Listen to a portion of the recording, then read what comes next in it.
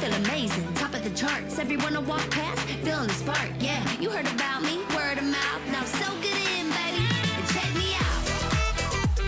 Soak it in, and check me out. I'll give a spin, now check me out.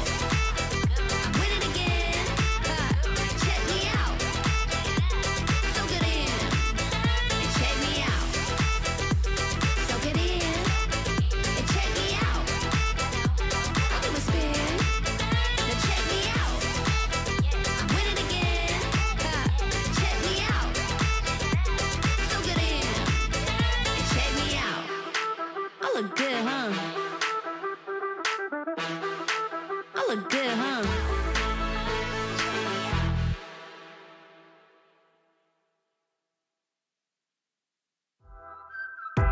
I know they know who I am now. Got the hustle, flexing muscle, count the money, eat the truffle, beat yourself, they gonna love you. Foreign car came with the sunroof, now the drive-thru, fine dining, perfect view with divine timing. Your highness, you can call me, I got it, it's all me. Come on now, let's roll out. My outfit hits kapow. Got all them saying wow, I know they know who I am now. Come on now, let's roll out. My outfit hits kapow. Got all them saying wow, I know they know who I am now.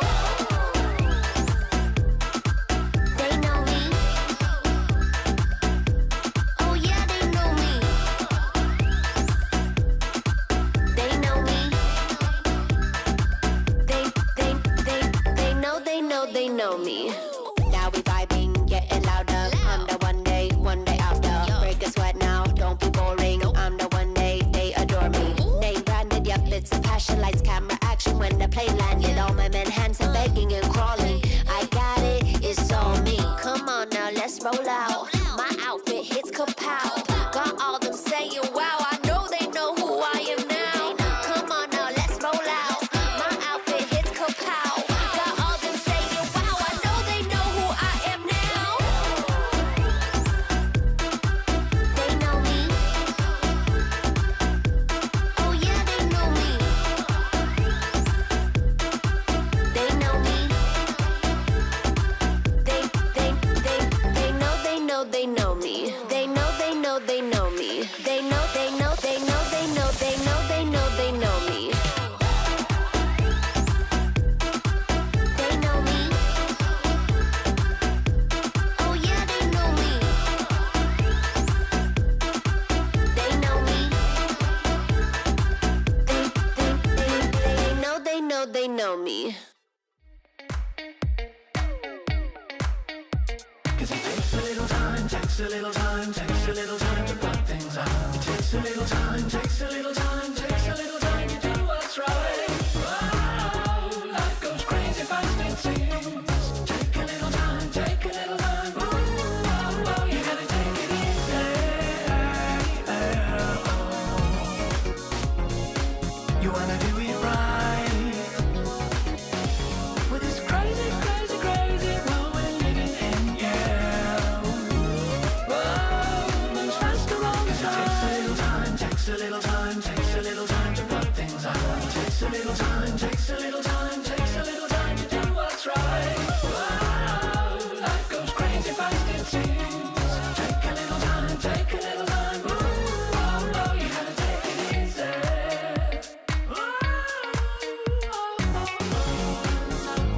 We're cruising through the neon light, moving faster than the speed of light. Oh, gotta take it easy.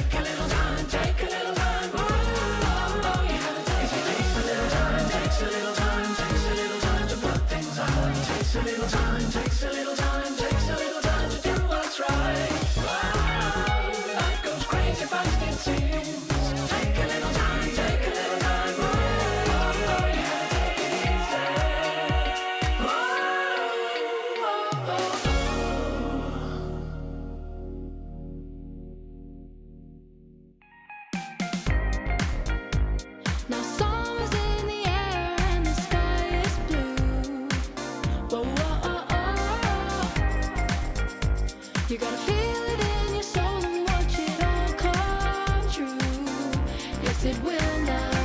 Whoa, the music's loud, let's dance like there's no one watching. Feel the neon glow and the beat of the day is pumping out. Now we're having the time of our lives, yeah. It's only gonna get better. Whoa, your eyes are burning bright, long into the night. See that perfect smile? I hope you stay a while. Now summer's in the air and the sky is blue. You gotta feel it in your soul and watch it all come true. Summer's in the air and the sky is blue.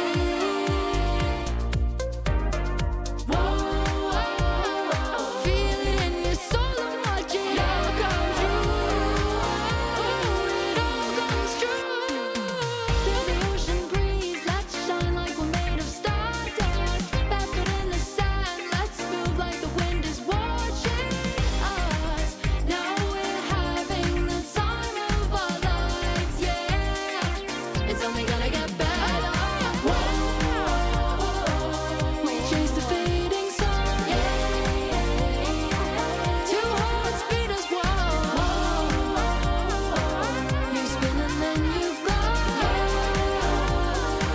I never wanna go. Now summer's in the air and the sky is blue. You gotta feel it in your soul and watch it all come true. Yes, it will now.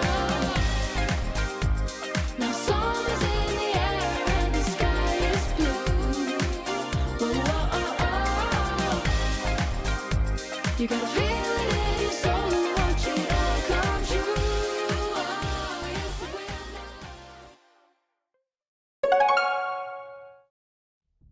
Atlanta, Georgia, DreamHack 2025 Clash Royale League World Finals. We have a killer crowd behind us, and the lineup today is absolutely through the roof. 12-player double elimination bracket and a fat $200,000 paycheck to go with it. When the machine's on, he doesn't have an answer. And Adriel takes game 3. And Igor is in the lead with a minute left. The log is early. Oh my The log God. is early. Mini pack against one, mini pack against two. The newcomer takes set 2. The best hair in Brazil. Lucas! And that's gonna do it. 2 up, 2 down. As soon as it starts, it's over. The best player in the world, Mohamed Light. First elimination of 2025. Sandbox gets it done and stays alive. Fire Spear gonna clean everything up. And Moogie with a 2-0 sweep. So sad to see some players go, but so excited to see who will win. There is so much more story to be told here at our 2025 World Finals. Ladies and gentlemen, Your Clash Royale League World Finals! Here they seek the ultimate title. This is what you want. Champion versus champion. That is huge domination. Now, Barrel on the left-hand side. GG, well played, is dramatic. Oh my word. Takes it, 11:07 to 10:10. He just hit the nail in the coffin. This thing just switched on its head in a matter of seconds. taking the most important best of 3 we've seen today. CRL World Finals starts now! Day 1 was absolutely electric here at the CRL 2025 World Finals at DreamHack Atlanta. We had last-second lightning finishes, a near-perfect second round from our players with the first round bye. We had Evo Skelly send players home, eliminating 2. The GOAT had the only match where someone took 0 damage, and our 2 other world finalists find themselves in the lower bracket, which is where we start day 2. Hello, everybody. I'm Andrew Guy, joined here by Joshua AC Sharon, and we are back for day 2 of the CRL 2025 World Finals at DreamHack Atlanta. Josh, yesterday was absolutely insane. What are some of the biggest things that stood out to you from day 1? I mean, obviously, a lot of these players are playing perfectly. You know, so often we're talking about the nerves, the hands are shaking, all these kind of things. We didn't have to do that today. You know, there was 1 or 2 matches where, okay, maybe you could have done one thing differently. Usually we're talking about an entire game. This time it was just, there was one mistake. That's the reason why we lost. The skill level, these players are fantastic. Absolutely. We had a lot of upsets yesterday. We had a lot of players doing exactly what you expected, and we're so excited to pick off right where we left off in the lower bracket. 4 players battling for their lives. As quickly as the day is going to begin, we will already be sending 2 of those players home. But of course, before we get into that action, we have to remind all of you at home who is here, how they got here, and how they're going to get through the day. Talk to me about our format, AC. That's right, we started with 12 players, a double elimination bracket. You lose, you get sent down to the lower bracket, but you still got a chance. Matches are best of 3 until the lower bracket final, upper bracket final, and grand final, which are gonna be best of 5. We love the addition of the best of 5 inside Clash Royale. And the last player standing, you get a lot of money, and you get to hold that trophy. Absolutely. Obviously, holding the trophy is the prize that all these players are really here for. But when you talk about the cash, $500,000 in that prize pot. We already gave away $20,000. The next 2 players will be given $10,000 each. Moving up, we talk about matches. $5,000 for this match, $20,000 for this match. When you talk about 3rd place to 2nd place, that is a $50,000 match. And of course, our grand finals, that is a $100,000 best of 5. Absolutely insane when you talk about the level of competition here, the pressure, and this incredible crowd that we have in Atlanta that has been electric from the moment that we started. Yeah, I mean, look, $200,000, that's a pretty penny. And we saw some of the answers. It was like, yes, I want to buy a house. Some of the answers were like, I want to buy sushi. It's cool to see how many, you know, it's great to see the personalities that we're seeing this year. And you can buy a lot of sushi with $200,000. Talking about our bracket and the day that we went through yesterday, it was absolutely stunning from start to finish. When you talk about starting with a world champion, AC, talk me through some of these matches. Yeah, I mean, Muhammad Light went 2-0 against Sandbox, and Sandbox really impressed in that opening set against Igor. I mean, you know, whoever wins is really going to impress every single time because of the level of play. Sub went 2-0. Sub is definitely one of those players where it's like you really have to watch out for him. Yes. I mean, he is just so consistent, and Frontier Guard really showed up yesterday. I was so impressed by his games yesterday, and yeah, I mean, we could talk about every single one. Yeah, and maybe the MVP on the day. I heard it in the crowd. I saw it in the comments. Everyone was so impressed, yes, including us forecasters, by Adriel. But when we talk about where we're starting today, Ian77, Vitor, they're going to be our first match, and then it's going to be Igor/Casualty going up against Lucas X Gamer, and then of course later on we'll be getting to Sandbox, who you mentioned just a moment ago. Sandbox is literally going from world champion to world champion to world finalist to world champion in his first 4 matches. Absolutely insane. That's then, though, talking about right now, Ian77, the only American in the mix, going up against Vitor, who was upset yesterday by an incredibly impressive Frontier Guard. So we're going to get to our predictions in just a moment, but remember, you can get your predictions in as well. Event.supercell.com/Clash Royale. That's how you get your badge, your spectator badge in 2025. That's how you get the Evo Skelly emote. So if you haven't put in your predictions, if you haven't been getting those points, what are you doing? You've got a day and a half. Let's go, let's go. Talking about our predictions, I did absolutely horrid yesterday. It was an abomination. But talking about this very first match, I went with Ian77. I mean, yeah, Ian77, obviously. Look, he got the first round bye. He only had to showcase a couple decks, so there's just so many benefits for him. The crowd is loving him. I really think Ian has to be the big favorite in this opening set. Well, there's only one way to find out who all of the predictions are, and that is right here. Boom. You're going Ian. I'm going Ian. We're all going with Ian. Not we'll see. We'll see. Vitor might not be too happy about that, but there's only one way to figure that out. Rich, give us our first match of day 2. I'm here in front of the best crowd in Clash Royale. Let's get things going. 3 years ago, this player broke out on the scene with his first ever #1 finish. Today, he's here for something greater. Atlanta, make it loud for Ian 77!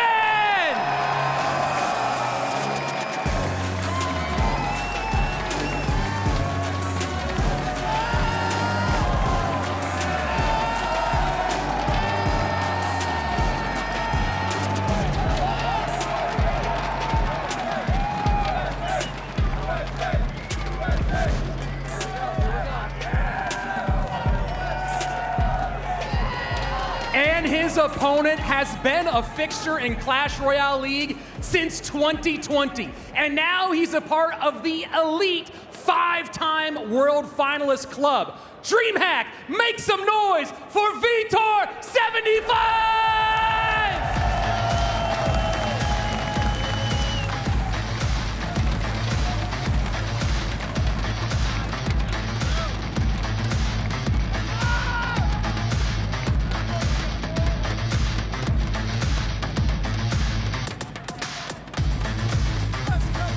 And nothing like starting your day with a chance to get a ticket sent right back home for Vitor and Ian, two fan favorites here. Of course, Ian, like I said, the only American here, has a lot of fans in the crowd. He was even saying through our incredibly strong noise-canceling headphones that he could still hear the roars from the crowd when he was making great plays, not in a distracting way, but more of an inspiring way. And that's kind of where I want to start talking about why I went with Ian here over Vitor. I love Vitor. I've been a fan of him for so long, fan of Ian. But yesterday I ran into both of them, and Ian was still in such bright, confident spirits. How does he do it? I have no idea. Honestly, he came out, didn't go the way he wanted. He was swept 0-2, set down in the lower bracket, only appearance in day one. But when we ran into the lobby yesterday, he was still feeling great, excited about his chance to come back out on stage, feeling very confident about it.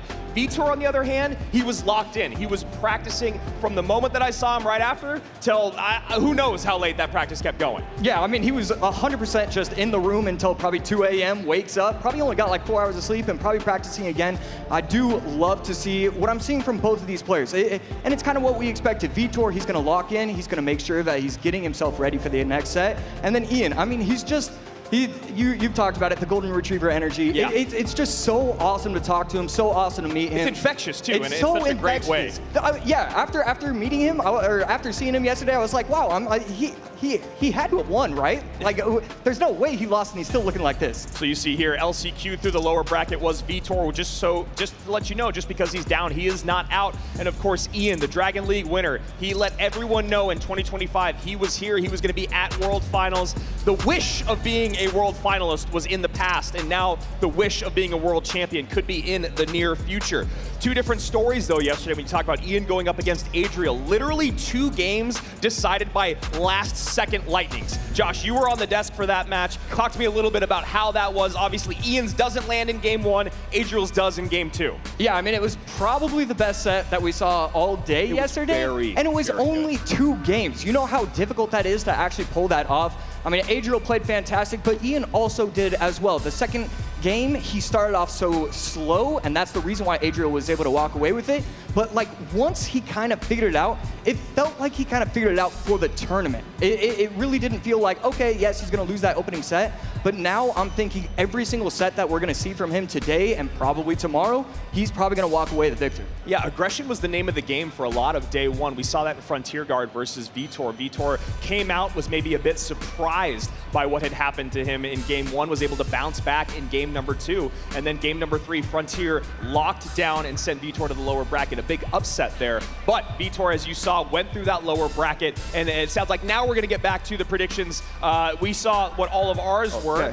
We were all at Ian 77. Now, what did you guys have to say at home? And I feel like it's probably gonna be about the same. Yeah, even though Vitor is a 5-time world finalist, we don't know if this is just a bit of favoritism or if maybe they ran into the golden retriever in the lobby as well, saw how positive he was feeling, and went with Ian at a 70-30. Remember, event.supercell.com/Clash Royale if you want to get your predictions in. That is how you get those rewards. Now, just because the fans and us believe that Ian's going to take this, that does not mean that Vitor is out of this fight at all. We saw him bounce back yesterday. As we've talked about, he did it in the lower bracket in the LCQ. It's just about locking in and playing his game. Yeah, the LCQ is the thing I want to really point out, because that is, I mean, it's in the name. Last chance qualifier. You have no more opportunities. Everybody else, they're getting through points and getting the golden tickets.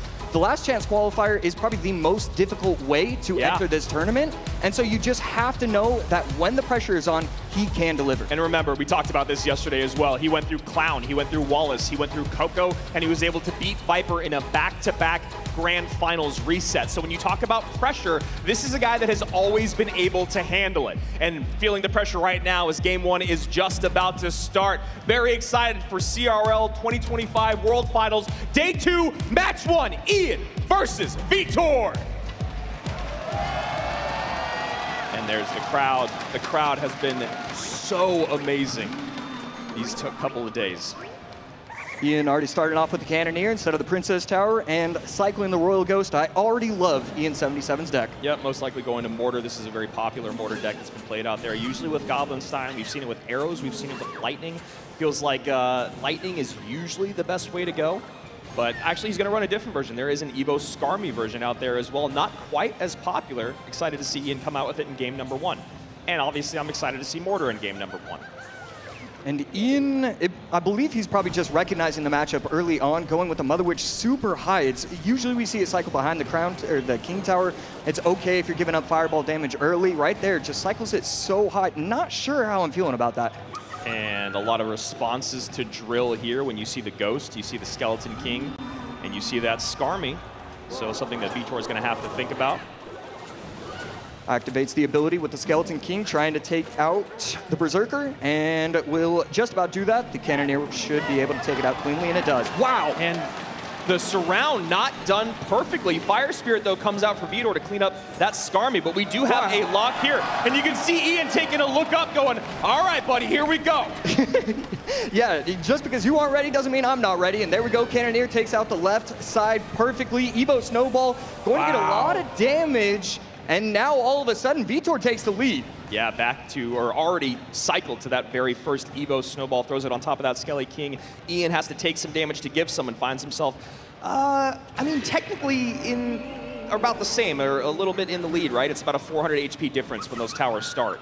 Yeah, it's always weird talking about who's in the lead, who isn't. Right there, activates the ability, 3 elixir for Vitor, and he's Evo Ghost. Snowball off. Evo Ghost, Mother Witch is gonna retarget. Mother Witch retargets on the piggies.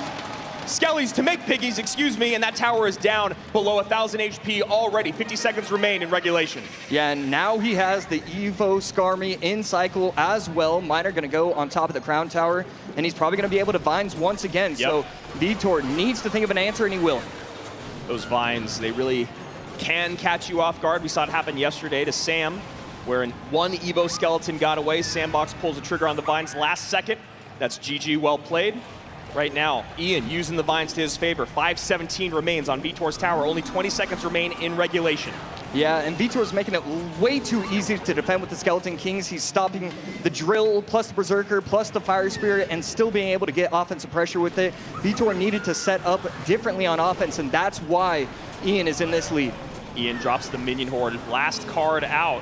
Only spell he has. Oh my goodness, Vines. it locks. And it locks. 104. Not enough, but a Miner plus some Vines is gonna bring it pretty dang close. Ian needs to catch it. Is Vitor going in with the prediction Vines? He's not gonna be able to defend, forces out the Evo Snowball. The Fire Spirit is down, it doesn't matter, it's over. And you can see Ian looking at the crowd over and over throughout the game, feeling the energy from the room. I mean, I'm thinking he's looking up a little bit too often. He's got to lock in, brother, lock in. But you know what? Not over. It's one of those things, when you know you've made a big play, you know your opponent doesn't have a response, or you know you got one on over your opponent, he's looking up to the crowd to let them know he appreciates them being here. Vitor now 1 loss away from his 2025 CRL run coming to an end. Yeah, Ian 77 just playing absolutely lights out. I loved how he was setting everything up. The Skeleton King on defense was way too easy for him. Yep. He was getting offensive pressure, the offensive Vines to take care of the tower, plus Bomber, and then, oh my goodness, you're not playing anything down in time. It was just a little too simple for Ian right there. What went wrong? It felt like it just went wrong for Vitor from the very get-go. Yeah, I mean, I think maybe it comes down to he didn't recognize the deck that Ian was running, and so he didn't really recognize the matchup. I don't know. Berserker is one of those weird cards where you think it gets a ton of value every single time, but it's not getting enough. You don't have that true tank killer or anything. You would have loved a better card for those Skeleton Kings because he was always defending with the Berserker plus Snowball, and all of a sudden... I mean, you don't have a true tank, right? Yeah. You just have the Berserker and Skellies, and when you're talking about dealing with something like the Royal Ghost and something like a Skeleton King, it's going to be very, very difficult to lock them down. And Ian just kept up the pressure. Mother Witch got some targets, even though it didn't seem like there was a lot of, swarmy targets to go after. Held the Minion Horde till the very end, and it was just very, very clean from top to bottom. Yeah, I love the Minion Horde at the very end. He really recognized early on, he's got the Evo Snowball, the Tesla, the Fire Spirit. I can't do anything with this. I'm just going to hold it. That was so smart by Ian. And I also like this Mortar deck specifically. You're using some of the cards that we're not seeing used as much yesterday. We didn't see a whole lot of Evo Skarmy. We didn't see a whole lot of Mother Witch using Vines early on. So he's still got a lot of the most popular cards in the meta available to his disposal, or at his disposal. So really like this deck choice in game number 1 from Ishmael and Ian. Yeah, and now we really need to talk about Vitor. I mean, what does he have to do in order to get himself back in this tournament, really? I mean, it really felt like for me that he was just feeling the nerves, right? It felt like he never kind of got comfortable, whereas Ian came out swinging. And that's like what we were saying just a little bit ago, was aggression was the name of the game in day 1. We saw a lot of players just go hyper aggressive. I think some players, including Vitor himself, and maybe that's what Ian, I actually even have that written down, was that Vitor was feeling the pressure yesterday from Frontier Guard, maybe being surprised that he was feeling so confident. I feel like he might almost be in the exact same boat today, maybe thinking Ian was also feeling the stress or the pressure of the crowd, the fact that he's up against elimination already on day 2, the beginning of day 2, excuse me, in his very first run, and Ian goes, no, not feeling it, feeling the crowd, I'm gonna come right at you. Yeah, it's just ridiculous how little pressure Ian is feeling so far, and I mean, that's really what comes down. I mean, when you are a content creator, it's so important to be able to just not worry about anything. This is my game, I'm playing it. That's right, he's used to a big crowd watching him, which is what we got here. Game 2 coming your way right now. Ian, can he move on in the lower bracket, or will Vitor push this to a game 3?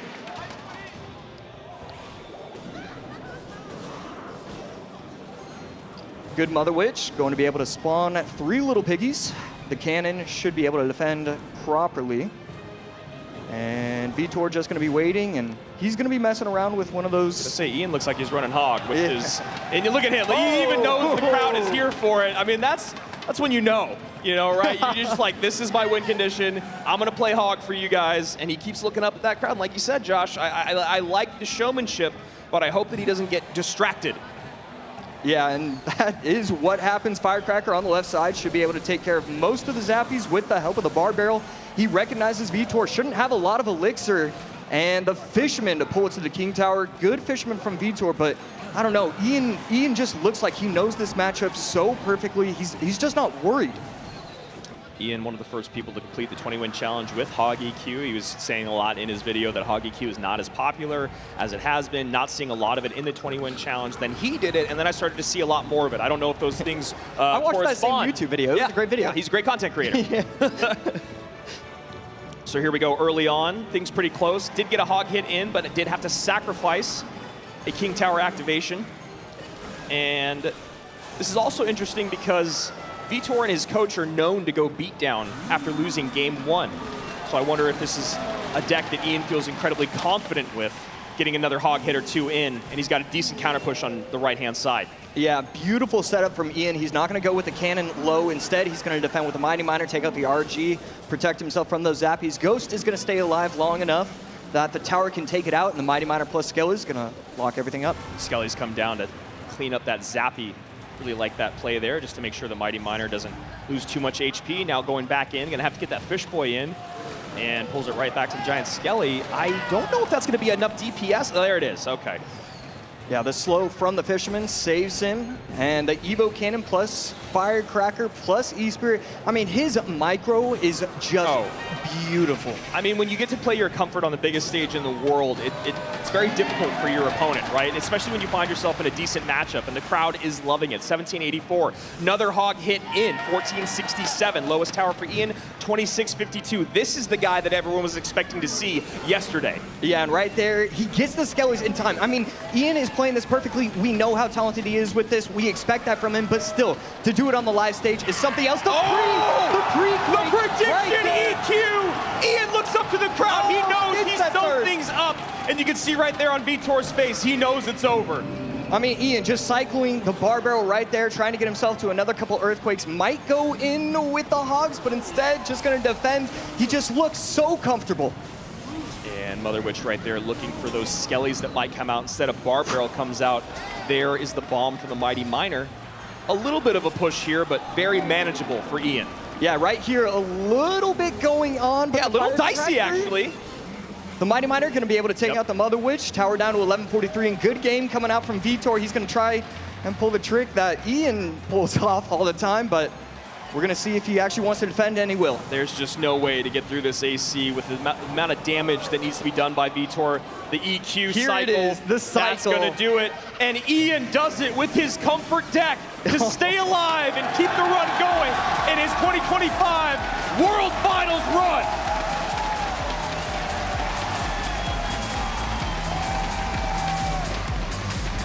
And the crowd is absolutely loving it. Ian is loving the crowd. This is the moment he wanted. And Vitor, being the great sportsman that he always is, shakes his opponent's hand and he says goodbye to the CRL 2025 World Finals stage. And Ian is feeling the love that you can only get on a stage like this. Rich, we got one American. Let's hear what he has to say to this crowd. I'm here with your winner, Ian77. Ian, you had a tough day out today, but right now you just got the biggest pop maybe we've ever heard in Clash Royale since 2019. Tell me how this crowd is making you feel right now. Dude, honestly insane, man. I'm blown away by all the support. Like yesterday I was backstage, bro. I almost shed a tear, bro. I was like so grateful I could be here and for all of you guys. And yeah, all praise to God, man. All praise to God. So game number one, you went a little unorthodox with your mortar pick, but then game number two, the crowd pleaser. You come out with Hog. Talk to me about that choice for game two. Well, honestly, it was kind of unprepared for. I didn't even plan to use Hog EQ in this set, but I just randomly went for it on the spot. I didn't really have an obvious pick, so I just felt like I could outplay people with my comfort. And the mortar deck, it was a really nice variation. It had like, you know, Ghost and Skelly King for the drill, so it went really well. Okay, so you got the win under your belt, obviously feeling way more comfortable. How are you seeing your prospects for this world title? I'm feeling pretty good. You know, I just had to loosen up on that first match, you know, just had to get used to this stage, but I feel very dialed in now on this stage, and yeah, I'm feeling good, you know? I'm feeling a lower bracket run coming. We're all excited to see it. Everybody, one more time, Ian77! The best things about the World Finals and our monthly finals is that best of three, and it is the double elimination, right? That is such a great mentality that Ian had there, and that's what he said yesterday when we talked to him, is just because you dropped the first game, your tournament run is still going. He was able to get those jitters out on day one, which is, I mean, imagine, right? You're gonna have those nerves when you've never been on this stage before. He plays through them, doesn't get what he wants, gets us some nail-biting games against Adriel, then comes out day two with dominance. Gets the crowd and uses it to his advantage instead of feeling the pressure from it. Yeah, I mean, that's such a difficult thing to do, but he did it, and you have to assume that Vitor was thinking that the entire time. Every single Hog hit was, whoa, coming from the crowd, and that is just so tough when you are his opponent. And the predictions from Ian were absolutely beautiful, whether it was looking for, you know, the Skellies to block the Fish Boy, whether it was the EQ on top of the Skarmy, everything was just so clean. Or even predicting that your opponent's gonna play something like a Mother Witch and then defending differently. So you play your comfort, you play it perfectly. You see here in game number one, this is exactly what he was just talking about. What a great matchup here, AC. Yeah, I mean, it was just, he learned quickly on, I can't use the Minion Horde, I have to use the Skeleton King for every single drill, and I go aggressive with the Skarmy, the Ghost, and the Mortar. I mean, it just went to perfection in both of those games, but especially game number one. This is a weird matchup. It's not one that you can just tell right off the bat, this player is gonna win. It's kind of 50-50 who's gonna play it better, and I mean, game one, we saw him play it better, game two, we saw him play it perfect. So now 3 players have been eliminated, and that's the name of the game. We are huge fans of Vitor, but his run does does come to an end here in 2025, along with Frontier Guard and OP Sam. Next up, we have Lucas X Gamer going against a former world champion in Casualty/Igor. Of course, winning that world championship back in 2019 with Team Liquid. And this is a very, very steep match as well. I mean, we were talking about it on broadcast yesterday. It's crazy because even if you win in round one, you can still be up for elimination in that first lower bracket round. Yeah, I mean, it's so brutal, and that's how these tournaments are. You just have to be okay. If something goes against my way, you know what? I'll deal with it. I'll get into that next game. Lucas and Igor. This is going to be a lot of fun. Yeah, I'm very, very excited about this, and of course, there's only one way to go from here, and that is to get our players out on stage in just a moment. But this was a very, very good way to start our day. There's no better way. I mean, just Ian, I love his interview. I mean, his interview was making me tear up, and I was like, I have to go back on camera. Yeah, absolutely. So here we go. Let's take a look at what just happened here in game number one.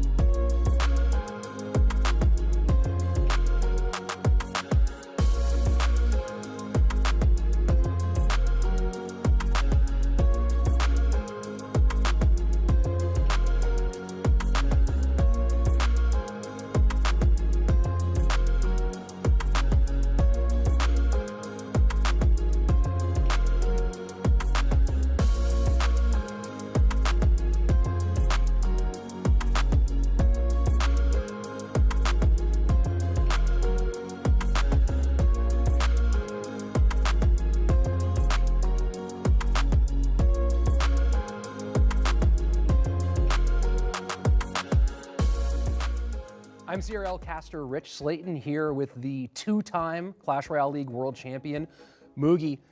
Mugi, there's only been two solo world champions in CRL history, you and Mohamed Light. Why do you think that is, and what sets you two apart? モハメド・ライトと僕は、オフラインでの勝負強さとかもそうだと思うんですけど、やはり常に冷静でプレイできるのは個人的には強みかなと感じてます。 Mugi, you have the chance to be the only three-time world champion in the history of this game. Do you give any thought to your legacy in Clash Royale? 自身が初めての3度目のチャンピオンになるために、すごいやっぱそれは個人的にも大きなものだと感じるので、絶対に取りたいと思っています。 You have a reputation amongst other pros for grinding the least out of all the top players. Is that true, and how do you view that? 最も練習が少ないという噂は昔は多分本当だったんですけど、今は自分的にはすごい努力をして頑張ってると思ってはいます。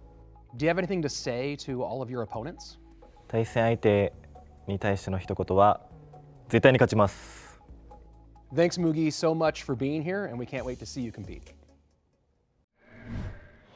Introducing a five-time world finalist. It's his fifth seed for CRL World Finals 2025. Everyone, give it up for Lucas!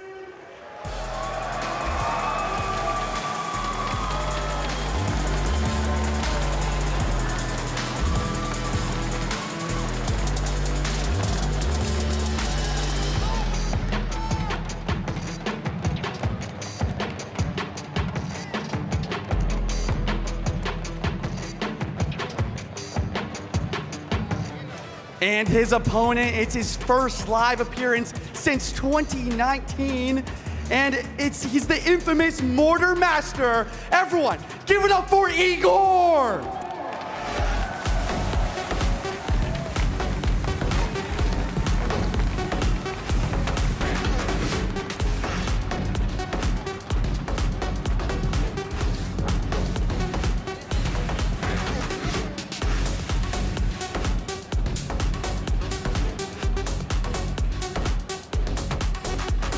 And what a fascinating matchup we have in front of us when you look at Lucas and Igor. Lucas, of course, so much emotion we see on stage. Igor completely devoid of anything that looks like feeling out here. And when you talk about playstyles, though, I think they're actually a lot closer. Yeah, I mean, they're very similar. It's, quick cycle. I want to outplay my opponent. And that's exactly what both of those players do. They want to embarrass their opponents. Lucas, his first set, that's kind of what he did. He dominated in that first set. His second set yesterday, he didn't do as well. We're going to see which Lucas shows up. And then Igor, we know he can show up. We know he can do everything that we have been talking about. He just hasn't shown it yet. Here's the big question I have for you, Josh, as we saw an uncharacteristically poor performance from Igor yesterday. The multiple missed logs on the drill playing defense, whether it be not used to the kind of shift and damage or just out of practice or just nervous here in front of this big rowdy crowd. I'm wondering if we see a repeat of what Lucas did last year in some of his games, especially against Pedro, where he played bait, he played fast stuff, forced his opponent who had nerves to maybe make some mistakes and put that same kind of pressure on Igor here today. Yeah, I think that's a phenomenal choice if Lucas does go that way. Igor on the other side, it's just crazy to use the word nerves when looking at his face. I don't believe it, but at the same time, I still love that choice from Lucas. I want him to go as quick as possible, make his opponent use as many cards, and just try and outplay. Well, when you think about nerves, we can go back to a few other players who didn't appear nervous. Mohamed Light used to talk about his nerves that he had that we just couldn't see on stage. That's true. Or back to 2023, a similarly stoic personality in Sosa, who was actually a bundle of nerves in that 2023 campaign. So what's on the outside doesn't always tell us a story of what's happening on the inside. Of course, what's happening back behind stage is also another important conversation because both of these players here without coaches, not working with teams or analysts to figure out those picks. And I know that on one side, Lucas is preparing a lot. I don't know what Igor's doing. And that's why I'm going to guess, let me go ahead and get your prediction out here. I'm going to guess that you're going with... there we go. Oh, there we go. Oh, there we go. Me. All right. And That's you me. are going with Yep. Lucas, and All then right. I'm guessing...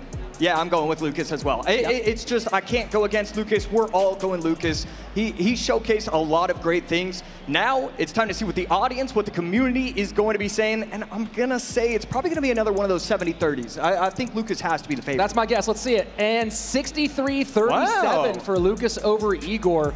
And look, Igor, when he is at his best, is one of the most frightening Clash Royale pros on the planet. Yep. All-time #1 ladder player, although maybe Mo is starting to take that away as he's putting multiple accounts in the top 10 regularly. I told him last night when I saw him, Mohamed, I think it's time for 4 in the top 10 at the same time. Has he done 4 yet? Maybe, has he done 5? It's close. It's close. I know there was one time where it was like 1, 2, 3, 4, but then I think the final day, he lost 2 accounts, and it's like, oh, only 2 in the top 10. What are we doing here? Well, of course, Igor's used to that pressure. The question is whether he's comfortable with the pressure he has here right now. That's the big one. We saw him stand up to the biggest pressure ever in 2019, but that was years ago. Now we're here, Atlanta, DreamHack. Back against the wall, no teammates to help you out. It's win or go home. Let's get it going. Game number 1, Lucas and Igor.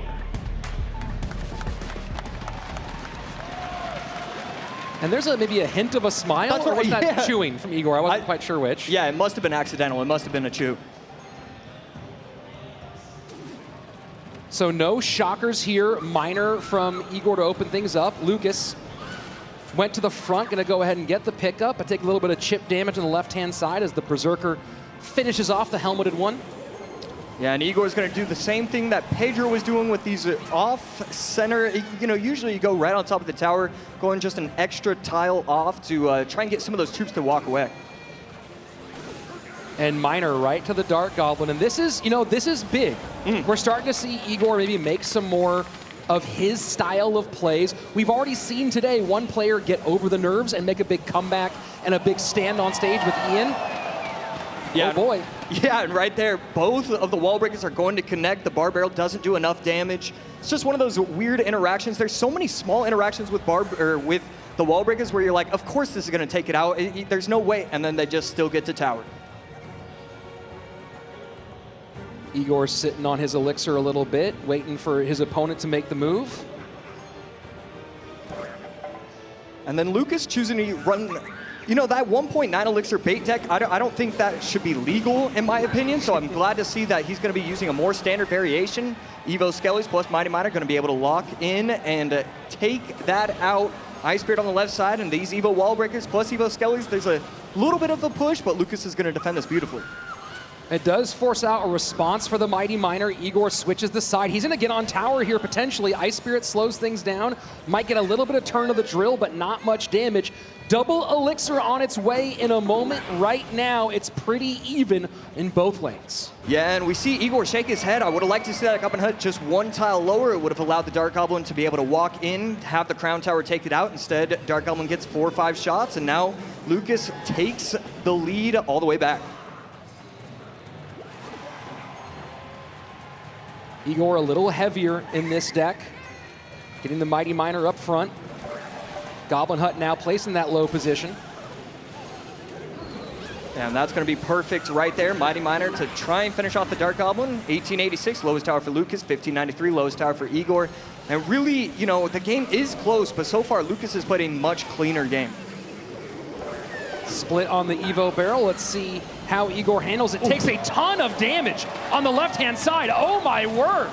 Yeah, and I think that might have been Evo Skellies or something taken out right there. 9 seconds, almost to OT, and Lucas is just dominating. He's just playing this so much better than Igor is so far. Miner working for Igor. One wall breaker trying to make it, does connect. Bar barrel down. And the hut drop behind. Had to be a misclick. That's it. Lucas takes game number 1. Yeah, Lucas dominated the entire time. He was so clever with his bar barrels. He was always placing them in different tile placements, making it difficult for Igor. Usually when you're playing against bait and you have the bar barrel, you don't have to think. It's just, okay, they're not gonna do too many things. Not once did Lucas play the bar or the Goblin Barrel in the same position. He was always making it difficult, always another thing to think about. And I loved Lucas's gameplay from game number 1. And I love seeing what he did here, going with this really fast cycle just what bait you were deck talking about. to put the pressure on Igor. And we saw the cracks begin to show as some of those mistakes were uncharacteristic. And I believe he's here. Hazard, aka Busby, once said years ago, mistakes beget mistakes, and we saw that here. Yeah, Igor definitely needs to figure something out, and we all know he can absolutely do it. This is game number 1 overall. Lucas going to be running a little bit tankier version of log bait, and I love this variation. It allows you to just have so many options. It feels like you know your opponent is going to be running a deck that's 3.5, 3.7 elixir or lower, so you want the Berserker, you want the Valk, you want that strong defense, and then on the other side, Igor's just not enough. Maybe the Minions version would have been a little bit better, the one that Pedro ran, I believe against Lucas, yes. Well, the big question here is, where does Igor go in game number 2? Last time he went to Royal Giant in game 2 in his first round matchup, and that was the best success he had. That was his 1 win, but I really don't want him going there again because you know that Lucas is coming to cover Royal Giant. Yeah, and you know, going against Lucas when he's running RG, that's a scary task. It's clear that he's very well versed in that matchup. He's well versed with anything using RG. So just RG really scares me. I don't know what I'm feeling because Miner's out. I'd like to see Mortar really. Yeah, I mean, you want to see it, but of course, then you have that concern. You go back and forth. My suspicion here is that Lucas might go RG Lightning. Right, that he might try to go for a big snipe here, but then you get into Igor running Mortar, and that's actually a good choice for him. Yeah, and I mean, really, if you're Lucas, you're just trying to hard counter that deck twice. You're not going to allow him to do it. It doesn't matter how nervous he is. Once a Mortar is in his hands, he's just going to play it perfectly. Well, both players taking their time, getting themselves ready, and I think we are just moments away. Game number 2. Here we go.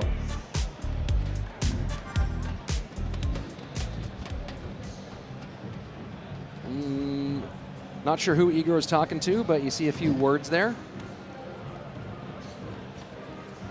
And both players really slow.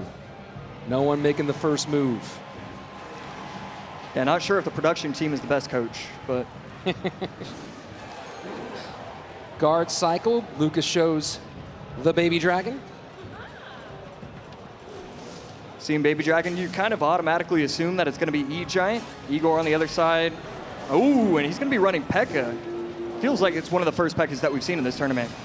And Graveyard for Igor here. E-Spirit to cover. Yeah, And Valk not in range. Beautiful timing with the E-Spirit. E-Wiz coming as well for Lucas. Takes about 600 damage. And Igor just going to set up the defense with a Goblin Cage. And that's a big Inferno Dragon, especially with the Electro Wiz covered. Gonna burn that all the way down, I believe. Ooh. And there you go. Yeah. Big defense for Igor. Gorgeous Ice Spirit right there. I was so worried that it was going to get out of the range of the Inferno Dragon. Instead, just inside, Inferno Dragon cleans up everything. Yeah, and he's taking no damage. That was a perfect start to the game for Igor. First 90 seconds away. So far, so good for the former Team Liquid hero. Wasn't able to play for that squad for the entire year. Couldn't get his way over to the States. I think he might have still been underage to play in the league, but at the time, Liquid coach Eric Benamou signed him anyway, with the plan being we'll need him at Worlds. Ran a 3-man squad, right? With just Canario, Surgical, Goblin, and Diego B. And they made it all the way, and then Igor showed up as a rookie and got it done. And right here, Inferno Dragon on top of the P.E.K.K.A. again. Lucas trying to save up the Lightning and not going to. That's just going to be a really easy defense for Igor. See if he wants to defend this Baby Dragon. Baby Dragon does get the splash, so a little bit of a missed time right there. And that's going to get the left tower down to 2569. Full reset for Igor, setting up with the Goblin Cage. Guards, yeah, pressure on the left-hand side here. Force out the Ghost early. Yeah, I really like what Lucas is doing. He's allowing Igor to he's just forcing Igor to cycle. He had to go guards at the bridge. You obviously want those guards for those P.E.K.K.A.s. And this is a big Lightning. Trying to get the Ram Rider break through, but an absolute traffic jam at the bridge. And the snowball unnecessary. Some wasted elixir on Igor's part. This is going to give a big advantage to Lucas as we move into the sudden death period. Yeah, those are just some of those small mistakes that we've seen. Inferno Dragon up high, E-Wiz in cycle, so going to be able to defend that very easily. Igor just looks like he was trying to cycle. It wasn't anything too cute. And right here, let's see if the Evil Valk can go to work. Pulling everything together. E-Wiz gets a couple of big hits on the right-hand side. 90 seconds left, and still we are razor thin. Yeah, at this point, it's just so difficult for Igor to set up an offensive attack. It just feels like it's defense, defense, defense ever since that opening push. But here we go. Maybe going to go on the right-hand side. Valk pressuring. No, goes Graveyard left-hand lane.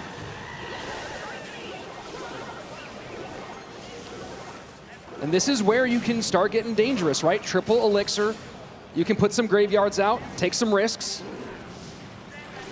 Yeah, I'd like to see some sort of push build. I'm not exactly sure why he went on the right side and then went with the Graveyard in the left. Inferno Dragon plus the Valk plus the Snowball should be able to defend that pretty nicely, but does need to go with guards, and he will. The right tower now lowered down to 1706. Igor can switch lanes here, but Lucas in a good spot. Not a big lead though, 1706 to 1815, 40 seconds left. And it's interesting to see how all these P.E.K.K.A. decks, it's no longer the Evo P.E.K.K.A. You're trying to get those support troops to be your Evos. 1815, 1706, 30 seconds left to determine if this is going to a game 3. Ram Rider playing defense against the Graveyard. Not a lot getting through here. Ram Rider trying to make it. The Evo Valk goes down, Cage into hold. Snowball trying to stop the Ram Rider. Ram Rider will connect, and now another one on the right-hand side. That's an absolutely huge push. 10 seconds left. That Ram Rider should connect here. Cage to stop. Igor needs to get on tower. Lightning puts the damage in. That's gonna be it! Lucas gets it done in 2!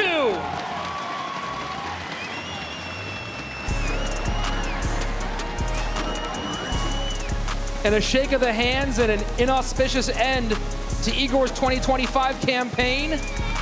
And Lucas staying in the mix. Scary for everybody out there. Yeah, if Lucas wins game number 1, he's winning game number 2. That's what we're seeing. And, you know, we need to learn more about his thoughts. Let's send it down to Juice and Lucas. What a match. Just talk to me how you're feeling after a very intense game one of day two. I think I feel relieved. I didn't really sleep much.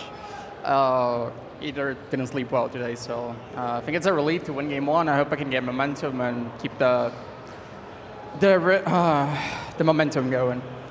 Yeah, I mean, talk to me about like all the stuff that's going behind the scenes, because that's what really interests me. You know, when it comes to deck building, deck picking, stuff like that. Like, how are you preparing in that sort of aspect of this match? I sort of try to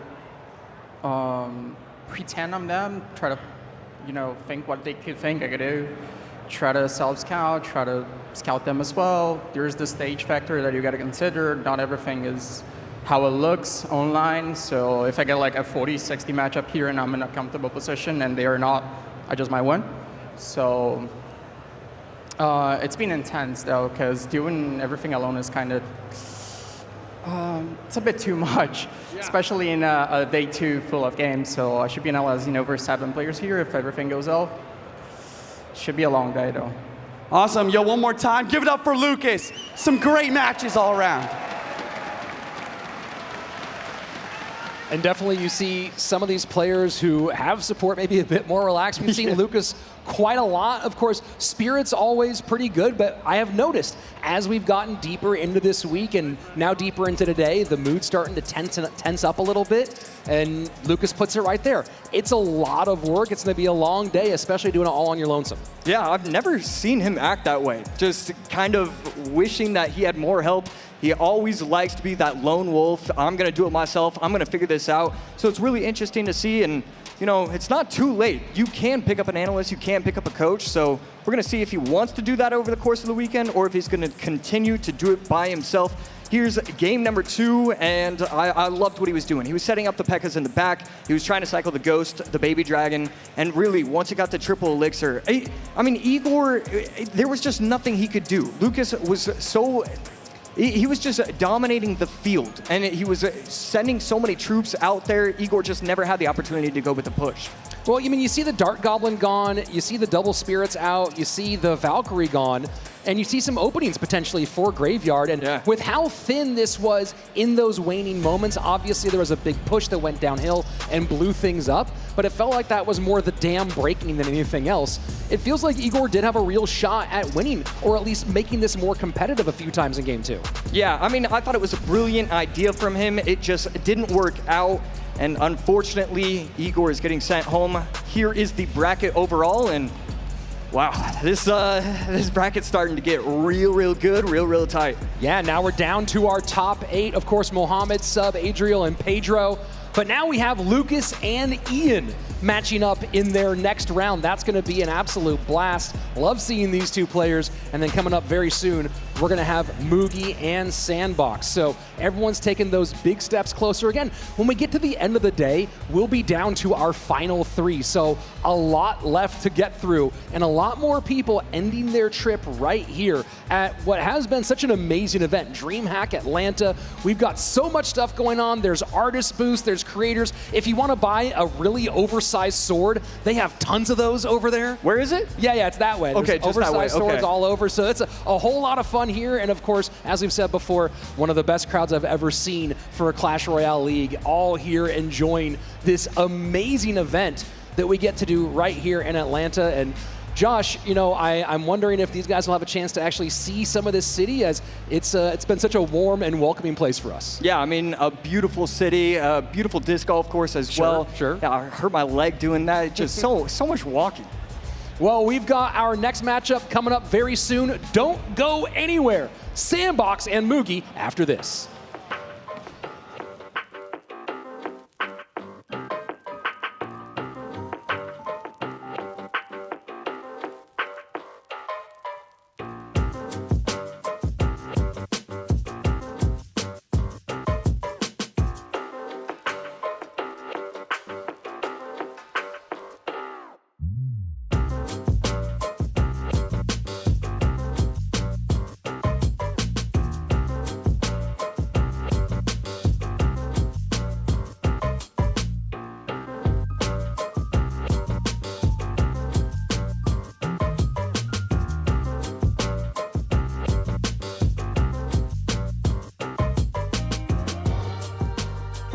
with the meta changing so much right now, how do you feel that it either strengthens or weakens your play? 많은 사람들이 저를 보고 샌드박스는 빅덱밖에 못 쓰는 거 아니냐라고 말을 많이 했는데 저는 원래부터 사이클 덱을 워낙 잘 썼던 플레이어였던 만큼 전 딱히 메타 변화에 상관이 없습니다. He's the first ever two-time world champion, trying to make it 3 in 2025. Give it up for Mugi!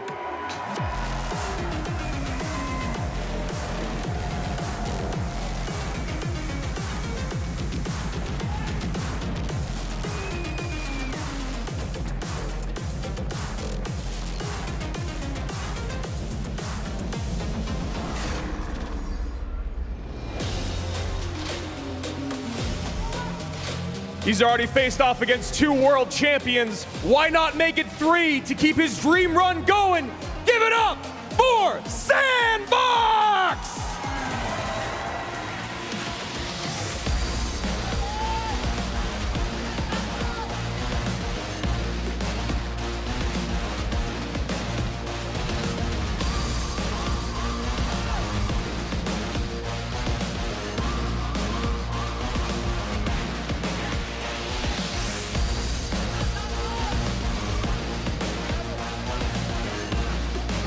Rich Slayton here, joined by Jackson Juicy J. Wall. And Jackson, glad to have you back on the desk. This is an interesting matchup, right? Because this is another one of those that we see where on paper everyone will be picking Mugi. I'm guessing predictions are going to come in pretty heavily for Mugi. But we've seen Sandbox buck the trend. He talked about not wanting to be thought of as a beat-down, heavy deck player. He's primarily played and been primarily successful with those cycle decks today. Yeah, I mean, he does a great job of controlling the match. You know, I feel like he kind of slowly but surely made his way, right? You know, he was known for stuff like Splash Yard and Electro Giant, and then he kind of used his skills in Splash Yard, converted it to Minor Poison, and continues to make his decks cheaper and cheaper as he becomes not only a control player, but a cycle control player as well. Well, speaking on the other side of things, Mugi, of course, known as this big cycle player, but the piece of success he had yesterday in the loss against Adriel was with E-Giant.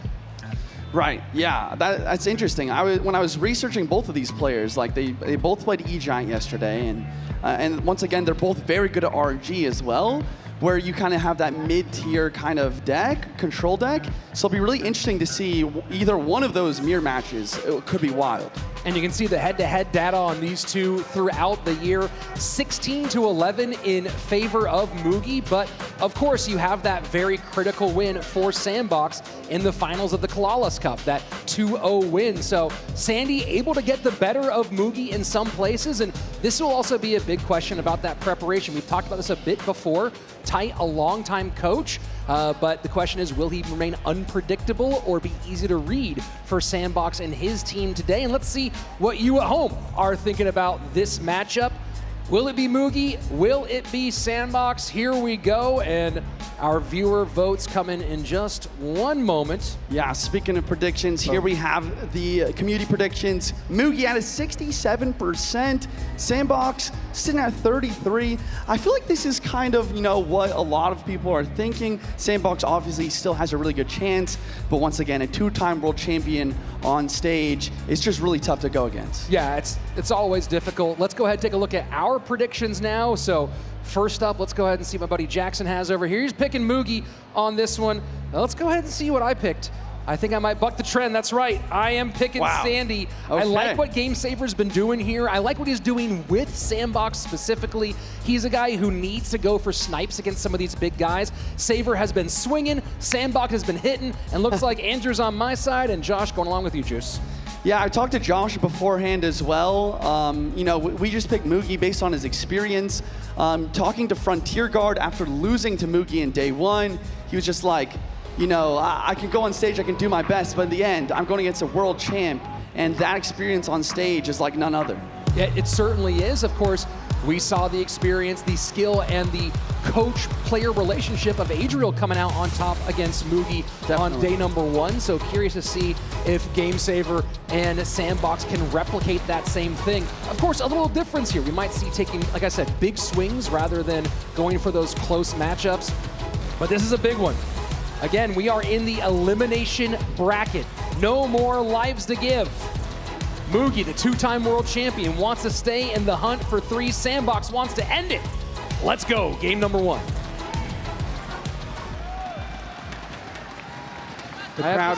The crowd's just going wild. I love it. I love the energy here. Hogger at the bridge immediately from Sandbox to start us off. You know, a little surprised from Sandbox to start off. I kind of thought he would be going to snipe Hog. Instead, going Hog himself. And Mugi just going to one of his comfort decks. He's got a log bait deck of some sort. Could see as soon as he saw the guards in the Dark Gob Sandbox kind of nodding his head, maybe kind of expecting this sort of deck. Probably has a log or a bar barrel for any sort of bait element, and most likely an Earthquake for Mugi, potentially having a mortar here. Skelly Barrel to the right-hand side. Hog push does not get sent to the outside. EQ going to work here. Hog should get a couple, at least one, and it does. Wow, big celebrations from Sandbox. He's really happy with this Hog connection left-hand lane, and that's what we're talking about. Earthquake and Log, ready for the Dark Gob, ready for the mortars. It's a great matchup for Sandy here. Both players slowing down a bit, letting their elixir build all the way back up. What's the key for Mugi here? This is definitely a challenging situation, but how does he win this matchup? That's why I love to cast with you, Rich. You're always asking me the important questions. And to answer it, I would say the big thing is definitely using the opposite lane. You don't want to go same lane. What you can do is you can place your mortar high in the opposite lane and use another card to push the Hog over with anti-Earthquake. And he tries to do it here, but he has to play same. And this Hog's gonna get one as well. There we go. That's a huge one though, down to 1207 already. Plus the Evo Firecracker connects. And that is a lot. 597 remaining. Mugi in a world of trouble, and we're just entering double elixir. Skeleton Barrel at the bridge, trying to get the Evo back in cycle. Cannon can do a great job of defending as well. You know, once again, I'm just thinking from Mugi's perspective, how do you come back in this scenario? It's really tough because you have to fend off the Firecrackers, the Earthquake chip, but also the Hog Rider. Sandbox is going to continue to apply lots of pressure.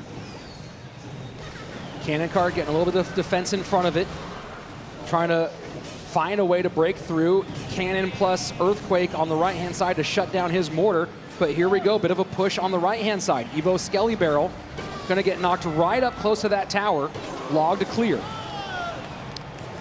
The Bar Barrel will take out the Firecracker. Really nice defense, getting the King activation and utilizing the Fireball to prevent the Hog connection. You know, maybe there's a little bit of life in the position here for Mugi, but it's still very dire. And that Evo Cannon gonna open things up a little bit for Sandbox. Do we expect to see any Earthquake cycle here? I mean, getting the pre-Earthquake for the Hog Rider. Yeah, but then the pre-Firecracker. Oh boy. For GG's. Wow, that is game. Sandbox with the nod on the head. He knows he's got the dub. Beautiful stuff all around. Sandbox going cycle. Continuing to buck the expectations. And doing it in the biggest moments here. Wow, I'd love to see the Sandbox signs in the crowd. We've got some Korean viewers here showing up, trying to support their player. And here's the stats. Like you said, a little bit of a cheaper cycle for Sandy, and he kind of utilized that really well to not only out-cycle, but in order to pressure and also cheaply defend. And taking a look at the decks here, Mugi playing a different variation. We saw him play Mortar against Adriel yesterday. He was playing an Arrows Skelly King variation instead of the one that we see in front of us. And he played E-Giant in that deck alongside the Hyperbait. That was part of that Hyperbait matchup. So very curious to see if he mixes things up. And a similar progression, playing a deck like this one in practice. I saw him go with Drill Rocket and also with a Royal Giant Spirit Empress deck. Yeah, I mean, the versatility of all these players is always astounding to me. But, you know, once again, looking at this matchup as a whole, I think that, like you said, Sandbox did a great job of working with his coach in order to get a great matchup and really, you know, kind of jump the hurdle that is Mugi on stage. And that's a big one here, right? We're starting to see Sandbox seem like he's really, really comfortable. He's talked about the nerves starting to melt away a little bit. And you know, with this big crowd here, it can make things a little bit more shaky on occasion. And some people we've seen step up to it, some blink a little bit under the lights. This is starting to feel like maybe it's Sandbox's moment. I know. I've been kind of rooting for him. I think he's really my dark horse pick for this tournament. I think he has a great chance of actually winning it all. And I think one of the biggest things that was really stopping him was his confidence. You know, seeing him backstage, I didn't see a lot of that from him. And the other thing is just momentum. But now that he's won a game off Mugi, hopping to game number 2, we are going to see a little bit more confidence, I assume, from Sandman. And here we go. Now it's going to be Hog. This is maybe what, and Sandbox with a smile here. He might have a snipe set up. Yeah. Yeah, I mean, once again, if you can predict that, you know, Mugi's going to play Hog, I'm sure GameSaver, his coach, is also very aware of such a thing. So looking at Sandbox next, we see a Queen and some Cycle cards, perhaps a Drill deck, maybe a minor control variation. Either way, it's going to be super solid versus Hog Rider. Archer Queen, gonna go ahead and pop the ability. Easy damage prevention there for Mugi. So Evo Valk, Evo Snowball, most definitely going to be Drill. And he has a Bomb Tower as well. Bomb Tower is historically really solid to deal with Hog Quake, just being a little bit tankier. I mean, you can see already, Hog is not breaking through. Yeah, Bomb Tower, Evo Valk, Evo Snowball, even the Drill on defense if you need it. And if you look at the deck from Mugi, he has some coverage for that Drill, but not the typical splash. Yeah, I agree. You know, you'd much rather have a Evo Ghost or even a Valkyrie instead of the Mighty Miner versus the Drill. Instead, he's going to be really trying to utilize the Log. The Log is definitely the card to look out for to really deal with those goblins. But if Sandbox can play his Evo Snowball right, he's going to be able to circumvent that defense. Mighty Miner going to use the ability on the Archer Queen. Drill going to get in front. Queen tanking for the Drill for the moment. And that's a lot spent to cover. Yeah, you can see just in the elixir disparity between the elixir bars, Sandbox is definitely up a lot. He's going to realize that and go for the Queen, the bridge with ability, try and apply some more pressure and cycle back to another Drill. Sandy won against Igor with a variation on this deck yesterday. Was running guards instead of skeleton. Last card in that situation was the Poison. Hog through with the pre-Firecracker for the Queen. We do see a Queen ability, but once again, using the Evo Snowball on defense is not something that you never want to do. It's a big win for Mugi to force that out. Drill one direction, Hog the other. There's the Poison for Sandbox. Gets a little bit of goblin damage on that right-hand tower. But as we go into sudden death overtime, lead for the 2-time, 26-42. Add the earthquake damage in, 23-01. Will the Hog get there too? We do see some nice Queen plus Snowball. The Hog will not get a hit. And the Valkyrie up high to stop the Firecracker as well. It's just really solid control. And now Sandbox is going to be able to counter push after playing the spell first. That's what I love to see about these pros, knowing when to go spell second or first with their push. Drill to the outside. And we're not seeing the same difficulty we saw from Igor in this matchup with the Log on the Drill timing. Mighty ability does decent amount of damage to the Queen, and a Barbarian Bolt to protect. It's a very common idea to try to defend your Queen on the counter pushes. And you saw the attempted prediction probably on Skeletons with the Snowball there. Might have been a prediction on a Firecracker either way, but Snowball to nowhere. Now Drill in with the Poison. Oof. Evo Snowball drops, and the That's Goblins have free reign. Free reign on the tower. Wow. Both guys delivering big blows in the final minute. Sandbox with a nice prediction Queen ability on for the Firecracker as well. He's really feeling good. That first game momentum is really showing itself here. Bomb towers are just shutting down these hogs. Can Mugi find a way to outcycle? We see an early Queen ability again, once again, preparing for a Firecracker, and then a Valkyrie as well to deal with. And the Barbarrel connects the Evo Cracker as well. Drill in, cannon in front. Poison there as well. Pretty decent hold from Mugi, preserving the possibility, but this is feeling difficult. Is this the end for Mugi in 2025? Hog up the middle, pre-log for the Skelly, Snowball pushes it back, and that's it! Sandbox has done it!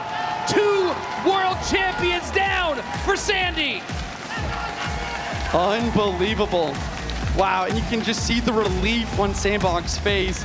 He's just beat a 2-time world champ, and he made it look easy. Like you said, he worked with his coach, got some great deck picks, and then utilized those advantages perfectly in order to secure the win. Luck is work and preparation. Sandy made his own luck. Let's go down to the floor where Andrew Guy is standing by with our winner. All right, Sandbox, you've already faced off against every former world champion in the competition. You've taken out 2 of them already. How do you feel being the underdog has been giving you an advantage in these situations? 이제 3명의 세계 챔피언들과 그 게임을 해주시는데 언더독이라는 위치가 도움이 됐다고 생각하시나요? 다른 사람들이 언더독이라고 해도 모하메드만 아니면 저는 언더독이 아니라고 생각하기 때문에 이길 수 있었던 것 같습니다. I don't know how other people view me, but I personally think I was the only underdog under Mohammed. With other competitors, I didn't think I was an underdog. Love the confidence there, and the crowd loves it too! You've already played through 2 elimination matches. Every match here on out is going to be an elimination match. You got to go through a lower bracket run. Talk to me about managing that pressure. 이미 2번의 탈락전에서 이기셨는데 그런 압박감을 어떻게 이겨내셨는지. 저의 코치인 게임 제트 세이버가 넌 할 수 있다고 해줘서 이겨낼 수 있었던 것 같습니다. My coach always tells me that you can do it, and he's the one who gave me the most confidence. He's got a great coach. Give it up for Sandbox!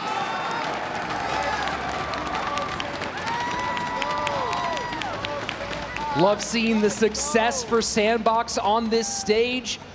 And again, we're talking about the preparation, coming in ready to get it done. But you have to also talk about that mentality. And Sandbox now finally seems to be in a winner's mentality. Yeah, I love it. I mean, this is the confidence that he needs to propel him through the lower bracket. Looking at battle deck number 2 here, once again, it was kind of a reverse. Mugi took the Hog EQ, but Sandbox was completely ready for it. The Barbarian Barrel, one of the best counters, the Firecracker, the Bomb Tower preparing for the defense of the Hog, as well as the Snowball. Whenever Mugi had the chance to outcycle that Bomb Tower, it was always a Queen plus Snowball for no hits plus a counter push. Yeah, that was absolutely huge, and we saw Sandbox use those counter pushes very effectively, trying to layer his attack, and then when he finally started getting those the drill plus poison cooking over and over again, he pulled away. Yeah, it was impressive stuff. I mean, just a great 2-0 sweep here. We'd love to see the gameplay coming in from Sandman. Looking at number 1 once again, you know, it was another just really solid matchup. It was just Hog EQ versus Mortar. Maybe if Mugi had a secondary win condition, like a Miner or something a little bit more consistent, he would have a chance to break through. But with just Mortar and Skeleton Barrel, Sandbox defense was just simply too locked down. You know, one of the interesting things about that second game matchup was the inability to outcycle the Bomb Tower and then also being covered by that Snowball plus Archer Queen. How impactful do you think the no longer having 3-card cycle was on that? Yeah, I think that it's a big thing, right? Like the no 3-card cycle makes it so you just can't get through those Bomb Towers and those quick cycle decks. Instead, you try to rely on cycling multiple Mighty Miners for pressure, but it's just simply not the same. Not the same at all. Also not the same here. We're down one more world champion. Mugi out for this 2025 campaign. Now there is only one person who can become a 3-time champion, and that is Mohamed Light. Of course, we'll be seeing some of him later today. Coming up next, though, we have another elimination matchup. A banger. Lucas and Ian. Don't go anywhere. That's coming up soon.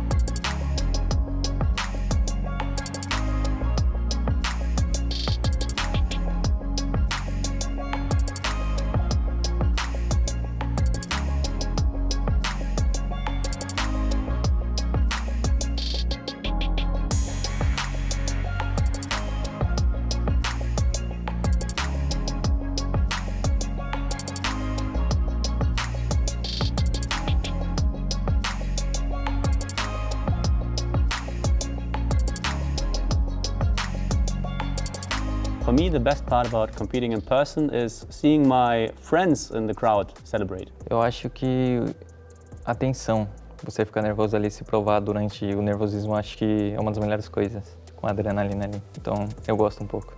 Seeing the people you can only talk to for like the internet. 오히려 더 설레고요. 원래 오프라인을 제가 좋아하는 만큼 굉장히 팬들 앞에서 하고 싶었습니다, 그동안.我觉得有观众最棒的部分就是有欢呼声和掌声吧。Definitely hearing the crowd. When you win and you hear everybody shouting and cheering for you, it's an incredible feeling. A melhor parte de estar competindo ao vivo com todos os fãs é que você vê a torcida ali nas partidas. Tem mais emoção também em você chegar ali e jogar e ver o pessoal torcendo para tal pessoa. Cara, é muito legal mesmo competir assim. I don't even know yet, but I think I'm about to figure out because this is my first time playing it like in person on stage, but it's just really cool to see all the energy that the fans bring, and I'm excited to bring them a live performance for the first time. 観客の前でプレイすることはやはり普段歓声とかがないので、いいプレイをした時とかに歓声を上がるのがとても気持ちいいです。Dar mi mejor nivel delante de ellos y que ellos aprecien el nivel que tengo. Nothing, because I prefer playing from home, at home. I feel more comfortable and I don't like social media. Do not let this guy start off game one with a win because he is gonna sweep it. This man is Lucas!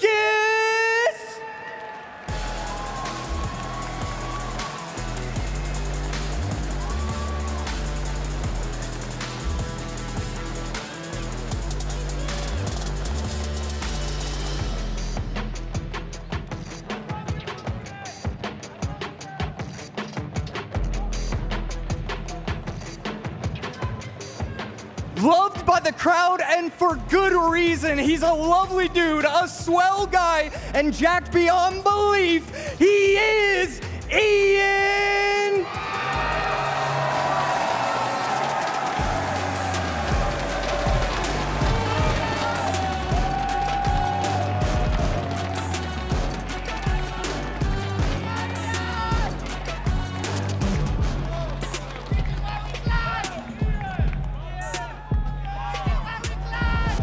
And that home crowd loving to see Ian back on the stage. And it has been a day of sweeps so far, Juicy, for Lucas and for Ian. Hoping that this is going to be the first one to go to game number 3. Between these two players and what we've seen from them today already, Juicy, what really stood out to you? Man, I just loved how Ian was able to bounce back from a loss yesterday and stay composed and almost feed off the energy of the crowd. It's like he's using that to propel him forward. Yeah, that was what we were talking about in that match. You know, he kept looking up at the crowd, and Josh and I were like, well, I hope he's not getting distracted by the crowd, but really harnessing the energy from them. And on the other side of it, Lucas absolutely dialed in that matchup against Igor. It was played so clean. He was on top of every defense, no one to get aggressive. And these guys, I feel like, have met their final form here in World Finals 2025. I know, this is my favorite match to watch. Both players coming off a win, feeling good.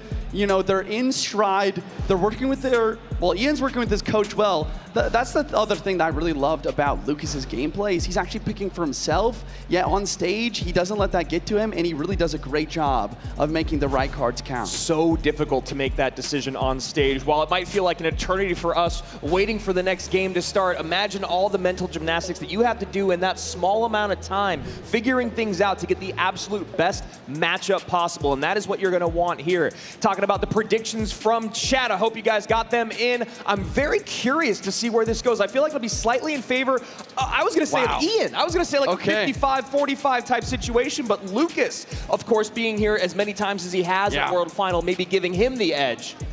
Yeah, okay, let's go to see what I voted first. Ian, I'm going with Ian. Okay, I'm curious. I was running up to stage. I don't know if they got my prediction in, but they did. You guys rock. I'm going Lucas X Gamer, the man with the best hair in the biz, and looking to see what Rich and Josh. I am the lone wolf here. I gotta say, my predictions were atrocious yesterday, but I've been doing well today. You boys might be in trouble.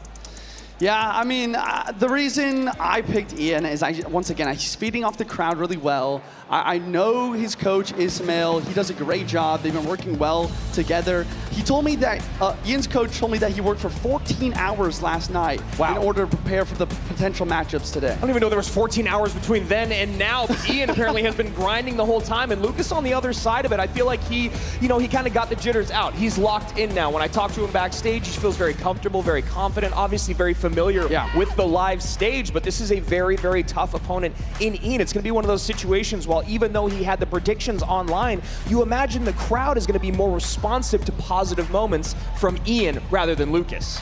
I know. But like what Josh said on stage, if Lucas is able to get that one game at the beginning, he's going to take that and he's going to make it a 2-0 sweep really quickly. So really anything can happen. This is a very close match, and I think the community predictions really showed that. Juicy, when you were live on stage at WCG, did you have any moments where you felt like you were the underdog in terms of the crowd, or did you feel like they were always behind you? Yeah, I definitely think there were some moments where, the crowd is going for another player, and it's definitely a really tough situation because you have to really find the motivation and discipline within yourself instead. Well, let's see if Lucas can do that, knowing that this is a home crowd for Ian. Here we go, elimination match between Ian and Lucas. Who's gonna take it? Game number 1. Log from Ian in an E-Spirit, maybe Hog Rider. Looking like he's going back to his bread and butter. Like it, love to see it. Both these guys, we're gonna see Lucas playing Miner, Ian playing Hog. This is the type of matchup you wanna see, and Ian already with the emotes, but as you guys said before, those emotes don't really mean anything other than Ian's just doing what he does. Right. Ice Spirit here will stop the Hog Rider. Will the Firecracker? No, it doesn't. Oh, wow. Okay, wow. The Hog just gets a connection, but the Firecracker does activate King. So Lucas is in a decent position going forward from here. Perfect time to E-Spirit there to clean up the Royal Ghost, make sure it doesn't go invisible once again, but it is Lucas with the... Oh, excuse me, looks like these graphics are a bit swapped. Ian's on the bottom of the screen, Lucas at the top. Hog inbound.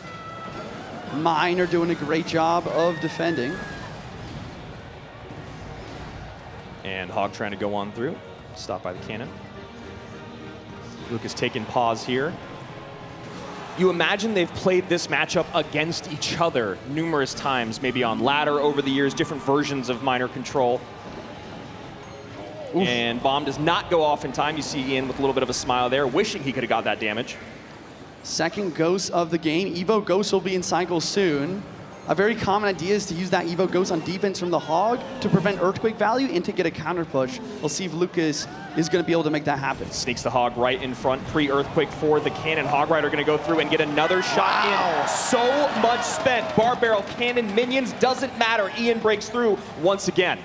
I've played against Ian on ladder quite a few times, and this is always what it feels like. It seems like for some reason, his Hog Rider always just gets that final hit in. It's the perfect timing, the early pre-Earthquake, knowing exactly how your opponent's going to respond, how much damage the units do, or the units that are in his hand, watching the cycle. And there we go. This is what you were talking about before, Juicy. The anti-Earthquake placement pushes it over with the Skellies. Firecracker not getting on top of the tower there. 1941, Royal Ghost comes in, and Firecracker almost gets a shot off. Okay, here we go. This is Lucas's chance to really strike back. Evo goes, baiting out a lot of elixir on the left side. Miner trying to get some chip. And this is a really solid comeback from Lucas. It's just very even all of a sudden. Even Lucas taking lead. Yeah, I mean, I think Ian's recognizing that Lucas is going to be able to defend as more Elixir gets at his disposal. It's going to be so difficult to catch those miners over and over again, especially with that Mighty Miner. Sometimes you want to use it to protect the Hogs. Sometimes you need it defensively, as you can see right here, using it to protect that Firecracker. Yep. So now the Miner going to be just a little bit harder to pick up. And another Firecracker on the board, followed by another Hog. The Firecracker does not get hit by the Evo Cannon, but the Hog Raider push is successful in preventing too much damage. And there you go, Miner poison right off the gate.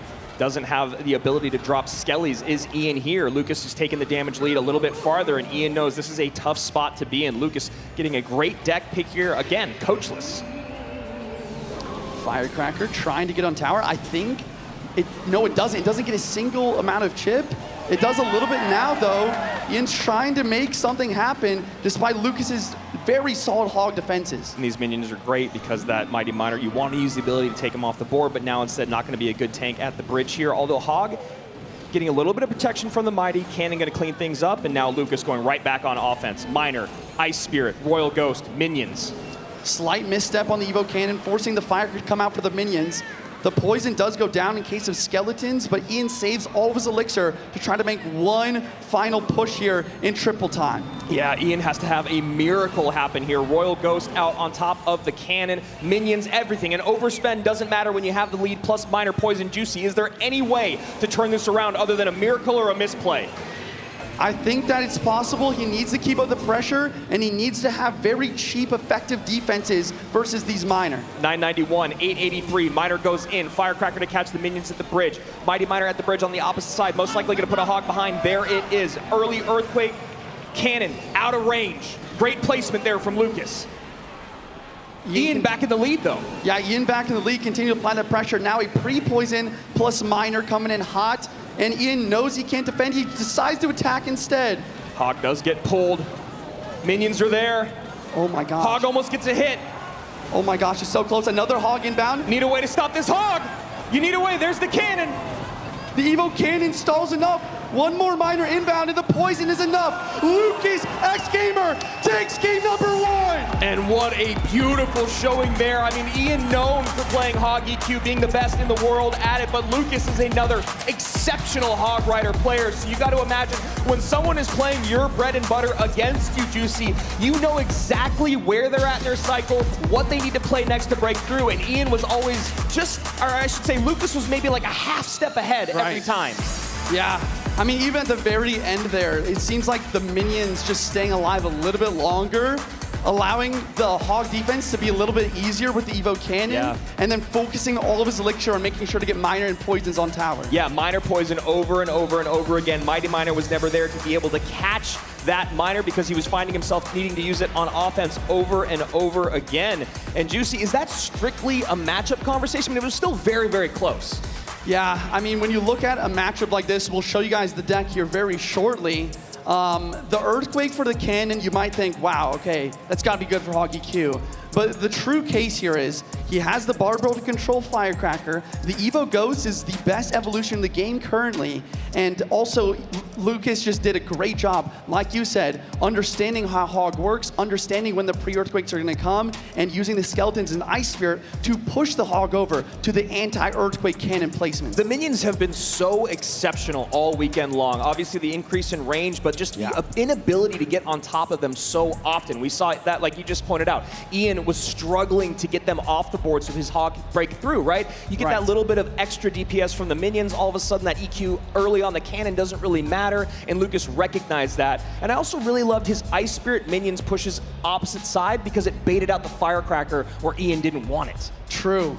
And then once again, this is why I just love Clash Royale League. I know. Because you know, Lucas knows that the only way for Ian to clear the minions is with the Firecracker. So sometimes not only reactively, but we saw predictive Skeletons to the bridge to block, predictive Barbell over the river to make sure those minions are good to go on DPS for defense. And I gotta say, even though Lucas does take game number 1, it was still very, very close. Both these guys playing essentially perfect Clash Royale, Juice. And here we go. Game number 2 coming your way. Can Ian keep his debut alive, or will Lucas continue on in the lower bracket?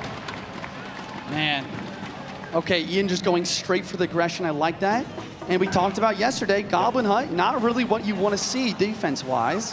Yeah, not my favorite thing to run into a Goblin Hut, or I mean have a Goblin Hut for that. Mortar going to clean it up pretty cleanly there. Going to get some Goblins out to protect that Mortar, and now a Mortar shot is locked on the tower for at least a couple shots. AQ has to come down.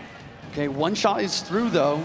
And the Boss Bandit, will the ability, okay, the ability does get down from the Queen at time, but this Boss Bandit is still very healthy. This looks, it has pieces of the deck that we saw Mo run yesterday with Skeleton Barrel. We saw the Overwhelm that he put on against Sandbox. That was the game where Mo took 0 damage at all. The only person to do it at all yesterday, which was absolutely incredible. Lucas here. What are we seeing here at the bottom of the screen, Juice? What do you think? I got you. I'm pretty sure it's going to be the drill. A lot of the time with Evo Snowball, you will see drill as the main win condition. Matchup-wise, I actually kind of like it for Lucas. Yeah. You know, if Lucas can get his cycle correct, have the Queen for the mortars, and as well as use the Valkyrie efficiently on defense, he has a really good shot. But Ian is trying to basically abuse the fact that his starting hand was bad and continue to apply pressure while his cycle's messed up. Yeah, and this is the deck that we saw Mo run yesterday. I had a little bit of fun with it, of course, being a new mortar deck I haven't seen out in the world yet. The synergy between the Boss Bandit and the Skeleton Barrel is really interesting. We're going to see it right here. You usually want the barrel in front of the tank unit, but instead you can go Boss Bandit up front. You can use the ability, get the Skeleton Barrel in. Wow. And Boss Bandit goes a little too far back. High Berserker there. A nice play by Lucas. Wow, okay, the Fire Spirit is going to tank. Evo Valkyrie, wow, oh my gosh, I keep saying wow, but this is just, this is so amazing. But really nice from Lucas to kind of delay on that Valkyrie to try to get more value out of it, and Ian kind of playing into his hand with that gang. And we finally see the first little lick of damage come through against this deck. As we said, Mo took 0 yesterday, and now Ian just takes a little bit from that Evo Valkyrie. And Evo Snowball is in cycle, so we are going to see that front drill placement, but Ian is on top of it. He waits, plays the Barb Drill instead, and prevents the Evo Snowball from getting any value. I mean, Juice, that's a situation where you just got to hover, right? I mean, I know you want to predict, but then if you predict with the Evo Snowball, that's worse than having to use it on defense. Evo Skeleton Barrel in cycle. Boss Bandit almost connects. Will Lucas have enough elixir? And Boss Bandit dashes. Wow! With the Skellies. Boss Bandit at the bridge. Lucas is low in elixir. He gets the Valkyrie down barely in time to stay in this match. But wow, insane pressure from Ian continuing to push the advantage. The Boss Bandit is such an elixir leech when you talk about having to play against it, Juicy. If you don't defend it perfectly, you must get it down to stop that dash. And Lucas hasn't been able to get back on offense in about a minute. And now the mortar locks again. The mortar is connecting, and the Boss Bandit is protecting. It's dashing every which way, and the mortar continues to send volleys at this tower. Boss Bandit connects. We're getting our first game 3 of the day. Excellent play from Ian. Wow. The mortar connects. The Boss Bandit protects.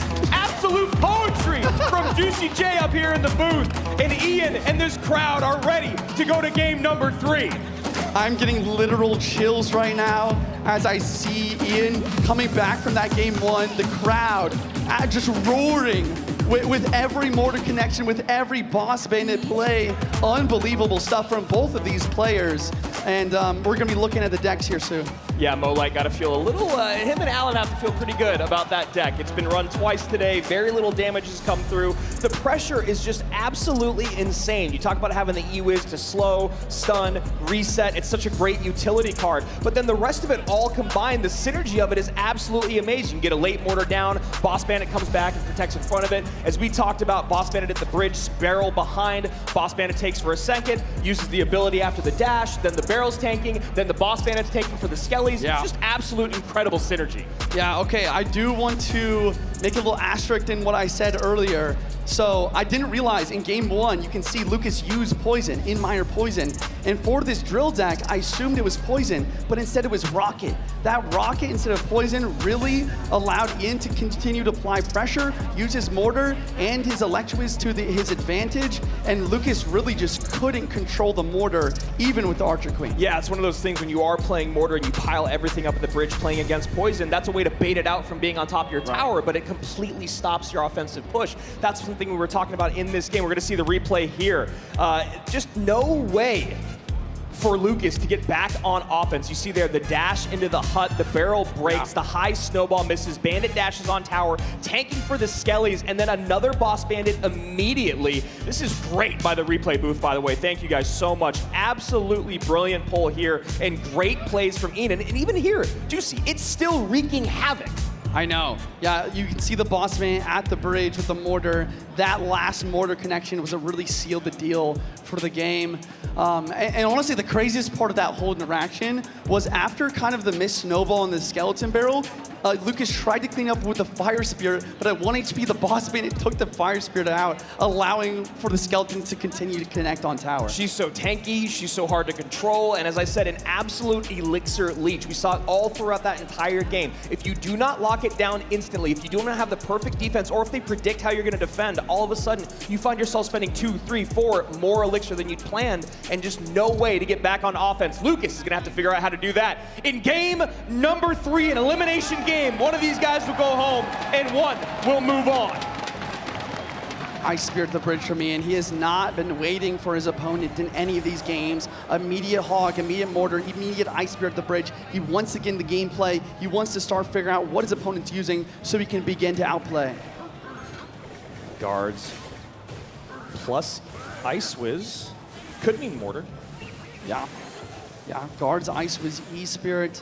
Mortar's an option. With the E-Spirit, it can't be Grave. I was just going to say, with the E-Spirit coming out. Interesting. Yeah, Royal Giant then. And Royal Giant going up against Control. We saw a similar situation. Look at Ian looking out at the crowd, talking to the crowd, literally in the middle of the match, talking to the crowd. This was a similar matchup to what we saw yesterday when we saw, it was I know the end of the day. I think it was Monk Sam. RG versus It was Tesla. Sam. I think it was Sandbox, yeah. And the question is, does Lucas have the lightning? I think the lightning is definitely what you want in this sort of matchup so you can help break through those Teslas. And the fireball is just really not going to do the job. So Ian going complete control here. Lucas going back to relative comfort, being one of the better RG players out there in the world. We'll see if he can figure out the equation to break through. Yesterday, Sam could not figure it out. Sandy played some perfect D. Delivery dropping down. Evil Ice Spirit just freezes everything. And that's why we saw Ian drop the Ice Spirit the bridge first play. Getting that Evil Ice Spirit cycle to time it perfectly for when the RG Evo will be there. He's able to really control the defense. You don't know what to play, cycle your cheapest Evo.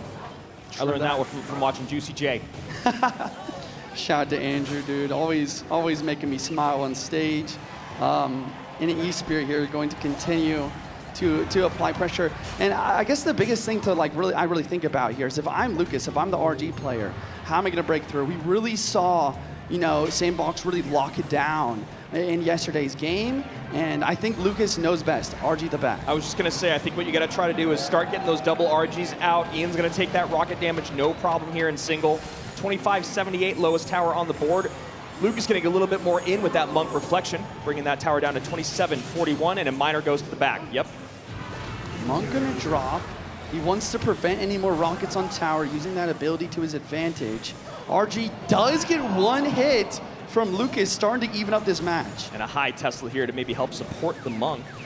And one of the things about losing that 3-card cycle is these RG decks, it's so much harder to get 2 RGs out on the board. And Evo RG coming in. Ian spending everything he can, but that RG does retarget. Wow. Oh, wait, the Monk is being paid for. The Monk gets the power on tower. That is game-changing damage. Even with the fireball to prevent breakthrough, he needed that to happen. And a huge slap, I guess, from the Monk. A chop. 2065 to 2186. Ice Wiz does pick up the miner. Insane. Snowball's going to try to push everything away, and the miner does start to connect.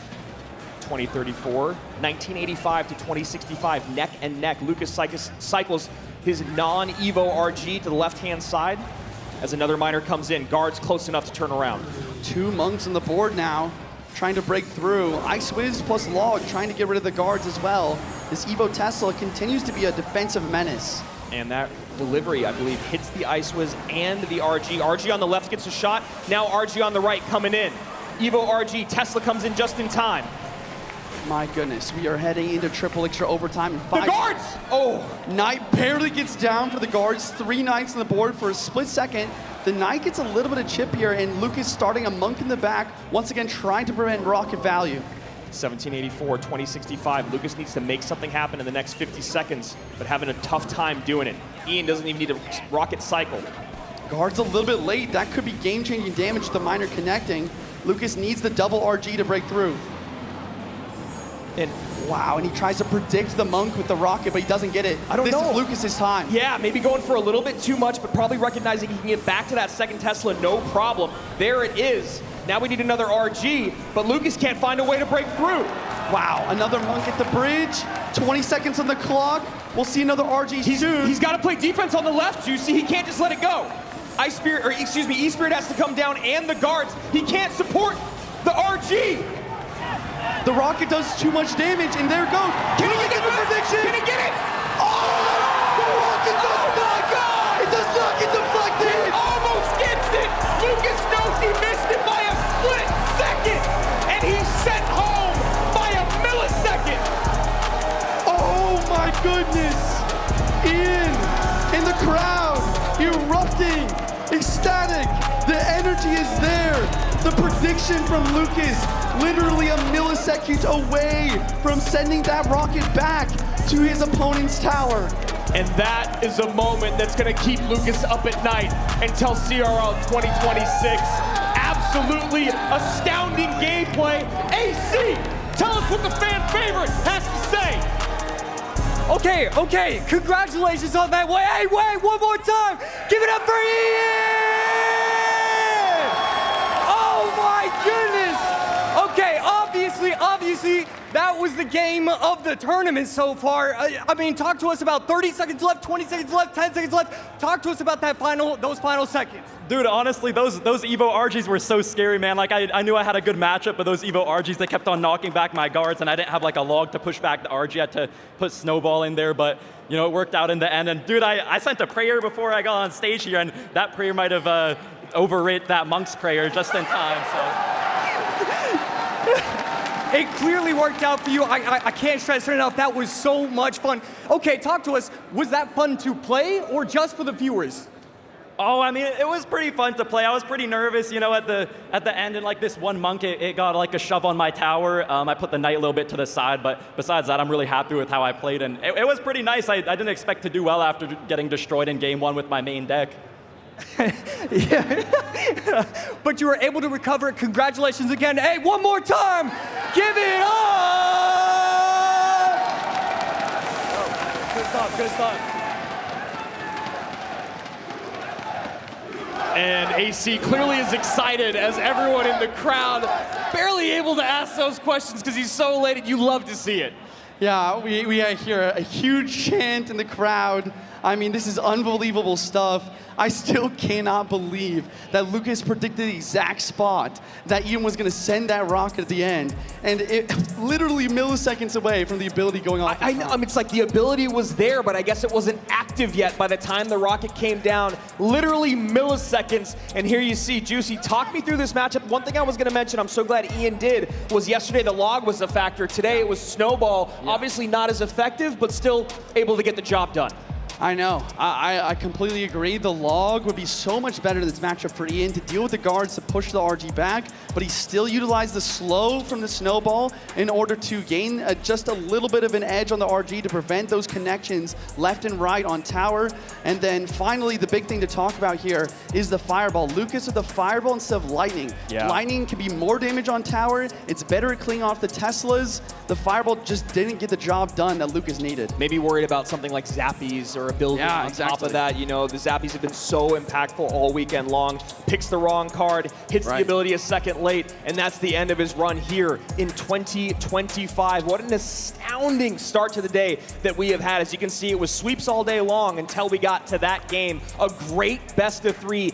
Ian stays alive and moves on. Sandbox and Ian in the lower bracket. Adriel, Pedro, Sub, and Mo Mo, it's time for us to go visit everyone that hasn't lost yet in the upper bracket. And this is where things are going to get absolutely crazy, Juice. We heard a lot of people saying Adriel taking the MVP of day number 1. Obviously, a lot of people talking about Mo being the MVP of the tournament as he is. And this is going to be such a great next couple of matches. Mo Light versus Sub. But before we go there, let's take a look at what we just saw once again.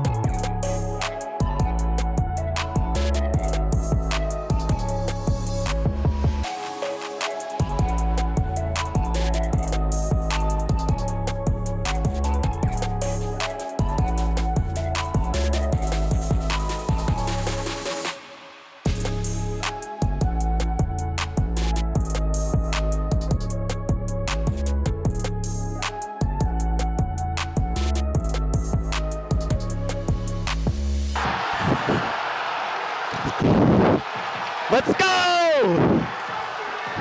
Let's go!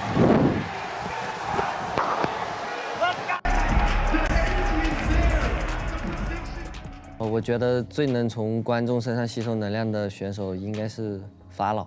Diría que Mohamed Lai porque viene como candidato a ganar el título. Chinese qualifier players, because I think they have the most passionate fans. I don't know players much. I focus on myself. That is probably OP Sam. I feel like he's the one that can take the biggest advantage out of this. 팬들한테 가장 인기 많을 것 같은 선수는 당연히 저인 것 같습니다. 그 부분에 대해서는 자신 있습니다. O jogador que eu acho que vai se destacar, eu acho que vai ser o Ian, por ele, obviamente, estar jogando em casa. Então, acho que o Ian. やはりアメリカのイアン選手。É o Ian 77. Ian 77. Either Mohamed Light or Ian. Ian with those big arms is pretty massive. I mean, hopefully myself. I'll have to see, but I feel like I could drive the crowd to my advantage maybe, so we'll see about that. 57 top 10 finishes on ladder, 13 monthly final first places, and 2 world championships. You know who it is, Mohamed Light!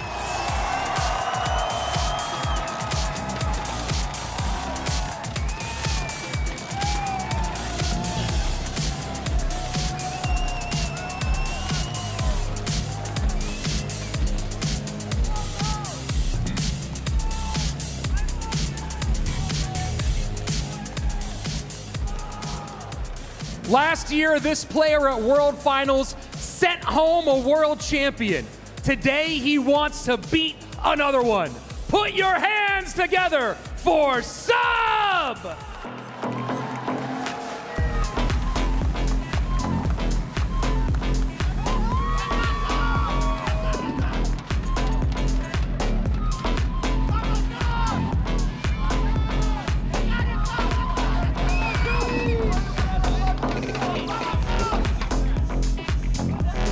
And you might as well call these guys the untouchables because that's exactly what they were yesterday, AC. We saw Mo Light come out and just do some work there against Sandbox. Of course, I've mentioned it a couple times, the only person to not take any damage in any set game all day yesterday. And then Sub on the other side of it, while it wasn't quite as dominant, it still felt completely one-sided. Frontier Guard came out, you know, did everything he could. It felt like he was staying in it, and then all of a sudden it felt like halfway through each of the games, Sub goes, all right, I know what you're gonna do, I know how you're gonna defend it, and I know how I'm gonna win. And then he did exactly that. This is gonna be an exciting rematch of course, the Kalalis Gold Finals, where Mo 3-0'd Sub. Are you sad that I said that? Did I take that from you? Yo, I know you didn't just talk to his coach. All right, I do have to give a special little shout out to Mohamed Light's coach. He's obviously a fantastic coach. I mean, he's been doing it for 3, 4, 5 years. You can hear him in the crowd whenever you'd like to. And yes, I mean, this is gonna be an incredible set. And not enough respect given to Sub, but we we have understood, we know at this point that he is one of those players that can stand against him. 2 number 2 monthly finals finishes, and of course a number 4 world finals finish. Doesn't quite stack up to 2 world final championships, and of course all the stats that Rich just dropped on stage. I mean, the accolades continue to just impress year upon year, match upon match, tournament upon tournament. Mo Light just seems to be the golden child of Clash Royale, and he continues to hold that crown. And we'll see if Sub can get a little bit of revenge, but it's going to be really tough to do.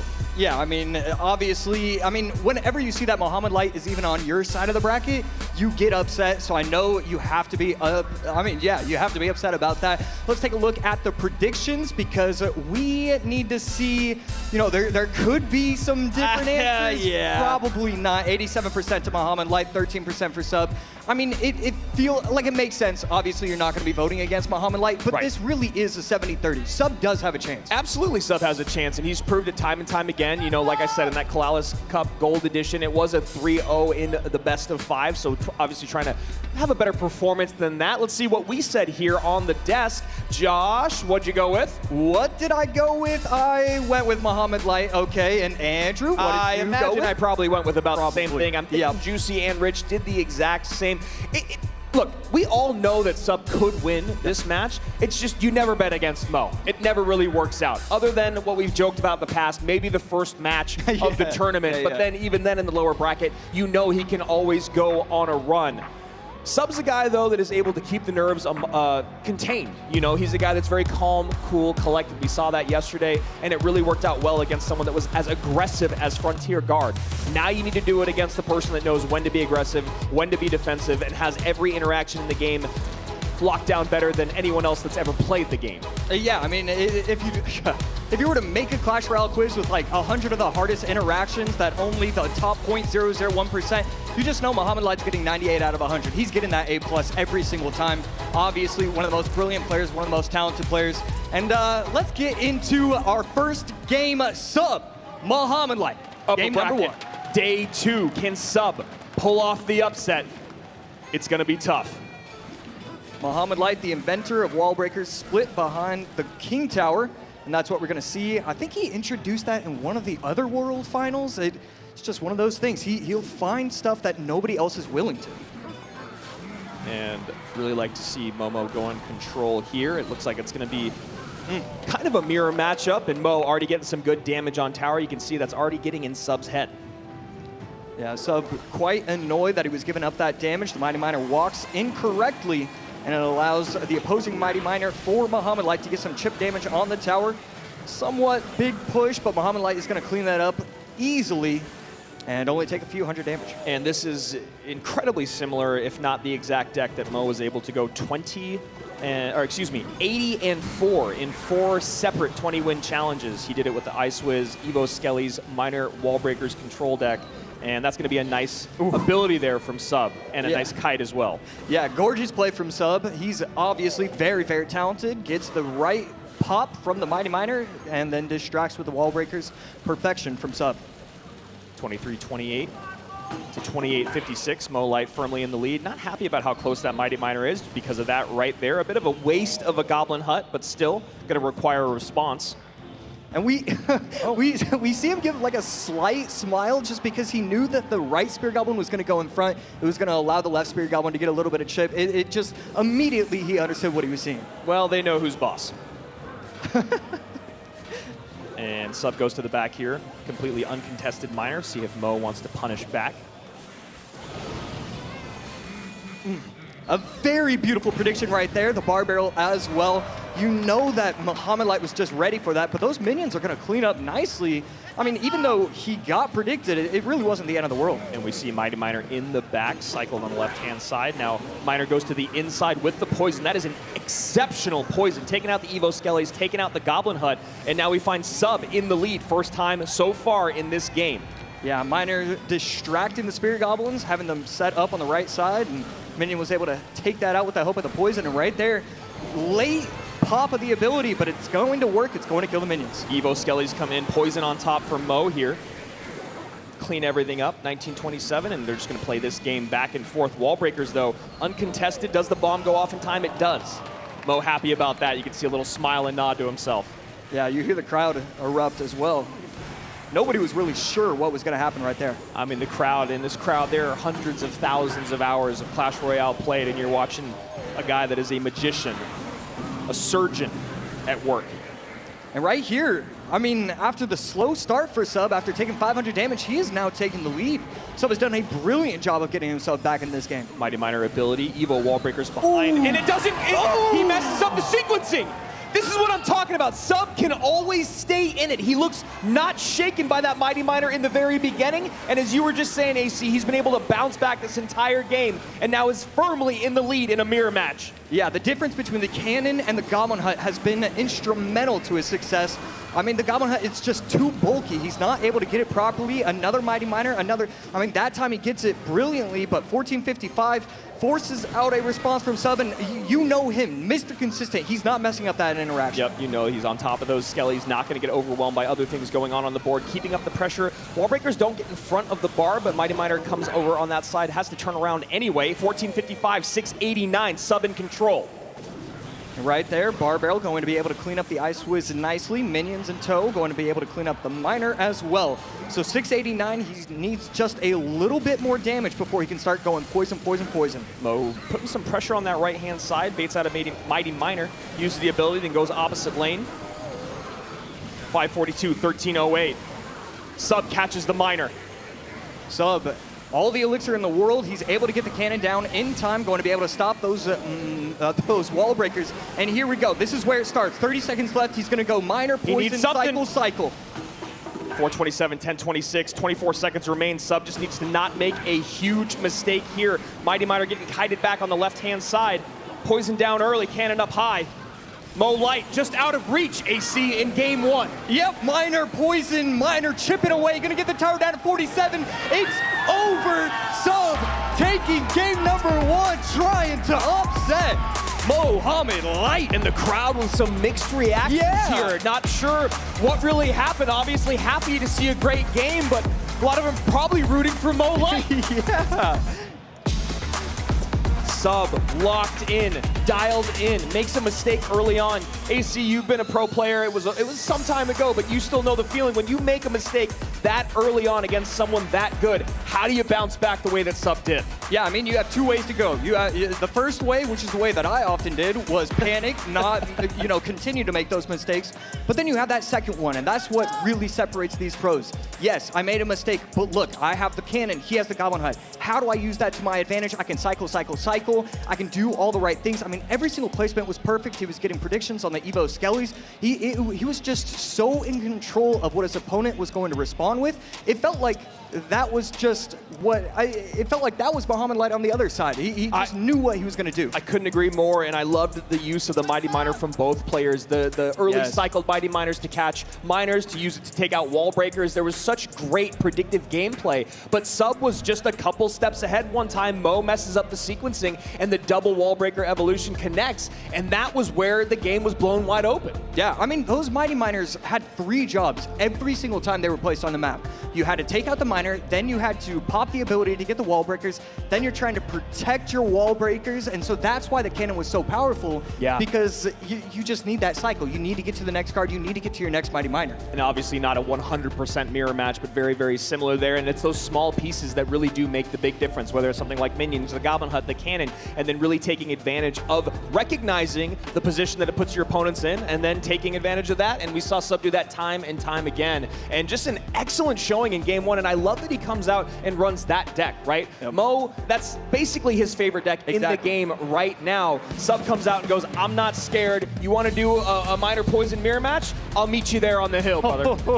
It's just so impressive. I love that deck choice from him in game number one. Obviously, have to give a shout out to his coach, his team, because, I mean, they are a unit. They are a squad together. Yeah, and just getting ready here for game number 2, just about to go underway. Can Sub pull off a sweep against the GOAT, or will Momo bounce back? Here we go, game 2.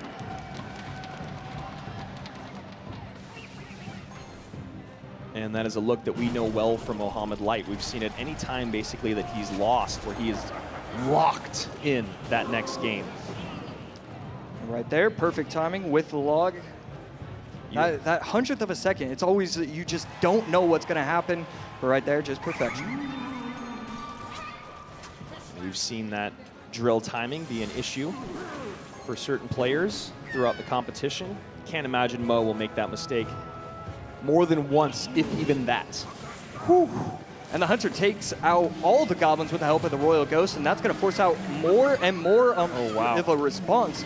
Tesla plus Berserker going to put in work, but this RG could be scary. And look at shake his head. He already knows that E-Spirit, the guards are going to clean everything up. And that's already game number 2. A beautiful dissection of Sub's defense. Everything about that was absolutely perfect. He saw the overspend or overcommitment on the left. He saw the only way to defend on the right, and he absolutely picks it apart. And that's why he's Mo Light.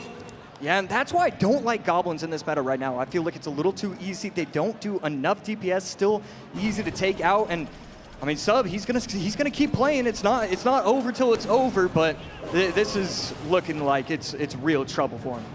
And Mo, I almost wonder if he's playing for the camera here, acting like he's trying to figure something out. Maybe figuring out what he wants to run. At the camera right there. In game 3, I can imagine that's maybe where his head is at. Knowing that game 2 is essentially locked at this point. Only a minute and 13 seconds remain. Momo's taken almost no damage, and he does have an incredibly defensive deck. Yeah, I think that's a really cool thing to point out, because you have to assume both of these players know the end result of this game. They're going to take the next minute and a half, not because they think that they can come back, and maybe they can, so of course they're going to try, but the main thing is, what am I going to do for deck number 3? How do I get away and give myself an advantage going into that final game? Honestly, that's exactly what I'd be doing if I was both of them right now, AC. I would just let this game, we don't have draws like they do in chess. We don't have resignations, and I don't think that's what Sub would do anyway, because you're going to use this time to think about what you want to do in game 3. And, as quick as you get, once you get comfortable around Mo Light, that's when he's going to take advantage of that. Unbelievable plays there. That game was over so fast. I kind of saw Mo give a little nod after he recognized what the matchup was, and then he went hyper-aggressive right lane with RG, guards, E-Spirit. Game over. Yeah. Never mind. I was going to say I'd like a feet camera to see if he jumps on his toes, but maybe we should avoid that. Probably should avoid the feet camera here in the Clash Royale League. Maybe next year. And here we go, tower damage 507, as you can see on Sub side, a lot more taken. Mo basically perfectly defended that, and now the confidence that Sub gained in game number 1 has got to be out the window, because when you lose that quickly in game number 2, you're very quickly reminded of who you're going up against in Mo Light. Yeah, and Mo Light played that RG game to perfection. Sub on the other side, Drill, and again, I do want to call out the Goblins. I'd like guards, maybe Skellies. Just doesn't feel like the right choice. And here was game number 1. Obviously, can't use the Skellies because he used it in game number 1. But I really think that the major difference, Cannon, Goblin Hut, and Sub was able to walk away with it. I'm curious to see if that drill deck has continued to be used throughout the weekend. When you're going maybe on ladder or maybe in the 20-win challenge, it might work a little bit better. But when you're on the big stage against the best in the world, it seems like they've recognized that you don't have a ground tank, and they know how to break through immediately. I think if there was any sort of ground tank, obviously, I'm just going to say Valkyrie, because that would have been a perfect way to respond. You're not going to get that aggressive. But Mo saw, okay, I know what he's running. I know what this drill deck is. I know he's got goblins because he played it earlier, and then that's just over. Yeah, I think it's what we saw when Lucas was going against Igor. He used the slower log bait deck, so that way he could have the Berserker and the Valk, give him an answer to whatever he's going against. I would have liked to see the same. So we'll be curious to see, and we'll keep track of that as the weekend goes on. Another day and a half of competition to see if this drill deck gets a little bit of a change or a facelift, if you will. We obviously know things evolve over the weekend, and obviously, since we have a minute right now, let's talk about the weekend and your predictions. Event.supercell.com/Clash Royale. That's how you get your 2025 spectator badge. That's how you get the Evo Skelly emote at the end of the road. Get those predictions in. Obviously have one more day of competition after this. And right now, this is a tough one to predict. We all went Mo Light, maybe feeling a little silly after game 1 with how well Sub played, and then reminded why we picked him in game number 2. Now it's about what are they going to bring out in game number 3. Obviously, both these guys, we have not seen a lot of decks played by them because they have been so successful and they had that first round bye. Yeah, that's right. That's actually a great point. Both players going 2-0 yesterday. Those were their only sets, and now they're back on the stage. And here we go. Game number 3, Sub and Muhammad Light. And a Tombstone. Have we seen Tombstone yet? No. I don't think I so. don't think so. We've seen the Cage a few times, Cannon, Goblin Hut. I don't think we've seen Tombstone.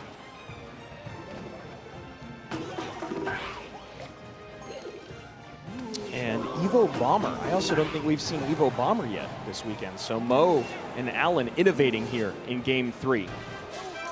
Yeah, Evo Bomber, one of those where like 70% of the time it's not going to do anything, but the 30%, it'll just win you games. Man, when it first came out, that was absolutely devastating card. It was a Magic Archer throwing a nuke.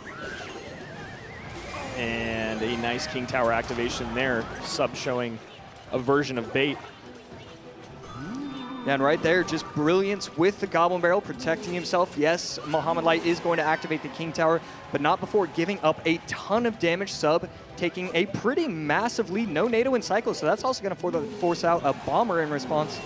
And that's going to do pretty well. No shot from the Ghost. And looking for the log, or excuse me, looking for something with that log, but instead Mo goes with the better route. Inferno up high, barrel back in, gonna get a little more damage on that tower. 1899 to 2 untouched towers on the Brazilian side. Goblin Hut to defend the Berserker. Goblin Hut doing a great job because the Berserker takes so long, 2 swipes to take out the Spear Goblins.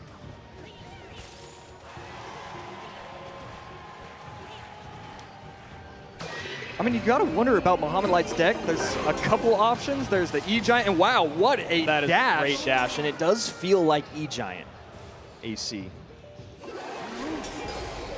And there it is. E-Giant soaks up the Evo Ghost. Still taking some shots from that barrel. Now it's time for Sub to defend. Evo Bomber goes out right side. Yeah, frustrated beyond belief, taking a lot of damage, and with 1 minute left, I need to take another look at that. The Bomber doesn't shoot the right Goblin. I think the tower took it out. Just everything going Sub's way in a beautiful King Tower activation. No chip damage, and this is the reason why I'm not a huge fan of Bomber. There's too many matchups you don't get any value. And obviously, Cannoneer, a great way to match up against E-Giant, but you know what also works is having 3 towers. Princess Towers getting on top of that E-Giant. Gonna pull it to the center here. Dark Goblin can get NATO'd in. That Inferno drag, a little scary. And the guards come down last second. You heard a couple gasps there in the crowd. High Ghost, making sure that Golden Knight can't get on top of tower. Inferno getting a little bit scary. And a beautiful cleanup here from Sub. At most takes a couple shots and a dash. I mean, that was perfection. Muhammad Light thought that the game was over. Half the crowd thought, okay, maybe it was just me, but the Inferno Dragon was... It was scary close. It was scary, beautiful Ice Spirit. The Inferno Dragon was on to the wrong card. The Ice Spirit delays and resets the Inferno Dragon's charge. And another Goblin gets on tower there, 8:57. Only a minute 48 remains, but we all know E-Giant can take a game in a moment. One good push, a nice NATO, a good lineup with the Evo Bomber, a Golden Knight connection. So many ways for Mo to take this game. He goes guards opposite. I like that. No good way to stop him. Barrel in, Tombstone high. Yeah, that's what Muhammad Light was trying to do earlier. The Bomber placed perfectly right there. Beautiful Golden Knight dash. The MVP for Sub so far has been these Dark Goblins. It's just getting so much value. Guards once again to distract. Royal Ghost up high. Momo's running out of time and options. Sub goes barrel right into the back here. No, and the Golden Knight goes backwards. A gift from the Clash Royale gods. Is that what Mo needs to turn this around? High Inferno. Beautiful. Fireball in. Beautiful fireball right there. Goblin Hunt to take the E-Giant into the middle. Guards are going to be low, but the Bomber's going to be able to help out. Needs the Ice Spirit reset, and he's going to do that again. Wow. We keep hyping up all these maybes from Muhammad Light, but Sub on the other side, he's just doing it. Perfect. He's got it done. Perfect interactions from Sub time and time again. Resetting the Inferno, getting the guards down last second. Royal Ghost up high to stop the Golden Knight charges. Everything is so clean, but it just takes one. 33 seconds remain. Double barrel in. Gets the prediction with the Golden Knight, gets the left tower safely, but this Inferno Dragon is going to do nothing. 26 seconds left. He's going to be able to have another... he has another hut. I don't think Muhammad Light has a shot. I don't think there's any way. Goblins get on top of tower again. Not within fireball range. Guards up high to block. Dark Goblin down low. Dark Goblin down low, that should get on tower! The Golden Knight's on tower, but there's not enough time! And Mo Light is gonna have to repeat a lower bracket run to be the first and ever 3-time world champ. Sub gets it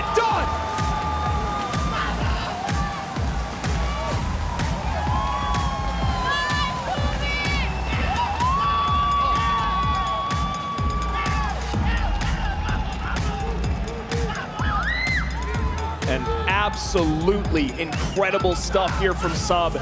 Taking in the crowd, taking in the moment. And this crowd is shocked. You see some sad faces, some with dismay. We'll see what Sub has to say. Rich, the biggest upset of the tournament. Talk to me about it. All right, Sub, let's start with the obvious. You just beat the world champion here on the big stage. How are you feeling? What are you thinking right now? Então vamos começar pelo óbvio. Você acabou de bater o campeão mundial. Como você está se sentindo agora?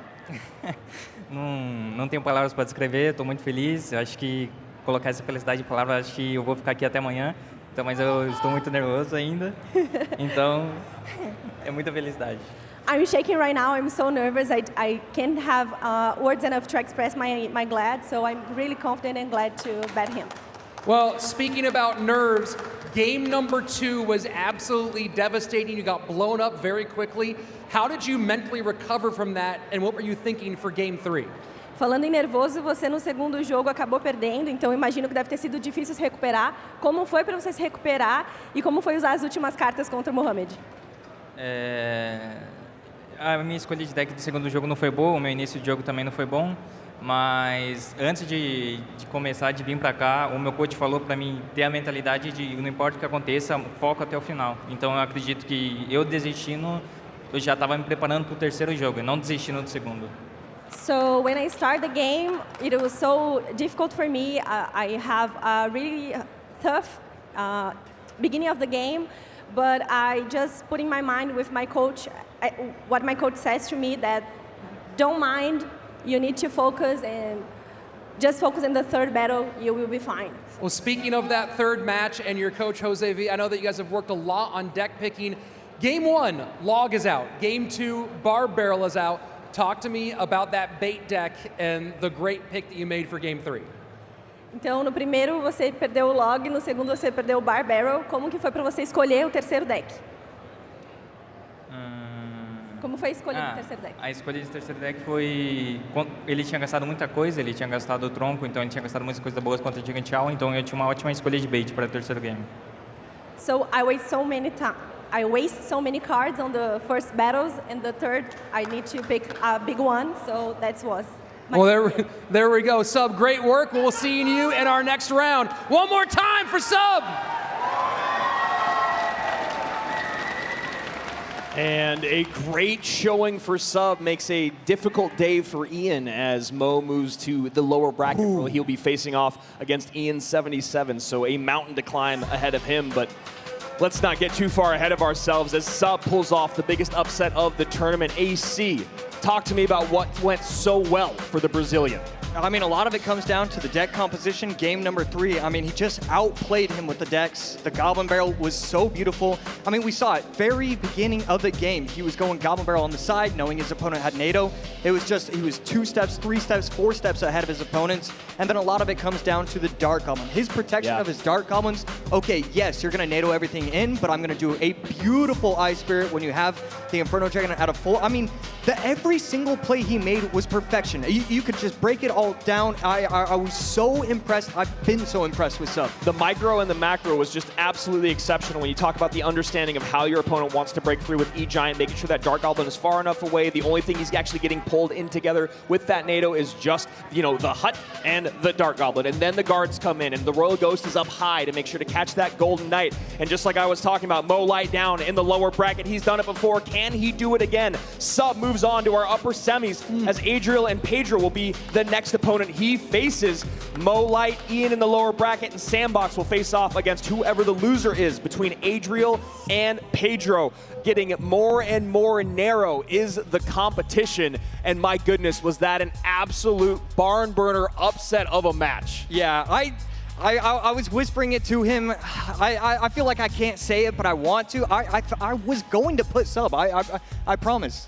Sure he was. Sure he was. Maybe. Didn't get it in the predictions. That was one that we all got wrong. As we said before, you never want to bet against Mo, but not really surprised that Sub could pull it off when we saw the way he played yesterday. Again, we talk about macro and micro understanding. That was what was so impressive about him against Frontier Guard. But can you do that against Mohamed Light? And we saw that he was able to. Just absolute perfect stuff with the Ice Spirit, as he said. Perfect placement on the guards. The fact that the Golden Knight only connected once, I believe, that whole game, and it was in the final 10 seconds when he knew he he had damage to give. The aggressive barrels, everything about it, dual lane pressure, it all came together perfectly for Sub. And that is, you know, it is a bit tough. Your opponent's got a building, they've got Ice Spirit, they've got guards, they've got Dark Goblin. He's got a great matchup there, but that's, again, what Rich was talking about. Great pick there by Jose V.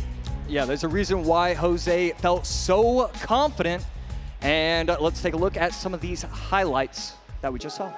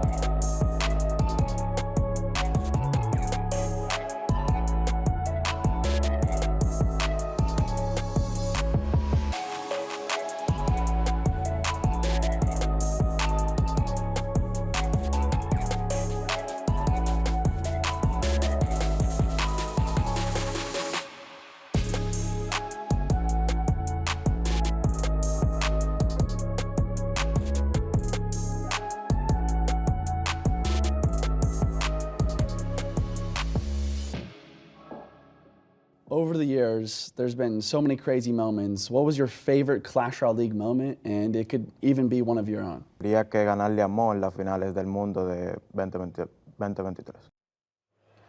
First up on the blue podium, he sent both Ian, 77, and Mugi to the lower bracket on day one. His name is Adriel!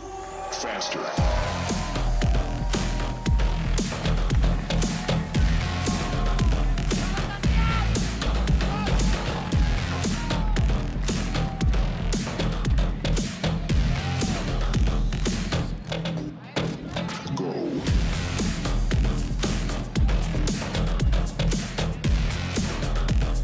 Second up for the red side, he's the third seed for this year's World Finals, and he's the 2023 runner-up. Everyone, give it up for Pedro!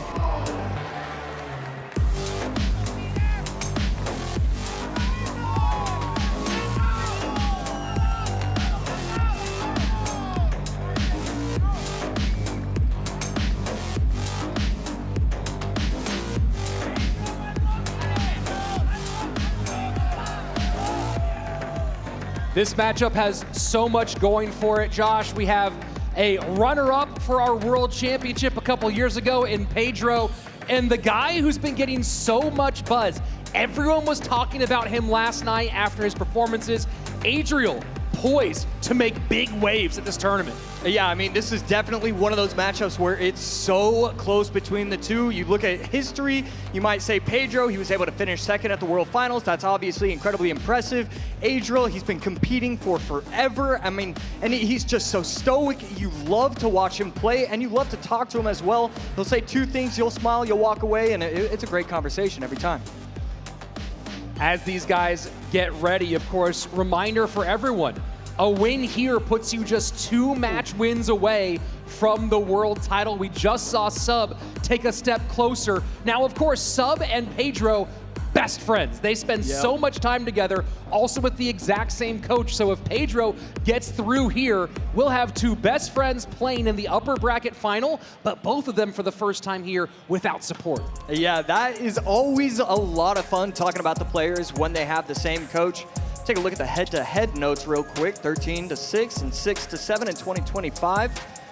A lot going on between these 2 players, and both of these players just they've been the favorites since it started. They're one of those top 3, top 4 every single time is the general consensus. Yeah, I mean, you look at that head-to-head, of course, anything can happen in a given best of 3, and we've seen just about everything happen in a best of 3 over and over again. The big question for me, Josh, as we start with this one, is we know how aggressive of a picker Jebez is on one side, and we also know that it's been kind of the comfort master on Pedro's side. So we'll talk more about that matchup in a moment. Let's first take a look at your predictions for this matchup here, and we're getting it pretty close, 55-45. I am not surprised by that razor-thin margin. Yeah, I mean, I definitely have to give a shout out to the community. I was wondering if it was going to be 70-30 for Adriel, but a lot of people respecting Pedro as they should. I mean, Pedro is obviously phenomenal.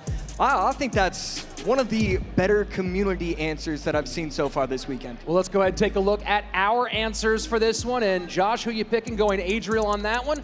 Why are you going Adriel? I gotta go Adriel. I've been so impressed. I'm going Adriel for the rest of the tournament. Until he loses, Adriel is my answer. Pencil it in. Yeah, he's the hot hand right now for sure. And getting back to the matchup conversation, Pedro has typically been someone who's very good in his comfort range. And the one thing I don't want to see him do here in this matchup is go miner or go drill, because I have a very strong suspicion that his opponent is looking to cover both of those decks. Yeah, and I'm really not too worried. I think day one, every single day is going to be different. The meta will emerge, and you're allowing your star player. Look, Pedro is a star. He's a superstar, really. So you can have a bad matchup, you can still win. Even though he was going against Lucas, you still just give him your best decks. We're at day 2 now, though. You have to think of something different. I expect something different from both these players. You got to bring the heat. Let's see it. Game number 1, Adriel, Pedro. Let's go.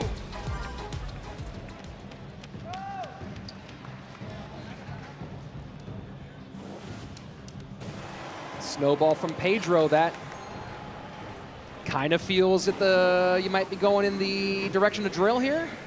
Yeah, and right there, the poison, that poison placement always scares me. I know it's not going to activate King Tower the entire time. I'm holding my breath waiting for it to activate. Zappy's feeling like Royal Giant for Adriel. Ice Wiz cycled from Pedro. This could be that minor poison with the minions. Goblin Hut. We've seen him run it yesterday against Lucas. Looks like he might be repeating. Adriel on the other side. Could be going RG. Still looking like it. The Giant Skeleton says a lot about your deck. RG Giant Skeleton was such a combination for a long time during that period where Giant Skeleton was absolutely just frightening. We've seen some GS today, but obviously not as devastating as it once was. Ghost cycled by Adriel. The Mother Witch is going to be able to put in a decent amount of work. The Ghost is kind of going to get stuck, and it's going to spawn some piggies, but because it's the clone piggies, it's going to be taken out real easily. Splitting Skarmy in the back, Ice Wiz up top. Yeah. And the arrows to support here. This is going to put a lot of pressure on Pedro, and he is very low on Elixir. Yeah, that was huge. Quick reaction with the arrows. It's going to force out another response from Pedro. Just a pretty big mistake, and it's going to allow Adriel to start off the game really well. You just see how much Pedro had to spend for that one Mother Witch. You know, the longer you can keep a troop like that on the board, especially at just 4 Elixir, the value ticks up, up, and up. I mean, Adriel's entire plan was to make it to double Elixir, and he's only taken 150 HP. He's got to feel so good about this start. Right here, how does he want to defend? Going to go with the Skarmy. Evo Snowball is going to put in a little bit of work, but it's an easy response with the arrows. Yeah, arrows right there to clean that up. Pedro kind of going full send, and you look at the board, Adriel has a full Giant Skeleton on, and they're pretty even on Elixir. And right here, Adriel recognizing the matchup and how he has to attack it. He's not going to go in with the RG. He's just going to reset. I'm wondering if he's waiting till, I mean, triple Elixir maybe? I'm wondering how he wants to approach this. I feel like he thinks that this isn't a great matchup. Goblin Hut down. Fisherman trying to get it out of the way. And that's a good bit of poison value on the right-hand side. Wow, that Skeleton King putting in so much work. Body blocking to perfection and staying away outside of the bomb are Pedro's troops. That was a beautiful defense, beautiful response from Pedro. You see Pedro now sending the 2 Zappies to the left. Does want to maybe split up the poison damage as it comes in. Not going to get involved here. We're in sudden death overtime. This has been one of the slowest games, one of the most careful games we've seen yet, Josh.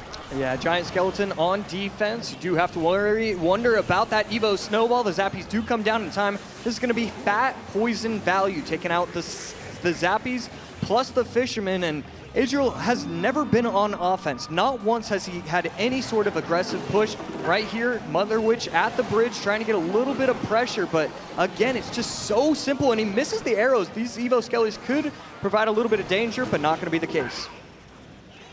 Lead right now for Pedro, untouched on his towers. There hasn't been any spell value for Adriel, and no getting to the second level yet either. Just looks like Adriel is a little bit frustrated. There's just no answer for him. I don't know if he's supposed to start cycling RGs, what not. It just doesn't make any sense. This defense is so strong from Pedro. And there haven't been a whole lot of drills here either. The drill damage has been quite minimal. The poison, kind of the MVP so far. But look at this, Royal Giant getting in, snowball on defense, and that might open up the next cycle for Adriel. Yeah, right here, he could go back again with another bridge RG. I do expect that to happen on the right side. But no, the defensive poison, Adriel's gonna try and win one bridge battle and go in aggressive. Giant Skeleton in front, needs to get that Royal Giant down, 20 seconds left. Pedro still with the lead, 23-54. Lots of ground to make up, arrows in. Royal Giant gets pushed away from the hut. Oh my word! Goodness. Royal Giant gets pushed away from the hut. It keeps on shooting. Oh my word, this drill is everything. Not gonna be enough. Adriel breaks through in the final seconds and takes game number 1. Did we just see what we just saw? Adriel should not have been able to win that. There was no chance. I put that at a 1% likelihood. He just got lucky that it gets, I mean, it's better to be lucky than good. The RG should not have been able to do that. I don't know if we can get the replay of that final moment to look at later, but that was so critical. You have the mass of the Giant Skeleton, and I believe it was trying to target a troop on the outside, away from the Goblin Hut, push the Royal Giant to the outside and made it just sneak on by. And we used to see that kind of play with RG Giant Skeleton a lot, where you'd have that stack pushing the RG into different spaces. This time in 2025, coming through huge for Adriel in the final seconds. Yeah, we take a look at the decks, and I mean, really, this is as close to 80-20, 90-10 as you can really get for Pedro. You have to play it to perfection, and that's exactly what he was doing. He was defending, he was controlling the entire map, not getting too aggressive with poisons. I don't know if we saw more than one offensive poison throughout the entire game, but it just comes down to the singular mistake. The RG able to get pushed by that giant skeleton.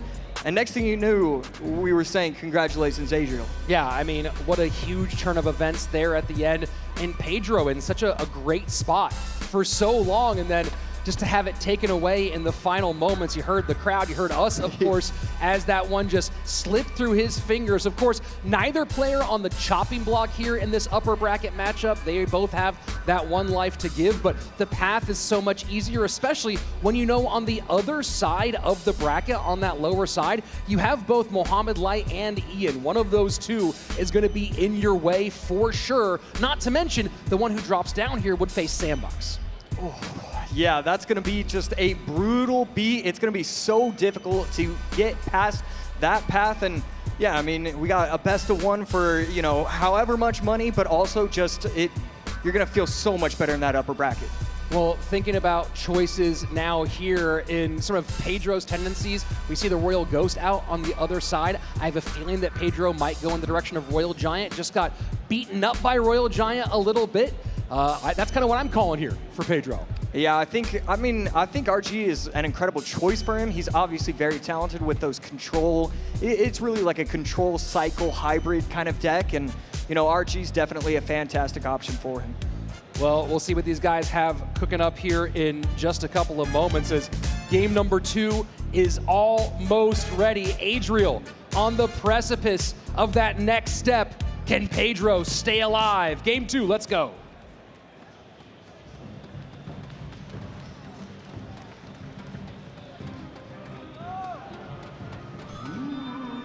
And Pedro does go with his own ghost.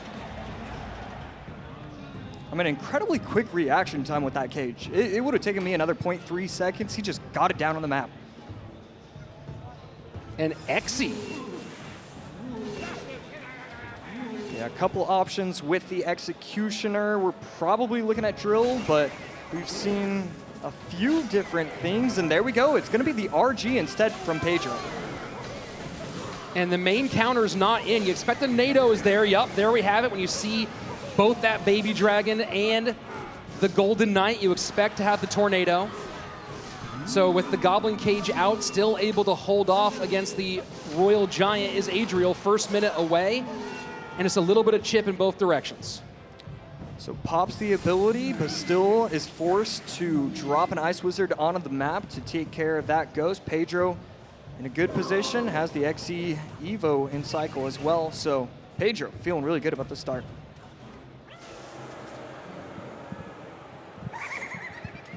Puts the Berserker in the back. Baby Dragon in reply for Adriel.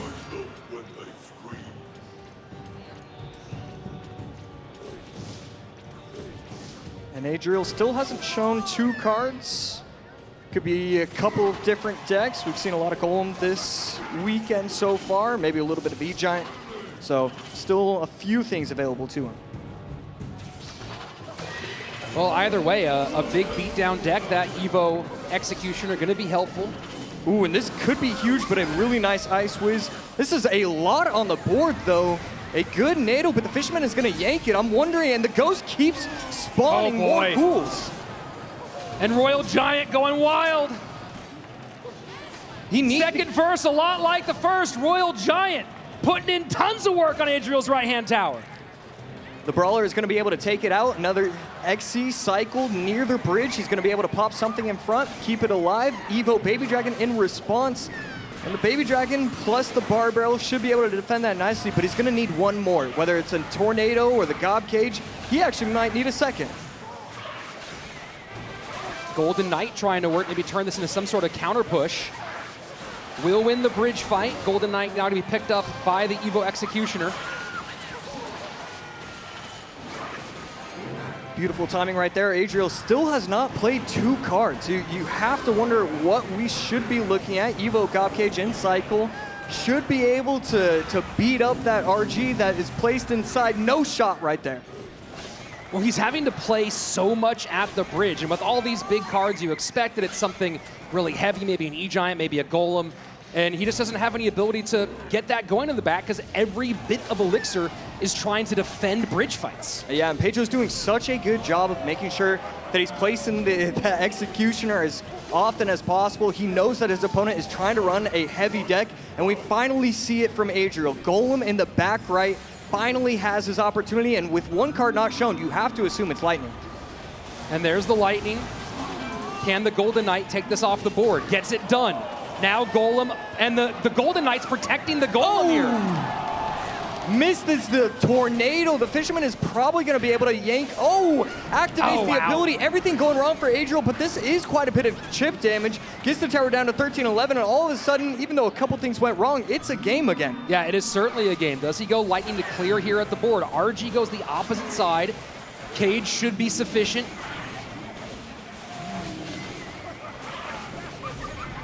And that Fisherman a little bit late, and it looks like it's just going to be Adriel opting to eat the damage. Lightning trying to clear everything. Not going to clear enough, though. And right there, the Ghost activating a couple more ghouls, gets the tower down to 12-12. And now both the left and the right tower are damaged heavily. Gob Cage going to be able to put in a little bit of work, but the RG is going to get 2 to maybe 3 shots. But a NATO comes out from Adriel. Yeah, and he had to spend that NATO, but it means he can't use it on offense to connect on that right-hand side. 17 seconds left. Adriel's going to have to get a NATO Lightning situation going on. The Goblin Cage to cover. Here's what he wants. XE is high, doesn't hit the Golden Knight. And you see Pedro's not going to play anything anywhere near his tower. Does not want that connection. Lightning in, but log the opposite way. Pedro evens things up. We're going to game 3. Yeah, Pedro played that matchup to perfection, winning by 100 HP. I mean, I feel like that was really difficult. He just controlled the entire game. I mean, it's a lot like game number 1. What Pedro is doing to control the map, control the arena, it is unbelievable, and you shouldn't be able to do that to your opponent. Doing that to Adriel is unbelievable. And now what happens in game number 3? Does Pedro go back to that cycle? Does he go big again there's kind of been a rhythm, mostly in modern Clash Royale this last year or so, of you're either going 2 cycles and a beatdown or 2 beatdowns and a cycle. It's very rare to go all one way or the other, and right now Pedro kind of has that option. He can go left, he can go right. And you have to wonder, I mean, if you're going into a game number 3 and you're asking the community now, who do you vote for? I mean, Pedro's played so well, just one little mistake, but at the other side, you know, Pedro's only used Golem, so like, you know, at least there's still a lot of things available to him. I'm very curious if Pedro goes against type here. I do feel like that it would be a big swerve, obviously, to go that direction. You know, if he goes back and plays Miner, or he plays Mortar or plays Mortar Miner, that does feel it'd be like the most predictable way, but you're also getting into that comfort zone, which is really nice. On the other hand, with a few of the things out, he has some pretty big options open. Yeah, it's definitely, there's just so much going on. This is why we love Clash Royale, because there's just, there's 1,000 different answers. There's 1,000 different responses from both of these players, from both of these coaches. Who wants to go which way? We're gonna see that soon, and oh boy, this is another fun day, Rich. Yeah, absolutely. And when you think about kind of what Pedro has seen so far from Adriel, Pedro, or what he's shown Adriel so far, Pedro played Goblin Hut in game number 1, didn't play any building in game number 2, so would not be surprised to see Pedro go back and do something that has a building involved in game number 2, maybe try to get a little extra DPS on something big coming across the board, rather than looking at a potential Miner deck, something like that. Yeah, I'd love to see Miner from Pedro. It's so funny how the commentators are always going to say, oh yeah, we don't want him to be just too predictable, but then when it comes down to it, if you're the best in the world at something, go right ahead. I'm not going to stop you. Make sure you're feeling good. Well, looks like we're ready for game number 3. Here we go. The deciding stanza between Adriel and Pedro. Now keep in mind, I talked about that 2-in-1 situation. On the other side of things, Adriel has played Heavy twice, played Royal Giant, played Golem. Very likely he goes Cycle here, and Pedro has to be aware of that possibility. Adriel cycling the Skellies and the Log. Pedro not playing anything, so you do have to assume it's going to be heavy, and Adriel may be taking a page out of Ian's book, running the Hog EQ Firecracker. Still got a few more cards to cycle before we can actually confirm that. But here we go. It is Adriel playing Cycle, so you have to imagine Pedro's prepared. There's a NATO and an early King Tower activation.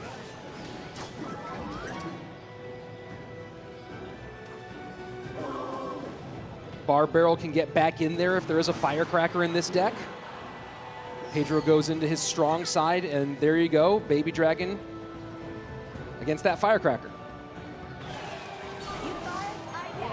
So another Boss Bandit for this tournament. Bullet gets cycled in the back, and this is a great Hog Rider. And then I don't know if that was on purpose, if that's exactly what he wanted right there. Firecracker is actually going to get chip damage on the right side as well. So everything going Adriel's way. A hot start for Adriel. And the second he saw that heavy bowler go that opposite lane, or go into the strong side lane for Pedro, Adriel just immediately jumped on it. And this is what he wants to do. He wants to get damage early in this matchup. Pedro's going to get stronger as the elixir begins to flow more. And so this is a great spot for Adriel to be in. Over 1,000 damage done early on. A little bit of a cushion for when he knows those big downhill pushes will begin later for Pedro. Wow, and this is pretty insane to see how much Pedro is leaking right here. He's going to go E-Giant. I was turning around to see if that leaking was on purpose, and wow, what an interaction right there. And the Boss Bandit is going to go back to the E-Giant and take it out fully. Yeah, I mean, he knew he had NATO in cycle and was just waiting for that Hog to come. Wanted to make sure it didn't touch. Yeah, I need to look at that again. I felt like he leaked 8 or 9 elixir, and right there, I mean, you know, it's a tough matchup. These Hogs, the EQs, it's so tough when they get in a rhythm. And assuming he does have a building, right, Cannon might be in here. Now he's given up so much damage that Cannon is just Earthquake fodder. Yeah, and right there, prediction with the E-Giant up top. Knew his opponent wanted to try and get the Evo Firecracker to chip on top of the tower. Is not able to protect it, though. The Skellies plus the E-Spirit will help out a little bit. Needs to play something else, and he will. Wow. Protects that Evo Firecracker. Yeah, she's just staying on the board for so long. Bowler taking care of 2 Firecrackers down. And Barb Barrel usually great for Firecracker, but only if you can get there, and now Hog switches lanes. Yeah, really interesting ability right there. Skeletons in front to protect the Boss Bandit. Forces out a cannon. That is massive. Adriel knows that his next Hog Rider, yes, it's going to get NATO'd, but now NATO isn't in cycle. It's just that 1, 2, 3. Who's going to figure it out, how to play the matchup? E-Giant sets up behind the clock on the right-hand side. We are in double elixir time. Adriel giving himself options as he continues to go on that opposite lane.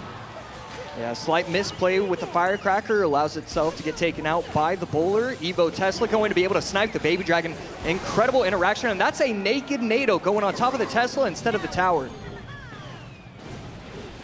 What does he have for this? Okay, Tesla is going to come down in time, but it's going to get a lot of chip damage onto the tower, getting it down to 2178. Yeah, this puts it in the danger zone. Now we're getting into triple elixir. Pedro able to set up in that back corner once more. Adriel can play opposite lane. He can defend and play in the same lane. Both of those are open right now. Cycles the Firecracker in the back, protecting himself. Evo Cannon in cycle. Lightning comes down. That's another Boss Bandit right there, and that's going to eat away at the E-Giant, but this is a lot on the board for Adriel, and it's going to be in range of the cannon. Kind of an interesting placement from that Tesla. Yeah, Tesla not doing great here. Needs to cycle back very quickly. NATO takes the Hog into the middle. Bowler tanking. Tesla once more. Lightning clears it off. This would be a lot of damage here for Pedro. Yeah, and now he has to worry about the Golden Knight that's going to be dashing. He's going to go Hog opposite lane. The mistake with the lock. Oh my. You see a shake. Oh my. Game over. Pedro reverse sweep to win it. Pedro doing what E-Giant does. Holding, waiting, overwhelming. And now we're gonna have an all Brazilian upper bracket final. Wow. What a moment for Pedro. Let's go down to the floor where Juicy is with our winner.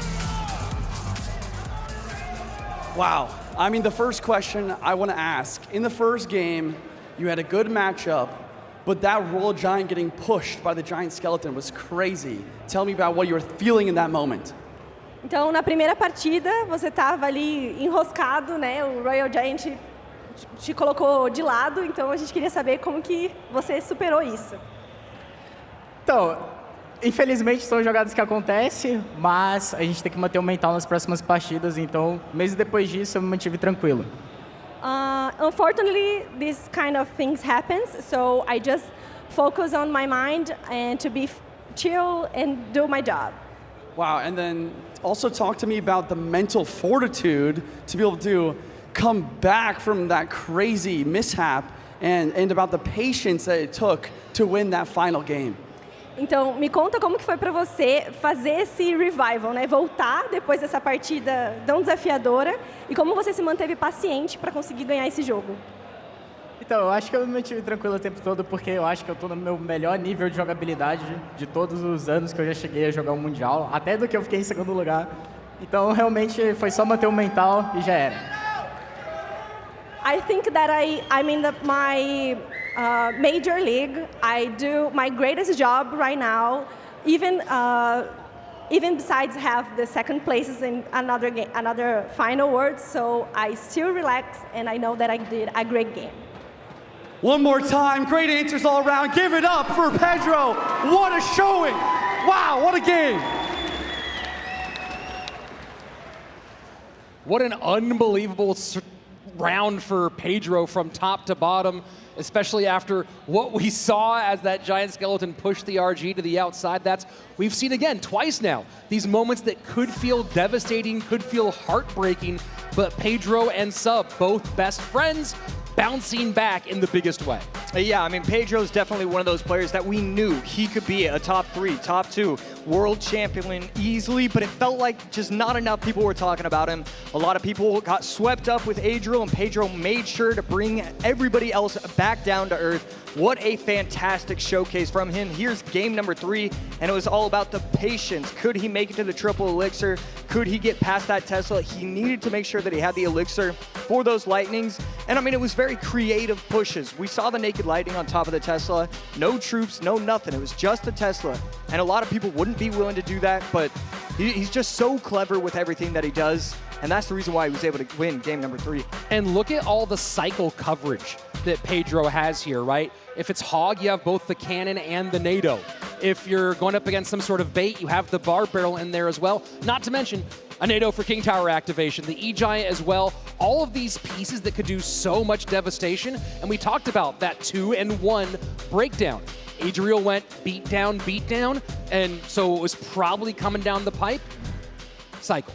Yeah, that's a great point right there. And man, I can't wait to go backstage and try and grab Pedro, because I need to know how he was able to come up with the fact that it's okay to leak 10 elixir. I was always taught from a young age, don't leak elixir, play your cards down on the map. But I learned something new today. Yeah, I mean, I think the biggest thing is recognizing in those moments that he had what he needed in cycle as the responses. And the only thing he would do by spending that elixir is getting those responses out of his hand at that moment. So brilliant. I really love the maturity, the patience from Pedro there. And now look at this bracket. Sub and Pedro, one of those two guaranteed to be in the grand final. Those are 2 parts of our top 3 here.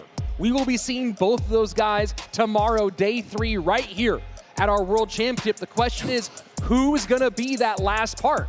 Will it be Mohamed going for his 3rd World Championship? Will it be Ian with the big upset, keeping this crowd pumped up?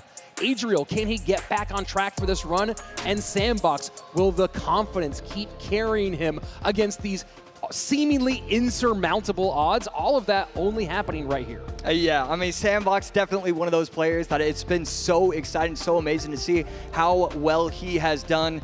And oh my goodness, match 17. Yeah. How are we not getting this in match 24? I mean, Mohamed Light, Ian 77. Who does the crowd even choose root for at that point? You know, the way this crowd has been so far, I have to imagine it's going to be for Ian, but we'll see. The 2-time versus the champion of this room coming at you very soon. Don't go anywhere.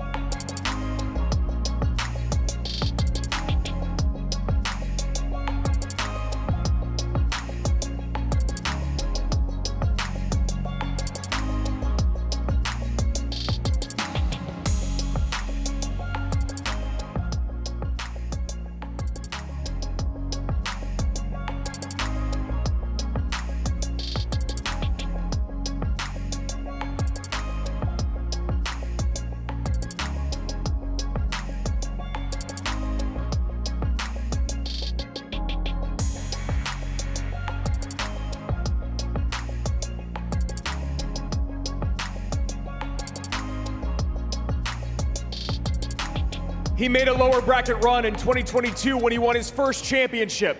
Can he do it again to win his 3rd? Welcome back to the stage, the reigning, defending, undisputed champion of the world, Mohamed Light!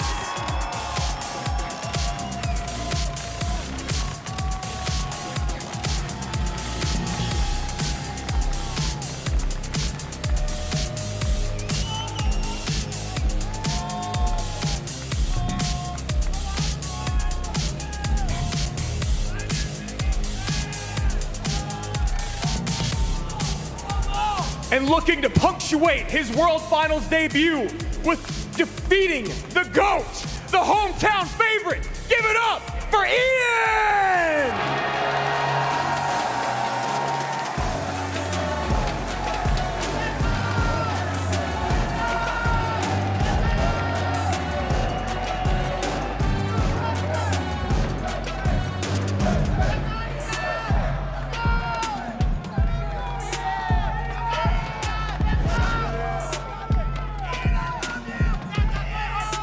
This is almost unprecedented territory here, Juicy, because we are so used to every time Mohamed steps on stage that he gets the big pop, the big cheers. And for the first time ever, we heard a fairly quiet room and then the cheers going huge for his opponent. I know. This is such a wild match to have the two-time world champ going against the fan favorite. You can hear the crowd in the background. It's absolutely electric. And you know what I haven't asked these players is when those big pops, because we've heard some roars today, are those roars breaking through those noise-canceling headphones? Because the level of response, we've seen Ian look up at the crowd a few times. Yeah. I have to assume it's there. That's the big question. When Ian has big moments, does that break through those headphones and start to rattle Mohamed Light? Yeah, I actually talked to Ian yesterday after coming off one loss to go to the lower bracket. And he said, you know, it's enough noise canceling to make sure he can stay focused, but enough of it's able to lead through to really vamp him up and get him excited for this game. Well, he better be not just pumped, but also able to maintain that certain level of calm. You can't let the adrenaline take over and start getting you thrown off from the mission at hand, and that is beating not just one of the greats, not just, some would say the greatest, but a guy who's been so comfortable in lower bracket runs. Yeah, the other reason I'm just ecstatic to be on the desk for this match is because leading up to the World Finals, I spectated Mo and Ian practice game after game, day after day against each other, and a lot of the games were very close as well, so we are in for a treat here, Rich. Well, let's see if your predictions are close on this one or if it's gonna be heavy for Mohamed Light. And wow, laying him heavy, 81% voting for Mohamed Light over Ian, just 19% of the picks. Let's go ahead and take a look at our picks. Jackson, who you got? I have to go with Mo here. While Ian does, you know, have what it takes gameplay-wise, Mo, he just has so much more experience on stage. Well, I'm gonna go ahead and buck the trend here. I'm picking the hometown guy, Ian. I've heard this crowd. I have never seen a crowd like this before, and I believe that they could break through and maybe rattle the champion. I know, we talk so much about the Mohamed Light effect of being able to, or really struggling to play against Mo, but I think there's an Ian effect here today. Well, we'll see in a little bit as these guys get their decks ready. How heavy is that Ian effect? What does it actually do for you? Does it give him that boost to beat Mohamed? Does it swing the mood in the room enough to shake things up? And can Ian maintain his calm, bring back what he showed us in his previous outing, and just be cool, directed, and ready? Time to find out now. Maybe the most anticipated matchup of the year, Mohamed Light and Ian. Let's go. We're into game one, both players locked in. Good luck from both players, and a wall breaker's in the back from Mo. I really like this play. Not a huge surprise. Mohamed has opened with this a few times. Royal Giant is the show for Ian. Yeah, and Mo's just going back to his bread and butter, his comfort. He won 4 20-win challenges on 4 different accounts with this Minor Poison Ice Wiz control variation. Are you surprised to see him go here again, though, given that we essentially just had that same conversation? You know, I'm not. I think that no matter what, you know, if you take a loss with your best deck, it's still your best deck, and you can take what you learned previously and kind of apply it into this game. Ability does put a little bit of damage onto that Royal Ghost. Mighty Miner will finish off the Fisherman. First minute away, and just a little bit of chip both directions. It's really interesting to see the Firecracker variation from Ian with the Royal Giant. I think it could be good. Just apply some pressure, and it's going to help versus the Goblin Hunts as well. Big connection for Mohamed. Now opens up the scoring. Yeah, another thing to think about once again is what spell do you choose with your Royal Giant deck? In this sort of situation, I think a Fireball is a little bit. Wait, he's not. Wait, is he using Mega Knight? Hog? I'm not sure. What a fascinating choice. The MK here. I kind of like it though. The Mega Knight historically does really, really well versus these ship type decks, able to defend and counter push with that big 7 elixir card. Wait! And another connection for Mohamed. Oh my goodness, not only getting damage on tower, but also taking out the Firecracker, preventing the counter push. Ian is really showing to start a little bit of his nerves. We have not seen a ton of Mega Knight here. You see Ian with the oh no goblin emote. Classic Ian trying to get into his opponent's head. I talked to a few players, a lot of them are saying that they always mute emotes when going against Ian, just to try to prevent that sort of mind games. Wall breakers don't get through this time. Evo Mega Knight not able to take care of the hut. And now Mohamed Light starting to put on the pressure. Evo breakers coming in from Mo on the left-hand lane. No Barbarrel and Cycle. That's a double Evo wall breaker connection. Oh my goodness. Double hut down. Regular Mega Knight into a Mighty Miner. I really like the use of the Goblin Hut to pull the Fisherman in to allow the Mighty Miner to do work on those Mega Knights, but here comes the Evo.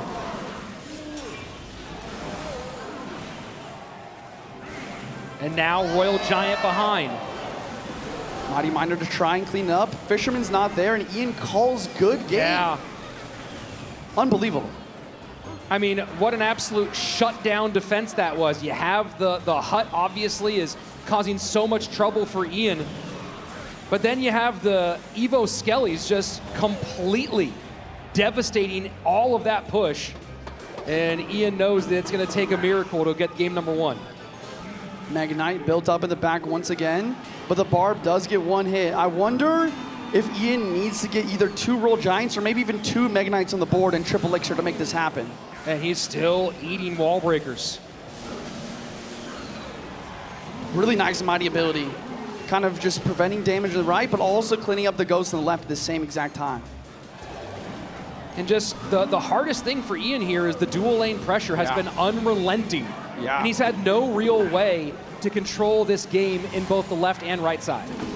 And that is what the change to the 3-card cycle is about. You know, it hurts Hog sometimes, but being able to have, oh my gosh, with the wall breakers, but being able to have multiple Mighties on the board to defend is huge. 2 Mega Knights down, Evo Royal Ghost as well. RG on the right-hand side. This might be it. There's a lot on the board here. Ian might have to ignore the Miner and just go after it. E-Spirit to hit. Will the Royal Giant turn around? Mega Knight all over the place. 48 HP. Lightning in. Can the Royal Giant do it in time? Can the Royal Giant do enough? It's not going to happen. Poison down. Mohamed Light wins game number 1.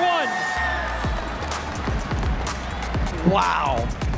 I mean, when I saw the double Mega Knight, I was like, this is what I was talking about. The double Mega Knight push with the Evo Ghost and Cycle. Ian did everything in his power in order to curate the perfect attack in order to try and break through Mo's stone wall defenses, but it simply wasn't enough. The damage lead, the damage disparity was far too wide in order to make it happen. The Lightning just trying to open things up, couldn't get it done. And now Ian facing elimination, and now you have to wonder if this is where those nerves start to set in. This is that moment that you dream about, right? You're up against the 2-time at World Finals. This is a put up or shut up moment for Ian. Yeah, and looking at the decks here, we just see once again this version of Miner focusing on Evo Skeleton instead of Evo Ghost just for full defensive capabilities. He did it really well of utilizing his Goblin Huts to pull in Fishermans, stacking multiple of them on the board to try to prevent a lightning value. And then once again, the Ice Wizard is just such a menace to slow all these pushes down. One other piece too is that this version now leaves Evo Royal Ghost open for Mohamed. And we know how devastating that can be. That card almost just won the matchup for Ian here. So that little change, those 1 or 2 card changes, don't just make the composition of that one moment shift, but they also do that same thing to the entire duel. Yeah, that is a great call. I mean, the Royal Ghost Evo, it's so strong defensively, and as you saw from Ian trying to counter push with that as well, I really like that call from you, Rich, because you're so right. You always need to be thinking about not just this game, but the future of the best of 3 as well. Well, now we have this thing we were talking about with Josh last game about sort of the rhythm of these duels is 2 beatdowns, 1 cycle, 2 cycle, 1 beatdown. That's the big question here. Now with this back to the wall, does Ian revert to playing cycle? And you have to imagine that Mo might try to cover. Yeah, I mean, Mo and his coach Allen always covering those important decks. We've seen Ian do really well with Hog Earthquake this day of the CRL. I think that he's starting to really start to lead in the comfort. The problem is I just don't even know if that's possible going against the best player in the world. Well, looks like their decks are just about ready. Let's jump into it. Game 2 of Ian and Mohamed Light. You see a good luck from Ian. He's got the Cannoneer Tower. Most likely either going to be Mortar or Hyperbait, based on my knowledge, and he's got a gang, so really could be open to either. So Ian going cycle as maybe we thought. Question is, what do Mohamed Light and Allen have ready for it? Firecracker guards. Going to be either Hog or Royal Giant paired with that Firecracker. Skeleton Barrel from Ian. E-Spirit is in the deck here. Wow. And the Ghost. That's what we just talked about, right? Ghost not played in that previous deck as it normally would be, available and in use here. Log going to come through, kind of protect the Electro Wizard, force Mohamed Light to spend more elixir, or decide to take a hit. Mo is not too worried to take a hit on the right-hand side because he's already taken damage to the left, kind of letting Ian split up the damage to try and conserve that elixir advantage. What do you think Ian's looking for with the E-Wiz pick here? You know, I think it's good versus bait. Obviously, any sort of Mighty Miner or Inferno Dragon deck, it's going to be great for. But ever since the buffed Electro Wizard, it's actually a lot stronger than people realize. And obviously, kind of using it as a secondary spell on defense can be super important. Here we go, Hog in, E-Wiz high.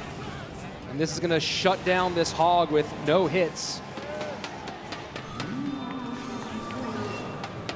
Ian's starting to open up some damage here. Yeah, both players kind of feeling each other out, trying to figure out what's good. Ian's tower definitely starting with a little bit less HP overall and a little bit of a lead, but Mo is always taking that sort of thing into account. Hog in, high Mortar. I wonder if Cannoneer can shut this down. He's not sure, so he drops the Electro Wizard. Evo Ghost on the board. Can he protect that in order to get the counter push? Doesn't look like it. The E-Wiz does a good job, though. Here we go. Fireball in, skeletons all over, Log comes down. I'm trying to figure out what Mo's last card is. Obviously, it could be Earthquake, but he didn't use Lightning previously. So that Lightning could be a difference maker, although I think he'd much rather Earthquake for the Mortar and for the Goblin Gang. Little splash on that tower from the Firecracker. Skeleton Barrel opposite lane from Ian. Getting closer to sudden death overtime, and at the moment, things fairly close, about 100 HP separating on the right-hand lane. A lot of pressure in the right-hand lane to try and punish that 6 elixir card of the Boss Bandit in the back. And this actually forces Ian to use a defensive Evo Mortar. That's definitely going to give Mo an edge to continue to attack and not have to worry about that on offense.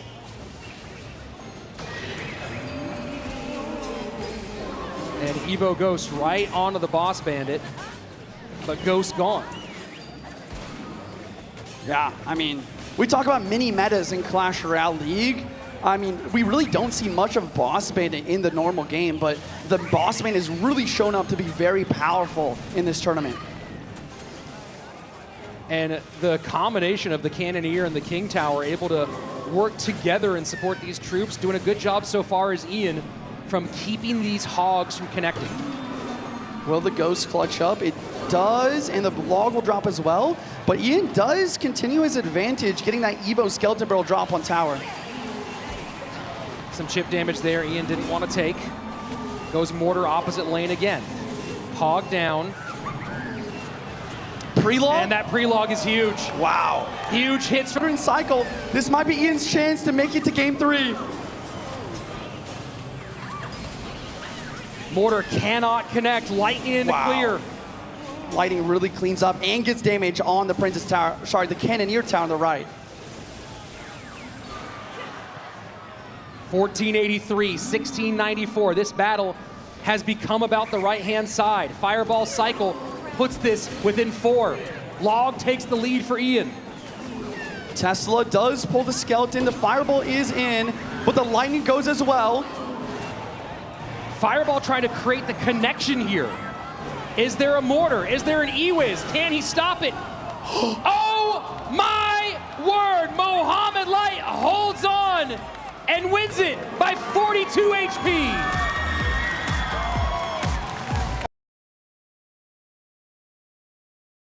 Ever seen Mo so almost unhappy about winning that game. I think he's feeling for his opponent here. I really wish this could have been our grand final, but we are going to be saying goodbye to Ian 77 in CRL League 2025. Mohamed's head with Andrew Guy. All right, Mohamed Light, 2022, you made your lower bracket run. Obviously, you became world champion at the end of that run. What did you learn back in 2022 that made you successful here and hopefully tomorrow as well? I don't know, to be honest. I'm just playing and I'm a bit tired right now. Hopefully I can get some rest before my next set. Okay. Got to keep his secrets to himself. It's maybe one of the first times you've been in a room where the crowd was actually not rooting for you. Did that have any effect on your gameplay, hearing them pop for Ian every single time he made a play, every single time it felt like he was coming back into it? To be honest, the headphones this year are very good, so I was not able to hear the crowd. I'm only able to hear the crowd when Alan is screaming. That's a good coach. And lastly, that deck's been played a few times that Ian was running. It's been very successful. You and Alan kind of created that deck. Can you talk about why you guys think it's been so good in CRL 2025? I think the main thing about the deck is that the boss bandit is really broken, and it probably should be nerfed. You heard it here from the GOAT. One more time from Mo Light, who'll be back tomorrow. And a direct appeal from Mohamed Light to the Balance team, who I can see, I won't point him out, but I know they heard that one. We'll see if the boss gets a change for Ian this time. Mohamed Light getting it done in 2, and I gotta say, I have never seen or heard a response for Mohamed Light win like the one we just heard. I expect the crowd maybe to come back around tomorrow when they've healed from what happened today with Ian, but man, that was one of those ones where I think that no one kind of knew what to do in the moment. Yeah, and looking at these decks, you know, this is game number 2. Once again, Mo without the Earthquake, but he still gets it done, utilizing his Ghost for the extra splash damage, the Evo Tesla to control the spam, as well as control the mortars. And the really scary situation was the Evo mortar to the right-hand side, but he really just kind of controlled everything using those cards, and then actually the Lightning ended up being so much extra damage compared to the Earthquake on tower. Well, you know, we come back to it's a 42 HP difference. Right, and in the final moment, Ian played Fireball to try to get the Skeleton Barrel to break through, and not on tower. Right. Ian puts that Fireball on tower. We're in game 3 right now. I know. Yeah, that is actually unbelievable. I didn't even really realize that, but that is now in the past. Looking at the bracket here, you know, Mohamed Light is going to be advancing to that lower bracket semi-final. And our next matchup, we do have Adriel versus Sandbox here, Rich. Adriel and Sandbox, 2 absolute killers. But of course, one of them has to go on and take on Mohamed Light. And I know that Pedro and Sub are just sitting there and they don't even care who wins between the two of Sandbox and Adriel. They just want whoever's going to stop Mohamed from making it to the grand final or make it to the lower bracket final. So we'll see if one of those two guys can dig it out. But right now it's the end of Mohamed's day, or end of Mohamed's day for the moment. He's going to go and await the winner of these two, and then we will get ourselves down to our final 3 here in just 2 more matches. Yeah, which is crazy. We're going to be finishing everything today except for the upper bracket, lower bracket, and grand finals. So don't go anywhere, and let's go and hop into these highlights to see what just happened to this match.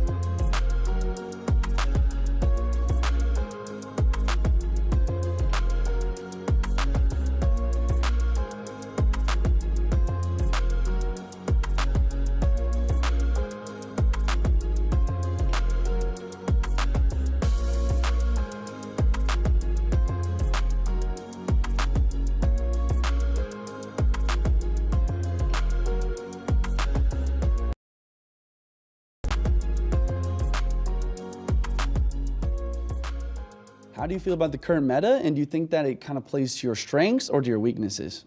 Diría que me favorece por el Ghost Evo, que ya que el Noble está bastante fuerte y me gusta el meta. What do you have to say to your opponents before they have to see you on the stage? 선수들과 같이 그냥 재밌게 게임하고 싶습니다.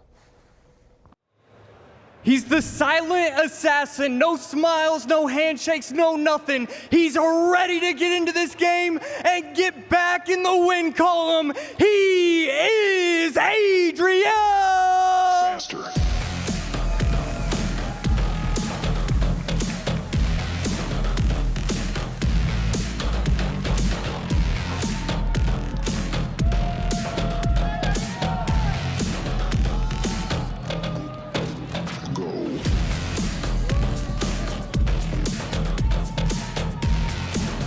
Being the underdog means nothing to this guy. In fact, I think it makes him play even better. Our next guy is Sandbox!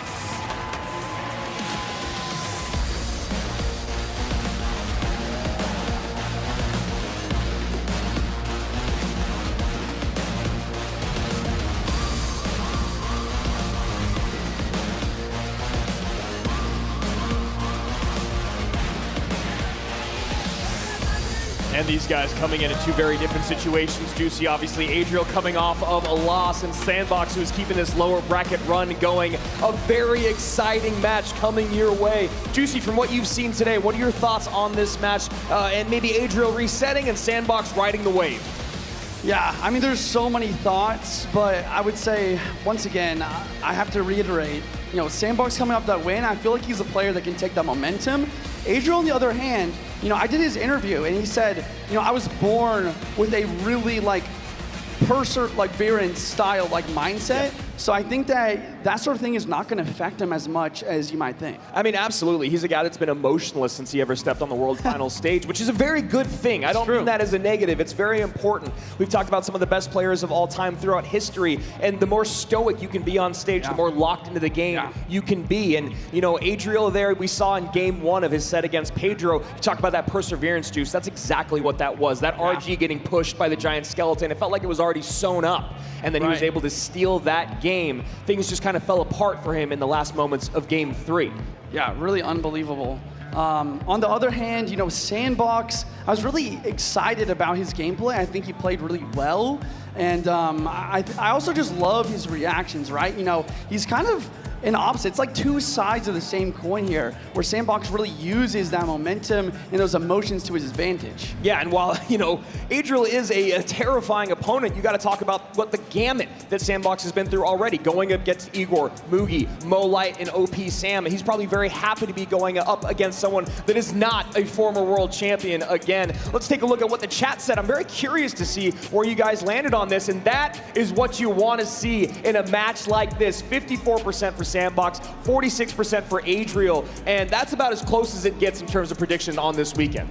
I know, and I'm really excited to see these caster predictions as well. For me, I understand where the community is at. I got a big Sandbox. Like you said, he's coming off a win of Mugi, a 2-time world champion. That's so much to go on. Once again, Adriel taking a loss from Pedro. Yep. It's just a tough situation. Absolutely, and in terms of my pick, I actually did go with Adriel because he has been so clean throughout the entire weekend. That set, though, that was the first time we saw a little bit of, cracks in the armor, and the rest of us are all going with Adriel as well, but Juice being the last man standing for Sandbox, I could see it going either way. Yeah, I mean, we talk about Adriel being stoic and not making mistakes, but in that last set, he really struggled, just missing a tornado. I've done it many times, but it's just something you cannot do if you're going to try to be the world finals winner of the Clash Royale League. Absolutely, and then he almost doubled down on that mistake. You understand why he hit the dash there to try to take care of the Fisherman, right? But it didn't take care of the Fisherman, right? And it activated King Tower, which you never want when you're playing E-Giant, right? Exactly. Yeah, I saw that as well. I mean, once again, shout out to Busby. Mistakes beget mistakes. That's right. You don't want that to ever happen, though. That is one of the first things as a coach you ever teach a player is never let one mistake lead to another. Absolutely, and these are two guys that have already shown us that they can kind of bounce back from their mistakes in history. Sandbox has been doing it excellent all day long, all weekend long. So here we go. Adriel, Sandbox, one stays, one goes. And we're into it. Bull's favorite card being Royal Giant. I love how both of them picked their biggest rival to be Muhammad Light as well. Of course, to beat the best, you got to beat the best. Right. And wondering if Sandbox is just going to go right back to what we've been seeing with that mortar deck. Maybe Ram Rider instead with the Bar Barrel. That mortar deck has been running Fireball and Log, but it does have the Skelly Barrel here. So RG, bottom of our screen. And Sandbox with the mortar at the top. The boss man, it just continues to dash. And it still dashes again here. Just so much pressure from that one card. And down to 1 while Sandbox is ticking to 5. Yeah, and you talk about how the boss man, it just forces out so much elixir, and this is where we see 6 elixir to 4, another boss man at the bridge continuing to apply insurmountable amounts of pressure. And I love this because while it's not trying to win the game, if you make a mistake with that little HP against the boss bandit, you will lose the game. So I love that pressure there from Sandbox, recognizing where his opponent is. They're near even with Sandbox slightly in the lead elixir-wise. Again, great pressure there, no damage done, minute 20 down.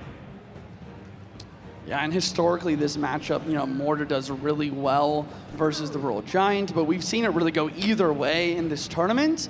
I do think the boss bandit, though, does a little bit better than Skeleton King might normally, because the ability is a slightly more efficient versus the cards like Log and E-Spirit compared to the Skeleton King ability. And the Fish Boy. The Fish Boy locks on your Skeleton King. It's pulled out of the conversation, whereas the Boss Bandit, you can hit that ability, reset. Also the DPS from the Boss Bandit, even without using that ability, just the dash and that single target DPS, all better than the Skeleton King. So Sandbox not in a terrible spot here, and he has a great ability to create pressure cheap in the opposite lane. So we'll see how he wants to let this game play out, and that's a lot of fireball value, Juice. Yeah, Evo goes, cleans up the boss spin, the fireball takes everything out, and now we see the counter push. This is what Evo Ghost is best at here. Counter push coming in. Evo Ghost has to be wrangled, but you got to think about that Evo RG first. Evo Ghost still on the board, doesn't go invisible again, and you have to play that Dark Goblin close enough to where you don't get more pops there. Hunter on tower, 26-32, first lick of damage done by Adriel. Ghost is still a threat. No skeletons in cycle for the surround, so a boss bandit drops instead. Not the worst thing. It is going to counter push, and I like the adjustment here. Not going same lane to give fireball value, but instead dual lane pressure to force out more elixir on both sides. Great set of skellies there from Sandbox to predict the Fish Boy. And that's why this boss bandit is wreaking havoc once again. Sandy keeping up the pressure, gonna go Evo Mortar. 4 elixir in the tank for Adriel, gotta use skellies to kite. Now boss bandit comes down, feeling the pressure here. How's he gonna stop it? Mortar's locked! Evo Mortar is locked! Oh my goodness. Boss bandit's tanking. Fireball does hit, but the Evo Mortar gets one more connection. Boss Bandit isn't able to dash, but still, almost 1,300 damage done on the left-hand side for Sandman. There are certain things that happen in this game. An E-Giant getting on your tower, an Evo Mortar connecting, it will turn the whole thing on a dime. Insane amount of damage there. 1775, 2591. Sandbox with the defensive mortar on the board, feeling good. Boss Bandit back as well. Kind of slowing things down a little bit. This will give Adriel a chance to make a push, but Sandbox got quite a bit of elixir for defense. Let's see if he can make it happen. And that RG just eaten up some skellies, some minions, and a good counter push on the right-hand side, but has to deal with this push on the left. Fireball doesn't hit the Boss Bandit, but does hit the Evo barrel. Esports trying to clean everything, and it does. The log unnecessary. And once again, Adriel kind of showing his nerves a little bit. Yeah, I was just going to say, Juice, that is such a great call here because now Sandbox going to keep the pressure up. A little bit of mistiming there.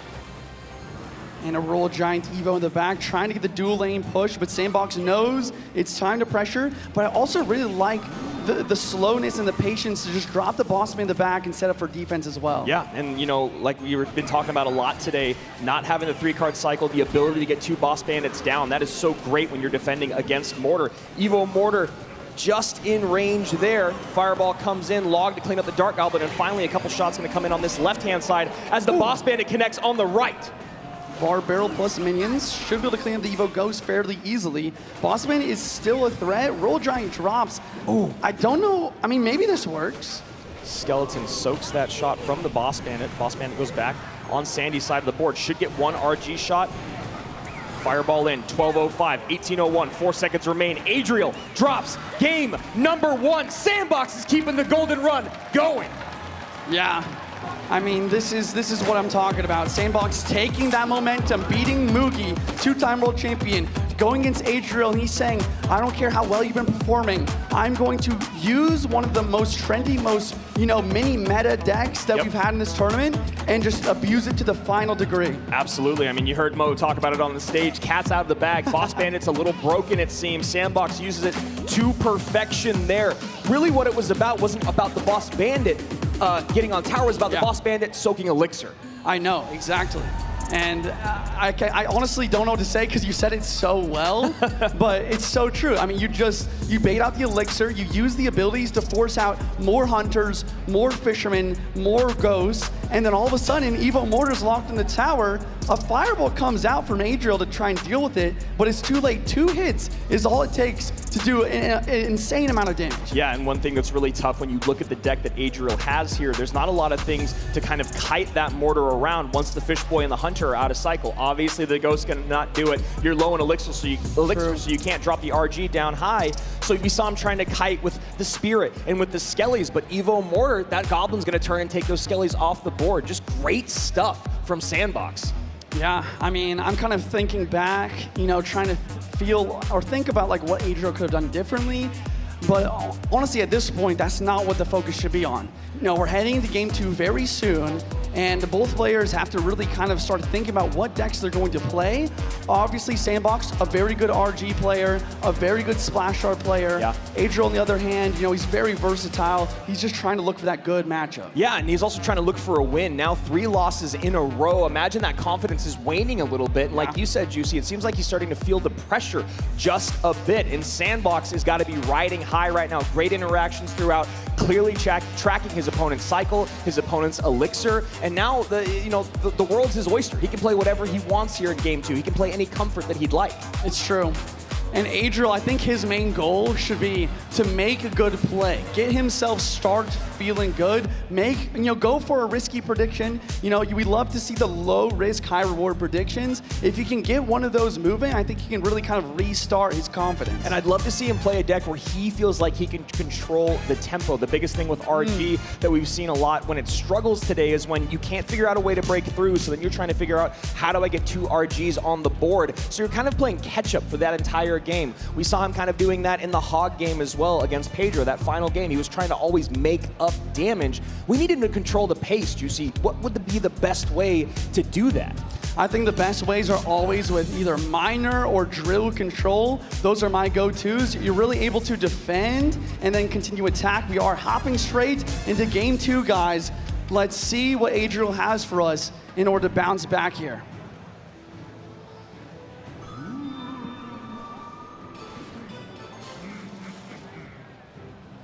And Mighty Miner comes down, feeling like it could be Hog or Miner control.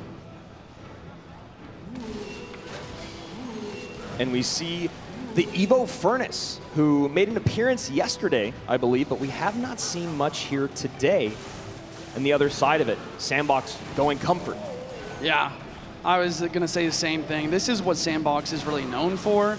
You know, these kind of mid-tier expensive control decks with the Zappies, with the Evo Goes, the Giant Skeleton block lanes, and instead of the Roll Hogs in this variation, we do see his favorite card, the Roll Giant.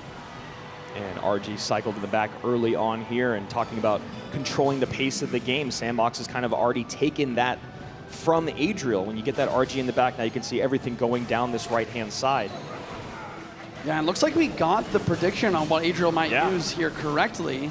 You know, how do you control the pace of the game? You use Drill, you use Miner. He's coming out with some Evo Snowball Drill. He's going to have Poison. He's going to have the Furnace to apply pressure as well. But Sandbox is doing a great job to continue to apply pressure and try and break through that. High Mighty Miner trying to protect that Furnace. Furnace does not stay alive. My goodness. And as Piggy spawns to get even more damage on that right-hand tower. Adriel's down a game and down damage here in an elimination moment. Mighty Miner does cross the bridge. We do see the Zappies, and I like this placement of the Zappies, just high and centralized, kind of not allowing Adriel to go for a poison and get that tower damage. Whoever loses this match will be sent home with $20,000, just like Ian was. Winner moves on to get at least $40,000. Doubling the cash has got to be a big, you know, reason to be nervous here. I don't blame them, but I mean, we talk about it, you know, when we do interviews on like Mo, like what are you going to do with the money? He's like, I don't care about the money. I'm here to win. And that's the mindset you have to have if you're either of these players. Absolutely. Never heard one of these pros talk about that cash prize as the driving force, but you know it's on their mind. As Sandbox has been defending very, very well, about 300 HP in the lead, opposite sides of the board. Fisherman, will it be able to lock on? Very common idea to take out those glass cannons with a high Fisherman. Evo Ghost, I like the idea to snipe this over the river. And the guards are there. Mother Witch is there, though, in response. The predictive plays from Sandy. And now Mighty Miner completely useless here with the Zappies behind. Bomb Tower going to have to put in all the work. A really strange placement of the Bomb Tower, and the RG does get one shot because of that. Yeah, you'd think the Mighty Miner stays alive, maybe a little higher, right, Juice? Yeah, higher to try and keep the Mighty alive, or even more centralized to just let the RG have to walk a little bit further. Either way, you know, Sandbox keeps up the pressure, and Adriel is forced to use the Evo Snowball. That's never what you want to do. And you're running out of time. Yeah, you know, it's okay to maybe use it a little bit earlier in the game, but you've only got 90 seconds left. You're down in damage. That's going to be the best offensive weapon that you have. Again, we talked about controlling pace. Sandbox has been doing that the whole game, while Adriel is rocking the deck that should be doing that for him. Yeah, it really just seems like he's struggling to defend. He's kind of falling apart at the seams. And, you know, how long is it going to take for him to get that Evo Snowball back in cycle so you can break through the Ghost here? I'll tell you right now, Juice, it can't take more than 70 seconds, as that's the line that we've just crossed. 1 minute and 5 remains. Adriel fighting for his life. The MVP of day one, as many called him, looking at elimination already. Pre-Snowball and Poison, but the General Jerry gets pushed back so that the Evo Skeleton Army defends everything despite the prediction. And that one Zappy stays alive, finally gets taken out by the Bomb Tower. Mighty Miner up high here to clean up the RG. Another set of Zappies down. More damage coming in here from the Pigs. Adriel cannot figure out a way to get on offense, defend, and deal with the Mother Witch. There we go. Wow. That's actually a lot of damage. Yeah, damage is coming through, and all of a sudden with 25 seconds, it's a very close game. And I will remind you, Andrew, the Evo Snowball is finally in cycle. If you know that, Juice, we wonder if Sandbox is able to keep that in mind with all this going on. High Bomb Tower, now that Giant Skeleton is going to take it out, but not enough time for another RG, is there? There might be, going to bait out the Drill. Drill's on the other side of the board. Evo Snowball used defensively. Adriel needs to figure out how to get some damage on tower, and Sandbox does it into the sweep by the South Korean. I cannot believe what I've just witnessed.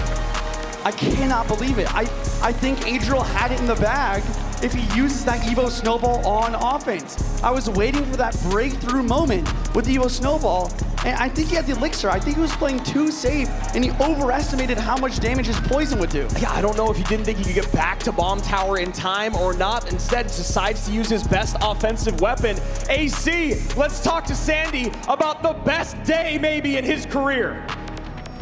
Congratulations, Sandbox. That was an incredible set. Your RG games are always perfection. How does it feel to make day number 3? 일단 승리 축하드리고요. 이제 3일차로 진출해 주셨는데 소감 어떻습니까? 많은 헤이터들이 저의 실력을 많이 깠는데 증명할 수 있어서 굉장히 행복한 것 같습니다. I think there were many moments that it challenged me every steps during the game, but I'm very glad that I'm happy to prove myself. And so, you've been an underdog in some of these games. Does that affect you in any way? And how great is it to prove that you belong? 어떻게 보면은 아직 좀 약자처럼 취급을 해줄 수 있지만 이제 여기까지 왔단 말이죠.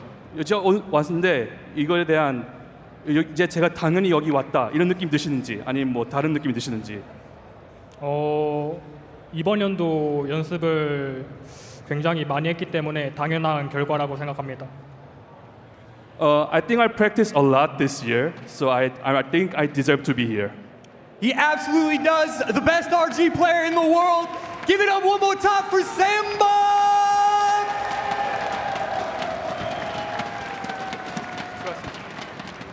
And now guaranteed a 4th place finish at minimum, and a minimum of $40,000 is Sandbox, who has now made this the best World Finals in his career. Juicy, that was such a clean set by him.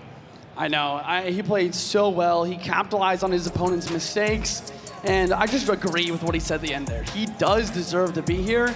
He's been my dark horse pick for this tournament for a reason. True. He's been grinding. He's very versatile. And I feel like his playstyle really plays in to this meta. Yeah, and you know, you called it in game number 1. It felt like Adriel was making some nervous mistakes. And I really love that Sandbox goes not only Evo Royal Ghost, one of the strongest cards in the game right now, but he goes right to Comfort. And that Mother Witch was causing so many problems throughout that entire second game. Yeah, it's so true. I mean, the prediction on the guards did a great job, but even on defense for the drill, it's always a threat to spawn in piggies, so that Adriel's always overspending to go for the poison, and that just allows Sandbox to apply even more pressure. Yeah, and overspending was kind of the name of the game for Adriel in this set. We saw it in game 1, throwing logs when he didn't need it, just not quite efficiently using that elixir, which we all know is the key to victory from those Clash Royale notes. And so while Adriel is sent home with a nice check of 20K, you could see our final 4, Cal Sub, Pedro, best friends in the upper bracket having to face off against one another. And then down below, Cal Sandbox going up against the GOAT, trying to make it to the first ever 3-time world champion. And this is an incredible showing for the Brazilians, for Mo, for the South Koreans. This is just such a great day for all these guys. Yeah, I mean, last year we talked all about the Battle of Brazil, and now this is the true battle here. When I was interviewing Pedro, he said, you know, it means a lot to be the best from his country, so I think he's going to be going all in. On the other hand, you know, Sub literally just beat Muhammad Light, so I think both of these players have a really good chance to win this battle. So going Mo Light and Sandbox next, we're going to give Sandbox a little bit more time to prepare to get ready, as he obviously just came off stage. Mo's had a little bit of extra time, so in the meantime, we're going to go give some love to our other language casters. Rich, who do we got? Just like every year, this game is worldwide, and we have casters from all over the planet walking by our Spanish language stream over here with Revel and former pro player Bale. On to our official Portuguese cast. Oh yeah, look at that, R-Tube and longtime coach Alan here in the building. And oh, look at that, bienvenue to France, our French language stream, Wayloff and lemon tea of our first ever CRL season, live with the French community. And now this was supposed to be our former friends from the Portuguese cast, Bruno and Deco, but as you can see, it's been taken over by two people who you'll be seeing tomorrow. Oh, look at that. Pedro and Sub live on stream with the Portuguese-speaking community in Brazil and beyond. Of course, we also have German, Italian, Indonesian, Chinese, Japanese, Korean, Arabic. Oh my gosh, we are worldwide and we love it. Thanks to everyone who's streaming this, whether you're doing it on your own channel or doing it for your community at home. We appreciate you and we love Clash Royale.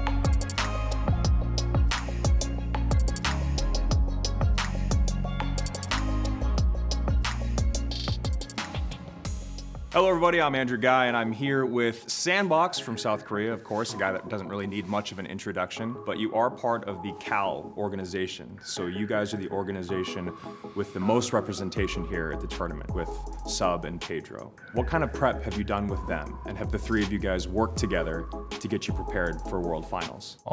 칼, 서비랑 페드로 같은 팀이기도 하고 최근 들어서 연습도 많이 하고 저보다 지금은 더 잘하는 선수들인 만큼 연습하면서 더 많이 배우고 있는 것 같습니다.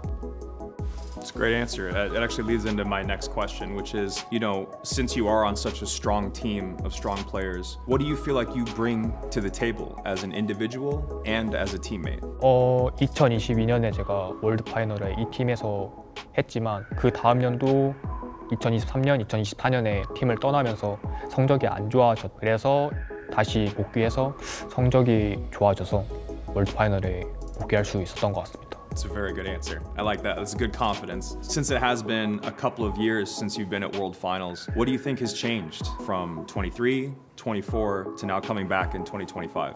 확실히 그 전 연도보다 자신감이 더 얻은 것 같고 현재 최고의 선수 모하메드 라이트 선수와 연습을 하면서 그 선수한테 많이 배웠던 것 같습니다.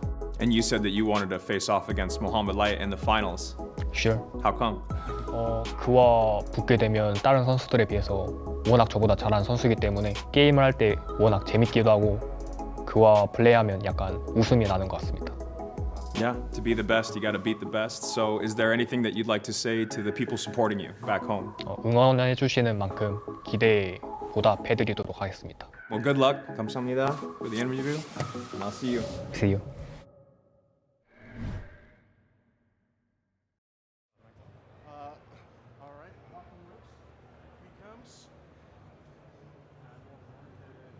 Who's first? Sandbox?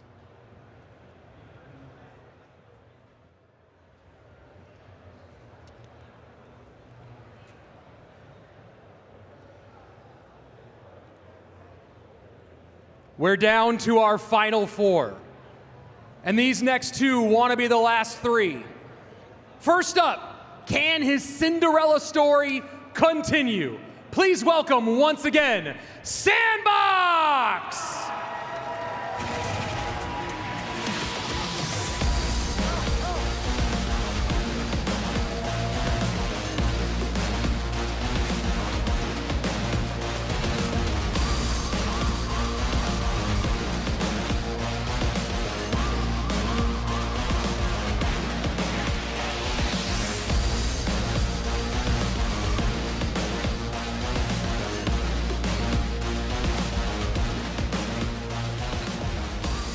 And his opponent has been here before. The king of lower bracket runs, the pharaoh of Clash Royale. Can he make it to number 3? Mohamed Light.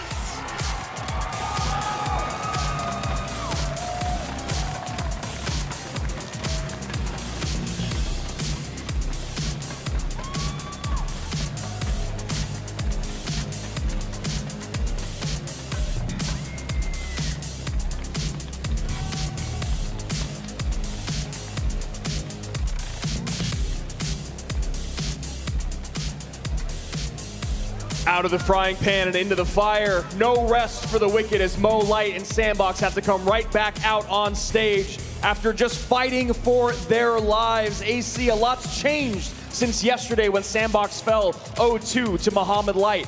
Since then, he's gone on a run here in the lower bracket, taking out Sam, Mugi, Adriel, and now going up against the GOAT himself in Mo Light. He looks like a man reborn. Yeah, I mean, Sandbox, look, that's a gauntlet right there. I mean, you do not want any of those players. I mean, even doing that on ladder is going to be kind of annoying. To do that on the world stage, getting those guys and then beating all of them to make it to Mohamed Light, there's so much respect that needs to be given to Sandbox. I mean, that is unbelievable. You shouldn't be able to beat all those guys in succession. The only man that's had his number this entire weekend. Can Sandbox turn that story around? His fans right there with those Korean signs, obviously hoping that that's the case. But a tall order, a tired Mohamed Light, looks like he's dialed in and maybe even almost a little bit annoyed he has to be in the lower bracket.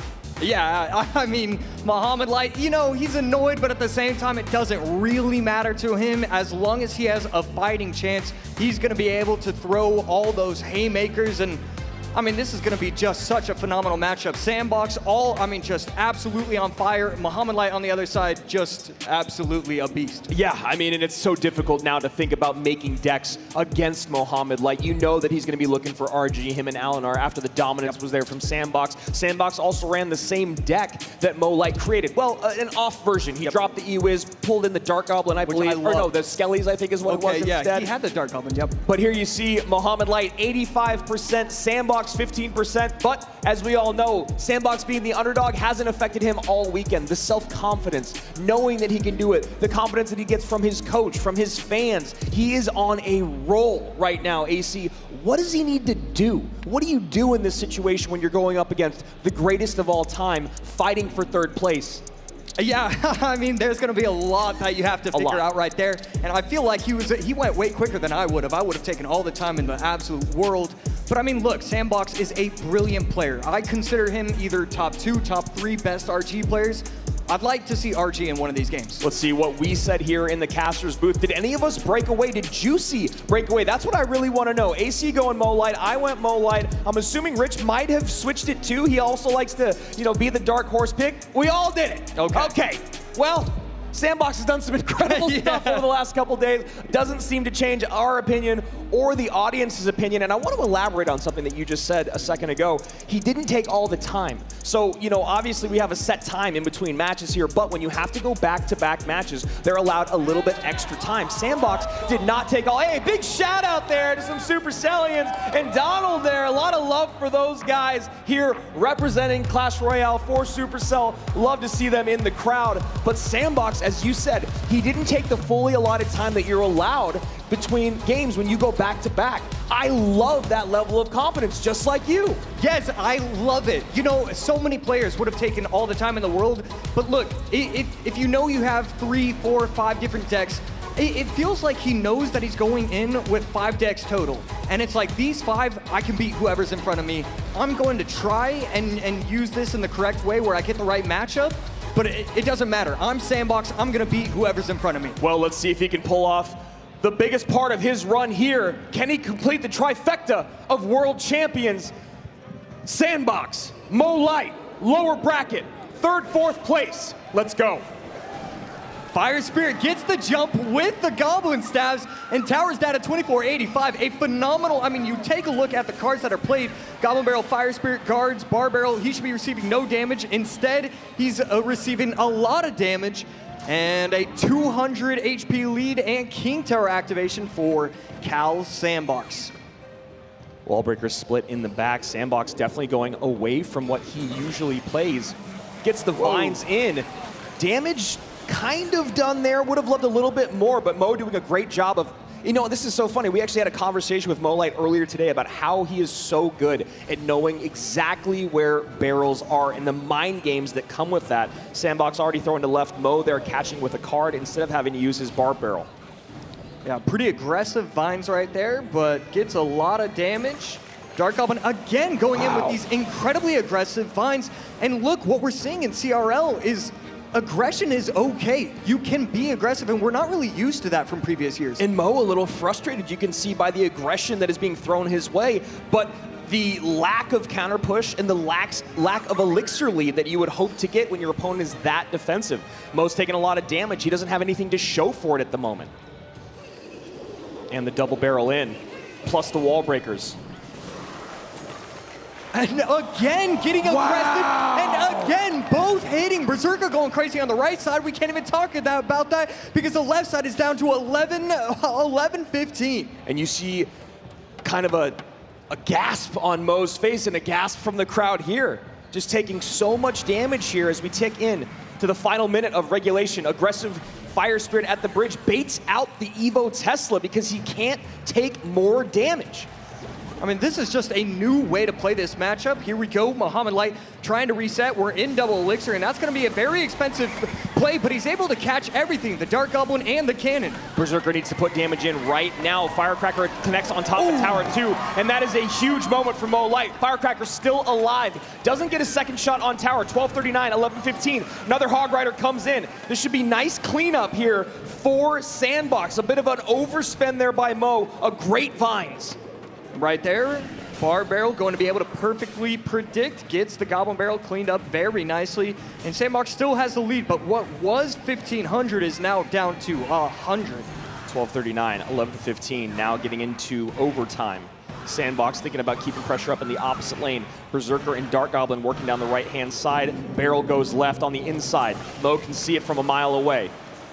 Yeah, I believe that was just one tile too far into the middle. It made it a little bit too obvious. Firecracker plus E-Spirit going to be able to block one of the wall breakers from getting into the tower, but not enough.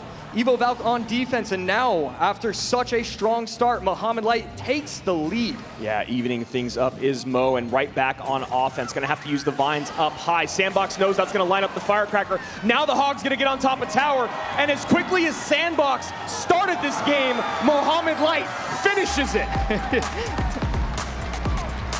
I mean, after those first couple minutes, Muhammad Light really turned it on. He understood what he was supposed to do. He's not going to place too many troops together. He's going to, over-defend at certain times. Sometimes it was a Mighty Miner plus Barb Barrel plus E-Spirit. He's doing all these things that he wasn't really used to doing, and I just love the fact that he was able to figure it out. That was a new way to play a matchup. And this is where things get really tough. Not only does Sandbox's coach like to go beat down after dropping game 1, Sandbox also obviously a great RG player. That is his comfort. And that's something that you do not want to have to play right now. You don't want to have to go to RG. You don't want to have to be predictable at all in this moment, being down a game. He went unpredictable in game 1, but that means his opponents are going to be looking for his comfort to stay alive in the tournament. So I think he's going to have to get even more crafty here in game 2, maybe steal some confidence, and then pull out his comfort in game 3, but we'll have to see. AC, what are your thoughts on these decks and how they were run? Yeah, I mean, Sandbox, it's definitely a new way to play the game. I thought it was so incredibly aggressive in the first 2 minutes. Those vines, every single time, it just caught him by surprise, caught him lacking. And once it got into double elixir, that's when Muhammad Light was really able to turn it on. I think the matchup advantage is probably very favorable for Muhammad Light. We saw once it hit double elixir, he could just build those pushes, get those lightnings down. I mean, Lightning really is kind of the unsung hero that we've seen this tournament. I mean, absolutely. There's been so many times we've been talking about how the player wishes they may have had Lightning at their disposal, how that would have made the matchup that much better.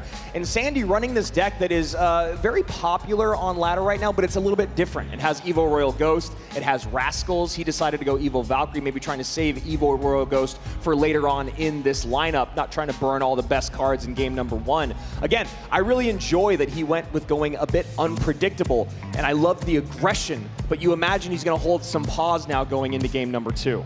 Yeah, I really like the Evo Ghost call. I think Evo Ghost would have, I mean, really worked wonders, especially if you're going to get as crazy as you were in that game. maybe that would have been just a little bit better. You still have the Berserker. We've talked about, you know, if you don't have a ton of tanks with these kind of bait quick cycle decks, but I like getting crazy. You're going against Mohamed Light. You have to pull something out that's new. Yeah, and Sandbox there at the end of the game just making a few too many mistakes in terms of allowing that Firecracker, Evo or not, to connect on tower. Can he turn it around in game 2? Or will be sent home as 4 in the world, and Momo continues his lower bracket run. Game 2, final match of the day. And a high Archer Queen to start.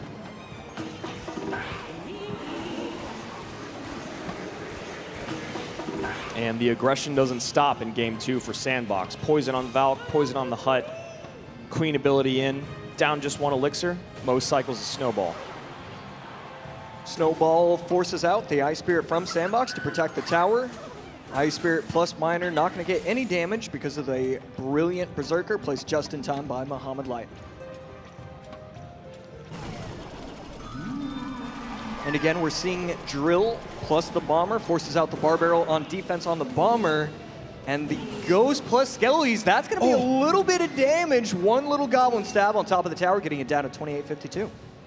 And Royal Ghost working down the left-hand side.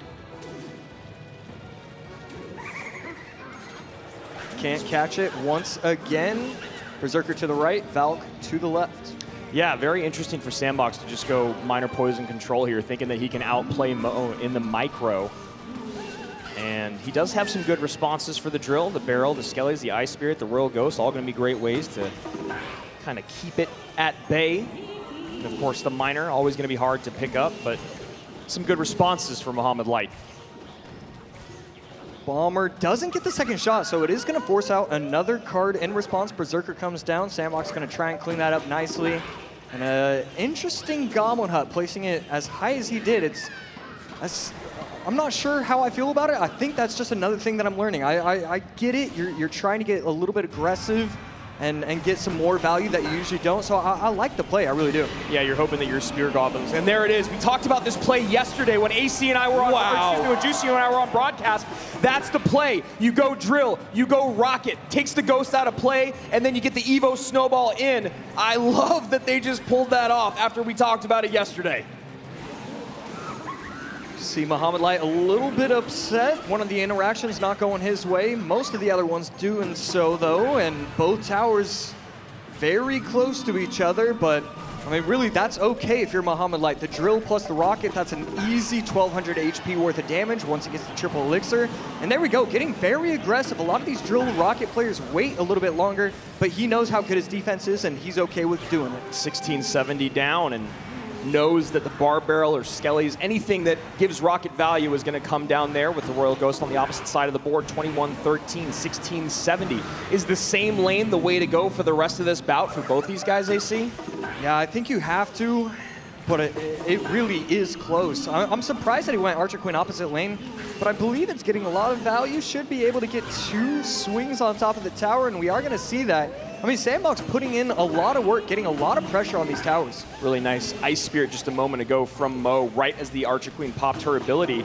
And that should be a reset. Couple shots in, 3 shots in on that left-hand side, and things are even once again. Yeah, right there. On the back. The Valkyrie went to the back, and the Royal Ghost gets on tower. And that's going to happen again, getting the tower down to 647. And Sandbox screams back into this battle, almost eliminated, now in the lead.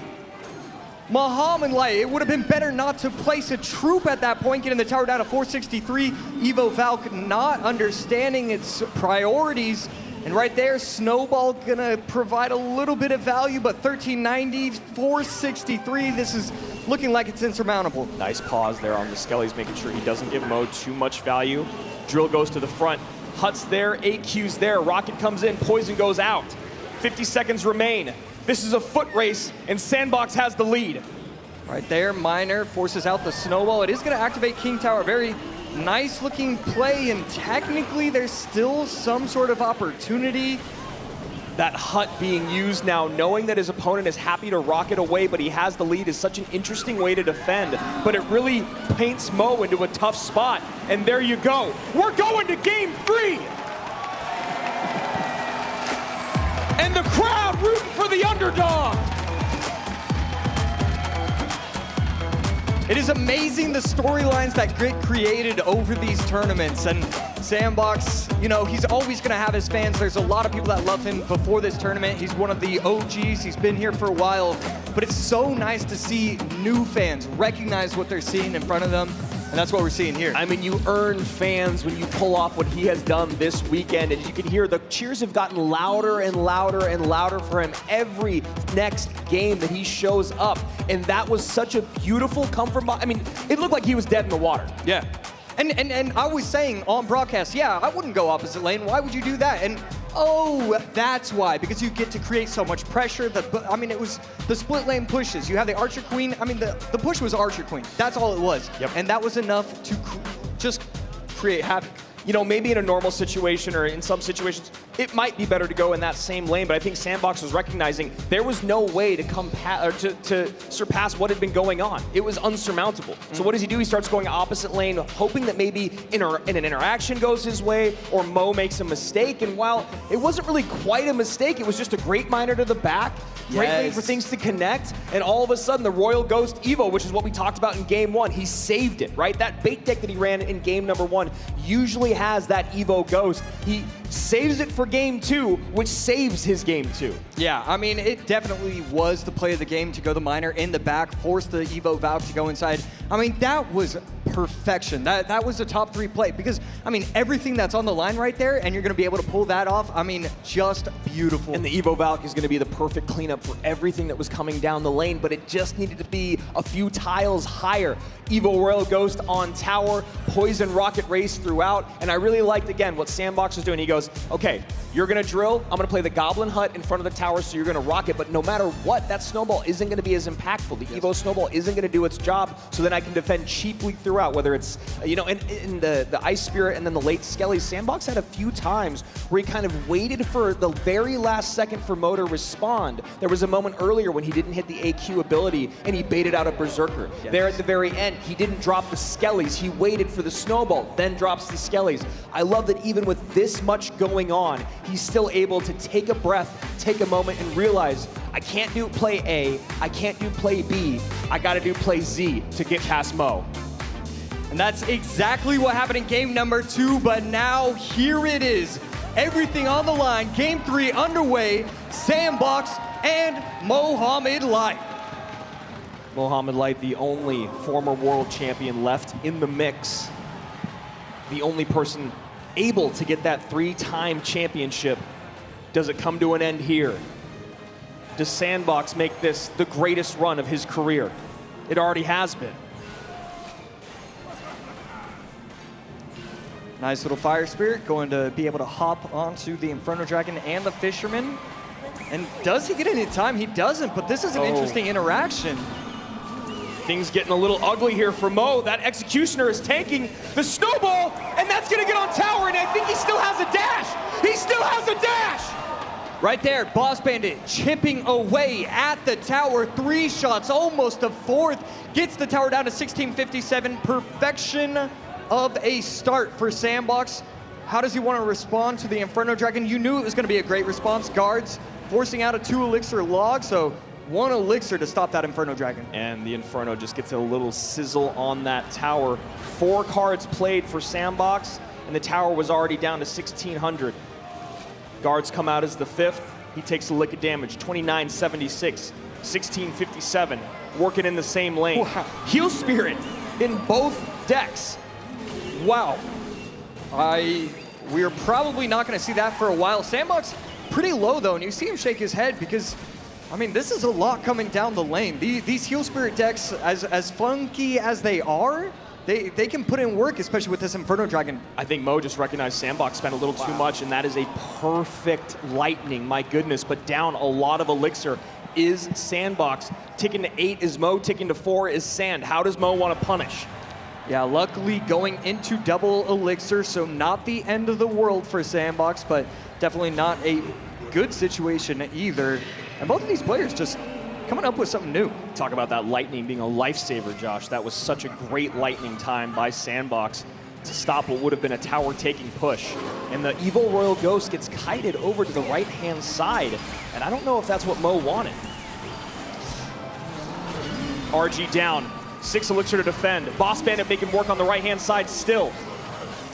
Yeah, and I don't know what he has for this. The Heal Fireball Spirit. plus the Ghost, the Heal Spirit putting in work. The Ghost goes down! I mean, excuse me, the Exi goes down, and Sandbox is now finding himself in a similar situation as game number 1. I mean, these boss bandits, they're getting value, but it's just not enough. That's the problem with the 6 Elixir card. As good as it is, as much value as it gets, sometimes it's just not enough. In this game, it's just difficult. He's not setting up the right pushes. Muhammad Light is just controlling the arena after that opening start. And now the Evo Exi here to clean things up. Ram Rider finally comes down to slow the RG. This should be a relatively nice cleanup. Goes for the Zappies in the middle. Mo plays with the left-hand side. Great defensive play there by Mo. You almost wonder if Mo is nodding his head because he respected the prediction or if he was just happy it didn't work out. And right there, Zappies plus Ghost. Ghost is going to disappear and respawn with a little bit more ghouls. There it is. And now needs to stop this RG. He has Yesterday. nothing. Okay. Evo. Oh, and it still gets a shot in.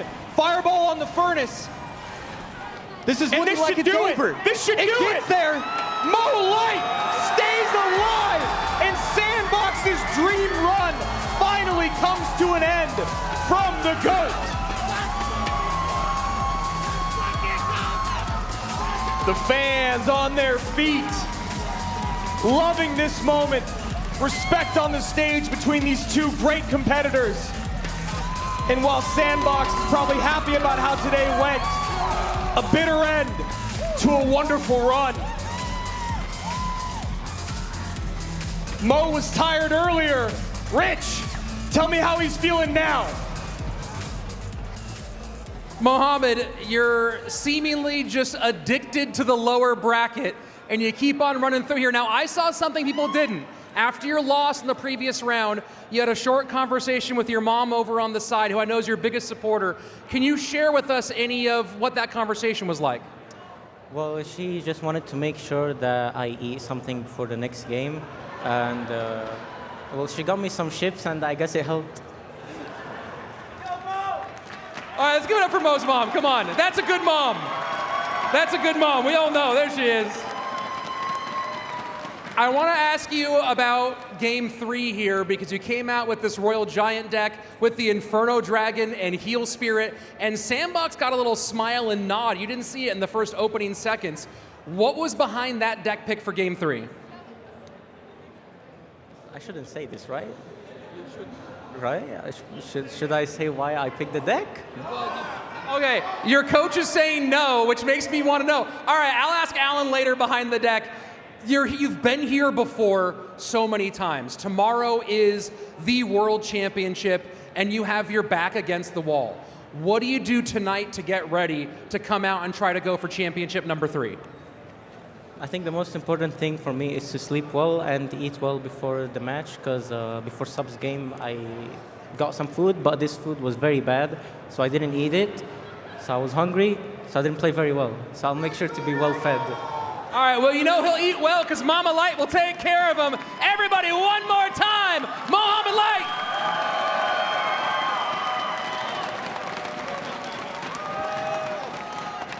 The best thing about being the GOAT is you could just say whatever you want on the stage and everybody's gonna eat it up. And yeah, big shout out to Mama Light over there making sure her boy's fed, and that feeding did well here as Sandbox really came out and just punched him in the mouth almost every single one of those games. And we've talked about throughout this entire weekend how aggression has paid off a lot of the time. But you're talking about going up against Mohamed Light. If you're gonna be aggressive, you gotta be smart. And Sandbox found himself wanting for Elixir numerous times. Yeah, I mean, he won the first 3 rounds, but you know, it's a 6-round game. So Mohamed Light was able to bring it back in all of the games, all the sets, and he was able to win game number 3 and win that set. Heal Spirit in both decks. I thought that was just so interesting. Mohamed Light coming in with the RG Heal Spirit Zappies. Man, I almost want to say it's a little bit selfish to not hear the inner thoughts, the inner workings of those two working together, because, I mean, that deck in game number 3 is just so brilliant. Well, yeah, and you got to talk about, you know, the coaching once again. We've shouted out Alan as Alan's been shouting out in the crowd. But one of the biggest things about this is Alan knows GameSaver likes to run bridge spam in game 3. And that's a version of what we saw there. So not only maybe having his number, but playing through it was Mo Light and his coach together. And that was just an exceptional best of 3, a great way to end their day. And then there were 3, the best friends in the upper bracket, and the GOAT lurking down below looking for championship number 3. A lot of money to be given away tomorrow. We have our big prizes, the $200,000 prize, the $100,000 prize, and of course the $50,000 prize. Every single match is worth so much. And while today was a wonderful day for some, a lot were sent home. Igor, Vitor, Lucas, Mugi, Adriel, Ian, and now finally Sandbox, after his Cinderella run here in 2025, takes a seat and will be in the crowd tomorrow. Sub, Pedro, Muhammad Light left. I mean, Pedro, obviously, we've seen him finish top 3 before. Sub, we've seen him finish so well last year at the previous World Finals, and then Muhammad Light, we don't. I mean, come on, he's just, it's a constant. He's just there all the time. And Sub may be the scariest man in the mix right now after what we saw him do against Mo Light earlier today. Yep. Obviously, Mo Light is still the absolute best in the world, and we saw him come back in that set. Even though he took game 1, still able to fight through it. AC, we're back same time, same place tomorrow. Any closing thoughts from you on this spectacular day 2? Yeah, I mean, another huge shout out to the city of Atlanta putting together this incredible event. This has been absolutely wonderful. I mean, and I just have to give so much props to these pros. So time and time again, it's like, okay, you know, there was a mistake here, there's a mistake there. We're coming up with new ways to approach this game, which with what we just saw from Sandbox, and he was the loser. I mean, we're learning things from the players that are losing. Imagine what we're going to be able to see tomorrow for day number 3. Tomorrow's the big day, best of 5s only. 3 people remain, a lot of money on the line. Will we see the first ever 3-time champ or a new champion from all of us here at DreamHack Atlanta in the CRL 2025 World Finals? We'll see you same time, same place tomorrow.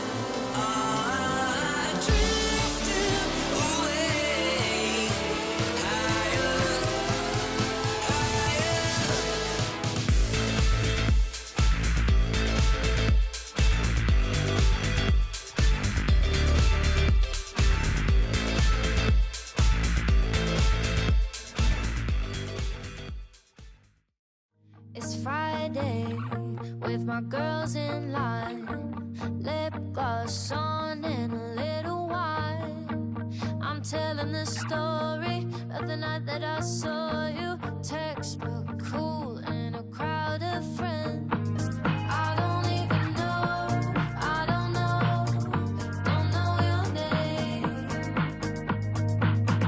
But I don't mind, I'll do the chasing, I'll play the game. Hey you, you're the one with the eyes that likes the party. Hey you, with a queue full of girls so sweet and charming. Hey you, best mates with a mirror, don't get me started.